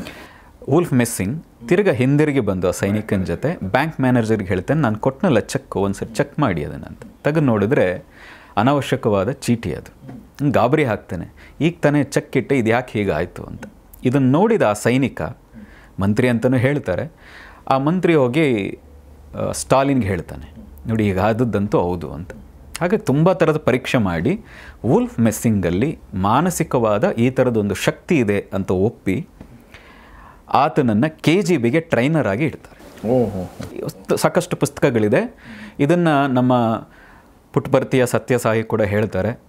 ನಾನು ಚಿಕ್ಕ ವಯಸ್ಸಿನವನಾಗಿದ್ದಾಗ ಟ್ರೈನ್ನಲ್ಲಿ ಹೋಗ್ತಾ ಇದ್ದಂಥ ವುಲ್ಫ್ ಮೆಸ್ಸಿಂಗ್ ನಾನು ಅಲ್ಲಿ ಕೂತಿರೋದನ್ನು ನೋಡಿ, ನನ್ನಲ್ಲಿರುವಂಥ ದೈವತ್ವವನ್ನು ನೋಡಿ, ಆ ಟ್ರೈನಿಂದ ಇಳಿದು ಬಂದು ಅಲ್ಲಿಂದ ಜಂಪ್ ಮಾಡಿ ಬಂದು ನನ್ನನ್ನು ಮಾತಾಡಿಸಿ ಆಶೀರ್ವಾದ ಮಾಡಿ ಹೋದ ಅಂತ ಸತ್ಯಸಾಯಿ ಕೂಡ ಹೇಳ್ತಾರೆ. ಓಕೆ.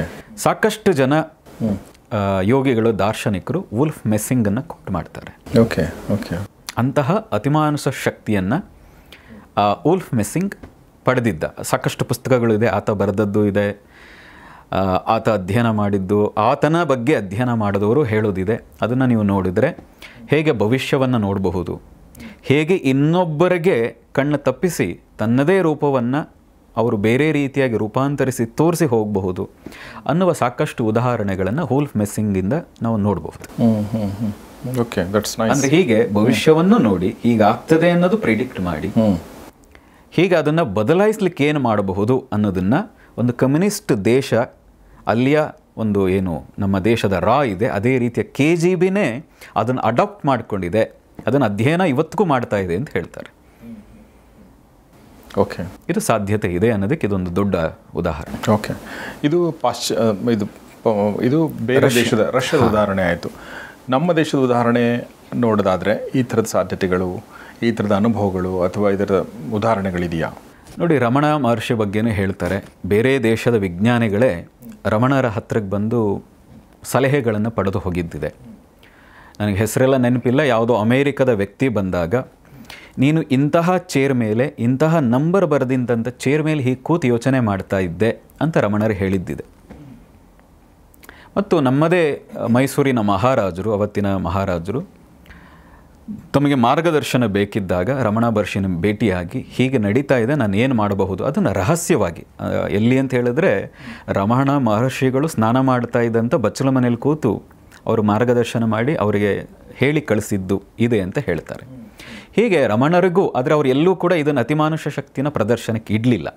ನಮ್ಮ ದೇಶದಲ್ಲಿ ಒಂದಿದೆ, ಅತಿಮಾನುಷ ಶಕ್ತಿ ಅನ್ನುವಂಥದ್ದು ಪ್ರದರ್ಶನವಾಗಬಾರದು ಮತ್ತು ಅದರಿಂದ ಜನ ಆಕರ್ಷಿತರಾಗ್ತಾರೆ, ಒಳ್ಳೆಯ ಸಾಧಕರು ತಯಾರಾಗಲ್ಲ ಅನ್ನೋ ಕಾರಣಕ್ಕೋಸ್ಕರವಾಗಿ ನಮ್ಮ ಯೋಗಿಗಳು, ನಮ್ಮ ಮಹರ್ಷಿಗಳು ಸಾಮಾನ್ಯವಾಗಿ ಅದನ್ನು ಹೊರಗಡೆಗೆ ತಂದು ಕೊಡಲ್ಲ, ತೋರಿಸಲ್ಲ ಅದನ್ನು.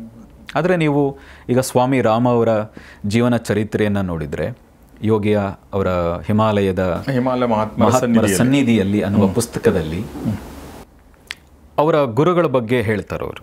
ನನಗೆ ಒಮ್ಮೆ ನಾನು ಚಿಕ್ಕ ವಯಸ್ಸಿನಲ್ಲಿದ್ದಾಗ ಒಬ್ಬ ಜ್ಯೋತಿಷಿ ಹೇಳ್ತಾರೆ, ನಿನ್ನ ಆಯಸ್ಸು ಇಷ್ಟೇ, ಅದ್ರ ಮೇಲೆ ನೀನು ಬದುಕಲ್ಲ ಅನ್ನೋದನ್ನು ನಮ್ಮ ತಂದೆ ತಾಯಿಗೆ ಹೇಳಬೇಕಾದ್ರೆ ನಮ್ಮ ಗುರುಗಳು ಬರ್ತಾರೆ, ಬಂಗಾಳಿ ಬಾಬಾ ಬಂದು ಹೇಳ್ತಾರೆ, ಅದೇಗೆ ಅವರು ಬದುಕ್ತಾನೆ, ಪೂರ್ಣ ಆಯುಷ್ಯವನ್ನು ಅನುಭವಿಸ್ತಾನೆ, ನಾನು ಗ್ಯಾರಂಟಿ ಅಂತ ಹೇಳಿದ್ರು. ಮತ್ತು ಅದೇ ರೀತಿ ಆಯಿತು. ಅವನು ಆ ಜ್ಯೋತಿಷಿ ಹೇಳಿದ ಟೈಮ್ನಲ್ಲಿ ನಾನು ಬೆಟ್ಟದಿಂದ ಬಿದ್ದು ಮರಣ ಸಹ್ಯೆ ಏನು ಇತ್ತು ಆ ಒಂದು ಪರಿಸ್ಥಿತಿಗೆ ಹೋದೆ, ಮುಳ್ಳುಗಳೆಲ್ಲ ಚುಚ್ಚಿಕೊಂಡು.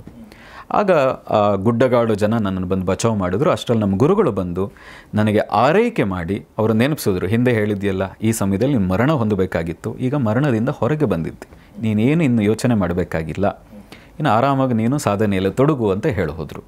ಈಗ ಕೆಲವು ಯೋಗಿಗಳಿಗೆ ಮುಂದೆ ಏನಾಗಬಹುದು ಅದನ್ನು ತಪ್ಪಿಸೋದು ಹೇಗೆ ಅನ್ನೋದು ಗೊತ್ತಾಗ್ತದೆ. ಆದರೆ ಸಾಕಷ್ಟು ಜನ ನಮ್ಮ ಭಾರತದ ಯೋಗಿಗಳು ಇದಕ್ಕೆ ಹೆಚ್ಚು ಪ್ರಾಶಸ್ತ್ಯವನ್ನು ಕೊಡಲ್ಲ. ಓಕೆ, ಕೊಡಲ್ಲ. ಯೋಗದಾಗೆಲ್ಲ ಐತೆ ಆ ಮುಕುಂದೂರು ಸ್ವಾಮಿಗಳು ಬಗ್ಗೆನೂ ಬೆಳಗೆರೆ ಕೃಷ್ಣಶಾಸ್ತ್ರಿಗಳು ಹೇಳ್ತಾರೆ. ಅವರಿಗೆ ಗೇರು ಹಣ್ಣು ಅಂತ ಕರೀತಾರೆ, ಅದು ಗೇರಣ್ಣು, ಅದರ ಹಾಲು ಬಿದ್ದು ಮೈಯೆಲ್ಲ ಸುಟ್ಟು ಹೋಗಿತ್ತು. ಕರೆಕ್ಟ್. ಆ ಗೋಡಂಬಿಯನ್ನು ತಯಾರು ಮಾಡ್ತಾರೆ, ಗೇರು ಹಣ್ಣು. ಆ ಹಣ್ಣು ತಿನ್ನಲಿಕ್ಕೆ ರುಚಿ, ಆದರೆ ಅದರ ಹಾಲು ಬಿದ್ದರೆ ಒಂದು ಆಸಿಡ್ ಥರ ಸುಟ್ಟು ಹೋಗಿಬಿಡ್ತದೆ. ಅವರು ಮೈ ಮೇಲೆಲ್ಲ ಬಿದ್ದು ಹಾಗಿದ್ದಾಗ ನಾನಿನ್ನು ಬದುಕಲ್ಲ ಸತ್ತು ಹೋಗ್ತೀನಿ ಅಂತ ಅನ್ನೋ ಸ್ಥಿತಿಲಿದ್ದಾಗ ಮುಕುಂದೂರು ಸ್ವಾಮಿಗಳು ಬಂದಿರುತ್ತೆ. ಇವರು ಅಂದ್ಕೊಂಡ್ರು ಮುಕುಂದೂರು ಸ್ವಾಮಿಗಳ ಬಗ್ಗೆ ಸಾಕಷ್ಟು ಗೊತ್ತಿತ್ತು ಅವರಿಗೆ. ಅವರು ಮಾಡಿದ ಪವಾಡಗಳು, ಜೇಬಿನಿಂದ ಒಂದೊಂದೇ ಹಣ್ಣುಗಳನ್ನು ತೆಗೆದು ಇಡೀ ಊರಿನ ಜನಕ್ಕೆ ಹಂಚುತ್ತಾ ಇದ್ದದ್ದು, ಖಾಲಿ ಕೈಯಿಂದ ಅವರು ವಸ್ತುಗಳನ್ನು ಕೊಡ್ತಾ ಇದ್ದದ್ದು ಮುಕುಂದೂರು ಸ್ವಾಮಿಗಳನ್ನು ಪ್ರತ್ಯಕ್ಷವಾಗಿ ನೋಡಿದವರು ಬೆಳಗೆರೆ ಕೃಷ್ಣಶಾಸ್ತ್ರಿಗಳು. ಆಗ ಇವರು ಬಂದು ನನ್ನನ್ನು ಆಶೀರ್ವಾದ ಮಾಡಿ ಗುಣ ಮಾಡಿಬಿಡ್ತಾರೆ ಅಂತ. ಆದರೆ ಮುಕುಂದೂರು ಸ್ವಾಮಿಗೆ ಹೇಳಿದ್ರಂತೆ, ಈಗ ಬಂದದೆ ಅಂದಮೇಲೆ ಅವ್ರು ಮಾತಾಡ್ತಾ ಇದ್ದದ್ದು ಹಳ್ಳಿ ಭಾಷೆ. ಮುಕುಂದೂರು ಸ್ವಾಮಿಗಳು ಅವ್ರು ಹೇಳಿದಂತೆ, ಈಗ ಆಗದೆ ಅಂದಮೇಲೆ ಯಾವಾಗಲೂ ಹೋಯ್ತದೆ ಬಿಡು ಅದು ಅಂತ. ಮಧ್ಯದಲ್ಲಿ ಬಂದದೆ ಅಂದಮೇಲೆ ಅದು ಮಧ್ಯದಲ್ಲೇ ಹೋಯ್ತದೆ, ಪರ್ಮನೆಂಟ್ ಏನು ಇರಲ್ಲ ಬಿಡು, ಸರಿ ಹೋಗ್ತೀವಿ ಬಿಡು ನೀನು ಅಂತ. ಅಂದರೆ ನಮ್ಮ ಗುರುಗಳು ಅವರು ಮನಸ್ಸು ಮಾಡಿದರೆ ಚಿಟಿಕೆ ಹೊಡೆಯೋಷ್ಟರಲ್ಲಿ ಗುಣ ಮಾಡ್ಬೋದಾಗಿತ್ತು.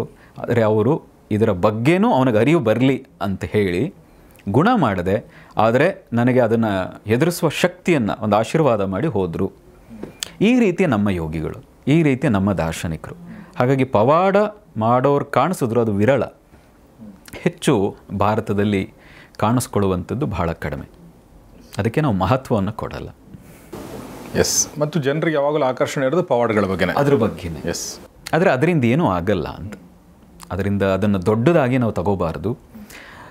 ಸಾಕಷ್ಟು ಜನ ಯೋಗಿಗಳು ಹೇಳ್ತಾರೆ, ರಮಣರು ಕೂಡ ಭಾಳ ಸ್ಪಷ್ಟವಾಗಿ ರಮಣ ಮಹರ್ಷಿಗಳು ಹೇಳ್ತಾರೆ, ಪವಾಡವನ್ನು ನೋಡಿ ವ್ಯಕ್ತಿಯನ್ನು ಹತ್ತಿರಕ್ಕೆ ಹೋಗಬೇಡಿ, ದೈವತ್ವವನ್ನು ಅಳಿಬೇಡಿ. ನಾವು ಚಿಕ್ಕಂದಿನಲ್ಲಿದ್ದಾಗ ಬಹುಶಃ ಒಂದು ಕತೆ ಇತ್ತು ಅನಿಸುತ್ತೆ, ನಮ್ಮ ಟೆಕ್ಸ್ಟ್ ಬುಕ್ಕಲ್ಲಿತ್ತು, ಅದು ಎಲ್ಲಿ ಓದಿದ ನೆನಪಿಲ್ಲ ನನಗೆ. ಒಬ್ಬ ವ್ಯಕ್ತಿ ತುಂಬ ವರ್ಷಗಳ ಕಾಲ ಸಾಧನೆ ಮಾಡಿ ನೀರಿನ ಮೇಲೆ ನಡೆಯೋದನ್ನು ಕಲಿತಾನೆ. ಸುಮಾರು 30 ವರ್ಷ ಸಾಧನೆ ಮಾಡ್ತಾನೆ, ನೀರಿನ ಮೇಲೆ ನಡೆಯೋದು ಕಲಿತಾನೆ. ಆಮೇಲೆ ಅನ್ನೋದನ್ನು ಪ್ರದರ್ಶಿಸ್ತಾನೆ. ಅದನ್ನು ಒಬ್ಬ ಸ್ವಾಮಿಗಳಿಗೆ ಅದ್ರ ಸಂತರಿಗೂ ಕೂಡ ತೋರಿಸಿದಾಗ ಸಂತರು ಹೇಳ್ತಾರಂತೆ, ನೀನು ಯಾಕೆ 30 ವರ್ಷ ವೇಸ್ಟ್ ಮಾಡಿದೆ? ಒಬ್ಬ ಅಂಬಿಗನಿಗೆ ₹1 ಕೊಟ್ಟಿದ್ರೆ ಅವ್ನು ಹಿಂಗೆ ದಾಟಿಸ್ಕೊಂಡು ಹೋಗ್ತಿದ್ದ, ಇದನ್ನ ಯಾಕೆ ನೀನು ಇಷ್ಟು ವೇಸ್ಟ್ ಮಾಡಿದೆ ಟೈಮು ಅಂತಾರೆ. ಹಾಗೆ ಅಂದರೆ ಅದು ಬರ್ಬೋದು ನಿಮಗೆ, ಬಟ್ ಇಟ್ಸ್ ಆಫ್ ನೋ ಯಾರು ನಾವು ಅದಕ್ಕೆ ಮಹತ್ವ ಕೊಡಲ್ಲ. ಓಕೆ, ಇದು ಸ್ವಾಮಿಗಳ, ಸಂತರ ಮತ್ತು ದಾರ್ಶನಿಕರ ಮಾತಾಯಿತು. ಆದರೆ ಜನಸಾಮಾನ್ಯರಾದ ನಮಗೂ ಒಂದು ಕುತೂಹಲ ಇರುತ್ತೆ. ಅಂದರೆ ನೀವು ಹೇಳಿದ್ದನ್ನು ಒಪ್ಕೊಳ್ತಾನೆ ಈ ಪ್ರಶ್ನೆ ಕೇಳ್ತಿರೋದು. ಅಂದರೆ ಭವಿಷ್ಯನ ತಿಳ್ಕೊಳ್ಳೋದು ಒಂದು ಕಡೆ, ಅದರ ಭವಿಷ್ಯನ ಬದಲಾಯಿಸ್ಕೊಳ್ಬೋದು. ಅಂದರೆ ನಮ್ಮ ಜೀವನದಲ್ಲಿ ನಡೆಯುವಂಥ ಅವಘಡಗಳು, ನಮ್ಮ ಜೀವನದಲ್ಲಿ ನಡೆಯುವಂಥ ಅನಾಹುತಗಳನ್ನ ತಡಿಬಹುದಾ ಅನ್ನೋದೊಂದು ಯಾವಾಗಲೂ ಇದ್ದೇ ಇರುತ್ತೆ ಜನಸಾಮಾನ್ಯರಿಗೆ. ಏನು ಹೇಳಕ್ಕೆ ಇಷ್ಟ? ನೋಡಿ, ಇತ್ತೀಚೆಗೆ ನನ್ನ ಜೀವನದಲ್ಲೇ ಆದಂಥ ಘಟನೆ ಒಂದು ಹೇಳ್ತೀನಿ. ಓಕೆ. ಈಗ 2 ವರ್ಷಗಳ ಹಿಂದೆ ನಮ್ಮ ಮನೆ ಹತ್ತಿರದಲ್ಲೇ ಇದ್ದಂಥವರು, ಅವರ ತಂದೆಗೆ ಹುಷಾರು ತಪ್ಪಿತು. ಡಾಕ್ಟರ್ ಹೇಳಿದರು ಇವರು ಬದುಕೋದು ಭಾಳ ಕಷ್ಟ ಇನ್ನು ಅಂತ. ಆದರೆ ಮನೆಯವರಿಗೆಲ್ಲ ಆತಂಕ ಆಯಿತು, ಏನಾದರೂ ಮಾಡಬೇಕು, ಬದುಕಬೇಕು ಅಂತ. ಅವರು ಇನ್ನೊಂದು ಸ್ವಲ್ಪ ಟೈಮ್ ಆದರೂ ಅವ್ರು ಬದುಕಲಿ ಅಂತ ನನ್ನ ಹತ್ರಕ್ಕೆ ಬಂದರು. ನಾನೊಂದು ಶ್ರೀಫಲ ಅಂತ ಕರಿತೀವಿ, ಒಂದು ವಿಶೇಷವಾದ ತೆಂಗಿನ ಮರ, ಅದರಿಂದ ತರಿಸಿದ ಒಂದು ತೆಂಗಿನಕಾಯಿನ ನನಗೇನು ಗೊತ್ತಿತ್ತು ನನ್ನ ಅರೆ ಜ್ಞಾನದಲ್ಲಿ ಅದನ್ನು ಒಂದು ಪ್ರಾರ್ಥನೆ ಮಾಡಿ, ಪ್ರಾರ್ಥನೆಗೆ ಒಂದು ಶಕ್ತಿ ಇದೆ, ಪ್ರಾರ್ಥನೆ ಮಾಡಿ ಇದನ್ನು ಇಟ್ಕೊಂಡಿರಿ ನೋಡೋಣ ಅಂತ. ಆಶ್ಚರ್ಯ ಅಂದರೆ ಆ 2 ವರ್ಷದಿಂದ ಅವ್ರು ಎಲ್ಲೇ ಹೋದರೂ ಆ ತೆಂಗಿನಕಾಯಿನ ಶ್ರೀಫಲವನ್ನು ತಗೊಂಡು ಹೋಗ್ತಾಯಿದ್ರು. ಅದನ್ನು ಬಿಟ್ಟು ಬಂದಾಗೆಲ್ಲ ಹುಷಾರು ತಪ್ತಾಯಿದ್ರು. ಓಕೆ, ಇದನ್ನು ಹೇಗೆ ಬೇಕಾದರೂ ತಗೊಳ್ಳಿ, ನಂಬಿಕೆ, ಶ್ರದ್ಧೆ ಏನು ಬೇಕಾದರೂ ತಗೊಳ್ಳಿ. ಅವರು ಧಾರವಾಡದವರು, ಬೆಂಗಳೂರಿಗೆ ಅವರ ಅಳಿಯನ ಮನೆಗೆ ಬಂದಾಗೆಲ್ಲ ಹುಷಾರು ತಪ್ತಾಯಿದ್ರು. ಅವ್ರು ಅದಕ್ಕೆ ಅಳಿಯ ಹೇಳ್ತೆ ಅಂತೆ, ಗುರುಗಳು ಕೊಟ್ಟ ಫಲನ ಜೊತೆಗೆ ಬನ್ನಿ ಯಾವಾಗಲೂ ಅಂತ. ಹಾಗೆ ಬಂದಾಗೆಲ್ಲ ಹುಷಾರು ತಪ್ತಾ ಇರಲಿಲ್ಲ. ಈಗ ಒಂದು 3-4 ತಿಂಗಳಿಂದ ಏಜ್ ಕಾರಣಕ್ಕೆ ಆರೋಗ್ಯ ಹೆಚ್ಚು ಹಾಳಾಗ್ತಾ ಇತ್ತು. ಅವರು ನನ್ನನ್ನು ಕೇಳಿದ್ರು, ಮತ್ತೇನಾದರೂ ಮಾಡಬಹುದಾ? ಇಲ್ಲ, ಇನ್ನು ಏಜ್ ಆಗಿದೆ, ಇನ್ನೇನು ಸಾಧ್ಯ ಇಲ್ಲ, ಮತ್ತು ಬಿಟ್ಟುಬಿಡಿ ಅಂತ.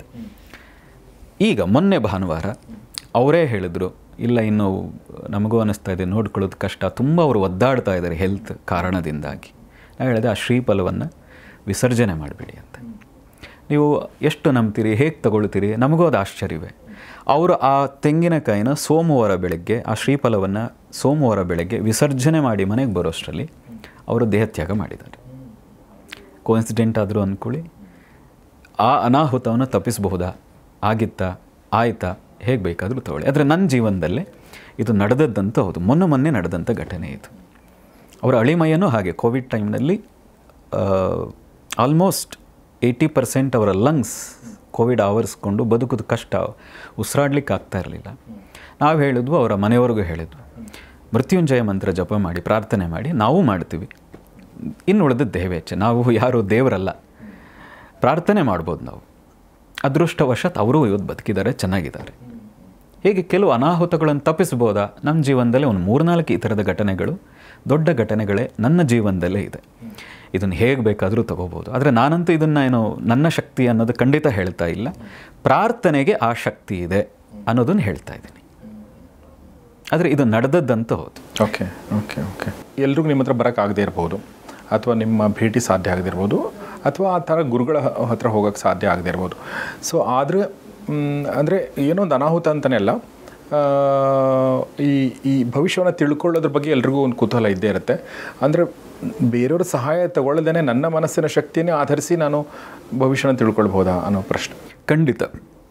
ನೋಡಿ, ಸ್ವಾಮಿ ಸತ್ಯಾನಂದ ಸರಸ್ವತಿ ಅಂತ ಬಿಯರ್ ಸ್ಕೂಲ್ ಆಫ್ ಯೋಗ ಏನಿದೆ ಅದರ ಸ್ಥಾಪಕರು, ಅವರೇನು ಹೇಳ್ತಾರೆ, ಈ ಯೋಗ ನಿದ್ರೆ ಅಂತ ನಾವೇನು ಕರಿತೀವಿ ಯೋಗದ ಭಾಷೆಯಲ್ಲಿ, ಇವತ್ತು ಮಾಡ್ರನ್ ಸೈಕಾಲಜಿಯಲ್ಲಿ ಅದನ್ನು ಸಂಮೋಹನ ಹಿಪ್ನೋಸಿಸ್ ಅಂತ ಕರೀತಾರೆ. ಮನಸ್ಸನ್ನು ಟ್ರಾನ್ಸ್ ಸ್ಟೇಟಿಗೆ ಕರ್ಕೊಂಡು ಹೋದರೆ ಮನಸ್ಸಿಗೆ ಎಲ್ಲವೂ ಗೊತ್ತಿದೆ.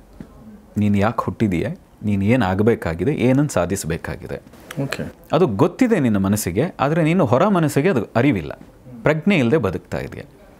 ಆದರೆ ಕಾನ್ಷಿಯಸ್ ಮೈಂಡನ್ನು ರಿಲ್ಯಾಕ್ಸ್ ಸ್ಟೇಟಿಗೆ ಕರ್ಕೊಂಡು ಹೋಗಿ ಸಬ್ಕಾನ್ಷಿಯಸ್ ಏನು ಚಿತ್ತ ಇದೆ, ಏನಿದೆ ಅಂತರ್ಪ್ರಜ್ಞೆ ಏನಿದೆ, ಅದನ್ನು ಜಾಗೃತಿ ಮಾಡಿ ಅದರ ಮಾತನ್ನು ಕೇಳಿಸ್ಕೊಳ್ಳೋಕೆ ಸಾಧ್ಯ ಆದರೆ ಬಹಳ ಸಮಯ ನಿಮ್ಮ ಮುಂದಿನ ಜೀವನದ ಬಗ್ಗೆ ನಿಮಗೆ ಅರಿವಾಗುವ ಸಾಧ್ಯತೆ ಇದೆ ಅಂತ ಹೇಳ್ತಾರೆ.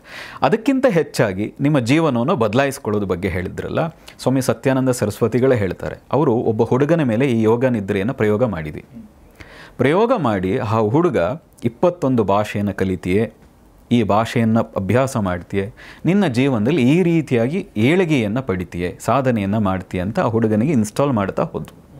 ಅವರೇ ಹೇಳ್ಕೊಂಡಿದ್ದಾರೆ. ಅದಾದ ಮೇಲೆ ಇವತ್ತು ಆ ಹುಡುಗ ಎಷ್ಟೋ ವರ್ಷದ ನಂತರ ಅಮೇರಿಕದಲ್ಲಿ 15 ಭಾಷೆಯನ್ನು ಬಲ್ಲವನಾಗಿ ಒಂದು ದೊಡ್ಡ ಉದ್ದಿಮೆದಾರನಾಗಿ ಕೆಲಸ ಮಾಡ್ತಾ ಇದ್ದಾನೆ ಅಂತ ಸ್ವಾಮಿ ಸತ್ಯಾನಂದ ಸರಸ್ವತಿಗಳೇ ಈ ಯೋಗ ನಿದ್ರೆಯ ಬಗ್ಗೆ ಹೇಳ್ತಾರೆ. ಅಂದರೆ ಹಿಪ್ನೋಸಿಸ್ ಬಗ್ಗೆ ಹೇಳ್ತಾರೆ. ಅದು ಮೆಡಿಕಲಿ ಹಿಪ್ನೋಸಿಸ್ ಅಂತ, ನಾವು ಯೋಗ ಭಾಷೆಯಲ್ಲಿ ಅದನ್ನು ಯೋಗ ನಿದ್ರಾ ಅಂತ ಕರಿತೀವಿ. ಅಷ್ಟಾಂಗ ಯೋಗದಲ್ಲಿ ಏನಿದೆ, ಪ್ರತ್ಯಾಹಾರ ಅಂತ ಒಂದು ಬರ್ತದೆ ಅಷ್ಟಾಂಗ ಯೋಗದಲ್ಲಿ. ಆ ಪ್ರತ್ಯಾಹಾರದ ಒಂದು ಭಾಗ ಇದು ಯೋಗ ನಿದ್ರೆ ಅಂತ ಸ್ವಾಮಿ ಸತ್ಯಾನಂದ್ರ ಕರೀತಾರೆ. ಮತ್ತು ಆ ಯೋಗ ನಿದ್ರೆಯಿಂದ ಸಮಾಧಿಯ ಸ್ಥಿತಿಗೆ ತಲುಪಲಿಕ್ಕೆ ಇದೊಂದು ಮಹಾದಾರಿ, ಇದೊಂದು ಕೀಲಿಕೈ ಅಂತ ಹೇಳ್ತಾರೆ. ಸಮಾಧಿ ಸ್ಥಿತಿಗೆ ಹೋದರೆ ಅರ್ಥ ಮಹಾಪ್ರಜ್ಞೆಯ ಜಾಗೃತಿ. ಹಾಗಾಗಿ ಎಲ್ಲವನ್ನು ನೋಡುವ ಕ್ಷಮತೆ ಅಂತೂ ಬರ್ತದೆ. ನಿನ್ನ ಜೀವನವಂತೂ ನೀನು ನೋಡ್ಕೋಬಹುದು. ಆದರೆ ಒಂದು ದಿನಕ್ಕಾಗಲ್ಲ, ಅದನ್ನು ಪ್ರಾಕ್ಟೀಸ್ ಮಾಡಿಕೊಂಡು ಕಲಿತು ಸರಿಯಾಗಿ ಅದನ್ನು ನಮ್ಮ ಮೇಲೆ ನಾವು ಅವಾಗ ಪ್ರಯೋಗ ಮಾಡ್ತಾ ಹೋದರೆ ಇದನ್ನು ಬದಲಾಯಿಸಿಕೊಳ್ಳುವ ಭವಿಷ್ಯವನ್ನು, ನಮ್ಮ ಭವಿಷ್ಯವನ್ನು, ಎಲ್ಲರ ಭವಿಷ್ಯ ಆಗದೇ ಇರಬಹುದು, ನಮ್ಮ ಭವಿಷ್ಯವನ್ನು ನೋಡಿ ಬದಲಾಯಿಸಿಕೊಳ್ಳುವಂಥ ಕ್ಷಮತೆ ಅಂತೂ ಬರ್ತದೆ. ಸಾಕಷ್ಟು ವಿಚಾರಗಳನ್ನ ತಿಳ್ಕೊಂಡ್ವಿ. ನಿಮಗೆ ಒಂದು ಪ್ರಶ್ನೆ ಕೇಳೋದಾದ್ರೆ, ನಿಮ್ಮ ಭವಿಷ್ಯವನ್ನು ನೀವು ನೋಡಿದ್ದೀರಾ? ನಾನು ಯಾವಾಗಲೂ ನನ್ನ ಭವಿಷ್ಯವನ್ನು ಏನಾಗ್ತದೆ ಅಂತ ನೋಡಲ್ಲ. ಆದರೆ ಒಂದಂತೂ ನನ್ನ ಪ್ರಜ್ಞೆಗೆ ಬಂದಿದೆ, ನಾನು ಸಮಾಜಕ್ಕೇನೋ ಒಳ್ಳೆಯದನ್ನು ಮಾಡಬೇಕು. ಭಗವಂತ ನನಗೇನೋ ಒಂದಷ್ಟು ಜ್ಞಾನ ಕೊಟ್ಟಿದ್ದಾನೆ, ಆ ಜ್ಞಾನವನ್ನು 10 ಜನಕ್ಕೆ ಹಂಚಬೇಕು. ಆ ದಿಕ್ಕಿನಲ್ಲಿ ಮಾತ್ರ ನನ್ನ ಯೋಚನೆ ಇದೆ. ಮತ್ತು ಹಂಚುವ ಕೆಲಸವನ್ನು ಎಷ್ಟು ಪ್ರಾಮಾಣಿಕವಾಗಿ ಮಾಡಲಿಕ್ಕೆ ಸಾಧ್ಯ, ಪೂರ್ಣವಾಗಿ ಶ್ರದ್ಧೆಯಿಂದ ಅದನ್ನು ಮಾಡಬೇಕು. ಅದನ್ನು ಮಾಡ್ತಾ ಇದ್ದೀನಿ. ಅದರ ಪರಿಣಾಮವಾಗಿ 100 ಜನಕ್ಕೆ, 1000 ಜನಕ್ಕೆ ಅದರ ಫಲ ಸಿಗ್ತಾ ಇದೆ. ಹಾಗಾಗಿ ಇದಕ್ಕಿಂತ ನಾನು ಇನ್ನೊಂದು ತುಂಬ ಭವಿಷ್ಯವನ್ನು ನಾನು ನೋಡಬೇಕು ಅಂತ ನನಗನ್ಸಿಲ್ಲ. ಯಾಕೆಂದರೆ ನನ್ನ ಜೀವನ ತೃಪ್ತಿಯಿಂದ ಇದೆ, ನನ್ನ ಜೀವನ ನನಗೆ ಸಂತೋಷವನ್ನು ಕೊಡ್ತಾ ಇದೆ, ನನ್ನ ಬದುಕು ನನಗೆ ತುಂಬ ರೀತಿಯ ಆನಂದದಾಯಕವಾಗಿದೆ. ಹಾಗಾಗಿ ನಾನು ಇನ್ಯಾವುದನ್ನು ನೋಡುವಂಥ ಅವಶ್ಯಕತೆ ಇಲ್ಲ. ಖಂಡಿತ. ಸೊ ಹಾಗೆ ವರ್ತಮಾನದಲ್ಲಿ ತುಂಬ ಖುಷಿ ಇದ್ದರೆ ಎಕ್ಸ್ಪ್ಲೋರ್ ಮಾಡ್ತಾ ಹೋಗೋದಷ್ಟೇ ಬಿಟ್ಟರೆ ಪ್ರತಿದಿನ ಹುಡುಕ್ತಾ ಇದ್ದೀವಿ, ಕಂಡುಕೊಳ್ತಾ ಇದ್ದೀವಿ, ಜೀವನವನ್ನು ಆಸ್ವಾದಿಸ್ತಾ ಇದ್ದೀನಿ. ಕರೆಕ್ಟ್. ಮತ್ತು ಅದೇ ರೀತಿ ಎಲ್ಲರಿಗೂ ಆಸ್ವಾದಿಸಿ ಅನ್ನೋದನ್ನು ತಿಳಿ ಹೇಳ್ತಾ ಇದ್ದೀನಿ. ನನಗೆ ಏನು ಅರಿವಿದೆಯೋ ಆ ಮಾರ್ಗದರ್ಶನದಲ್ಲಿ ನಾನು ಮಾರ್ಗದರ್ಶನ ಕೊಡುವಂಥ ಪ್ರಯತ್ನ ಮಾಡ್ತಾ ಇದ್ದೀನಿ. ಬಂದಂಥವರು ಅಷ್ಟೇ ತೃಪ್ತಿಯಿಂದಿದ್ದಾರೆ, ಆನಂದವಾಗಿದ್ದಾರೆ.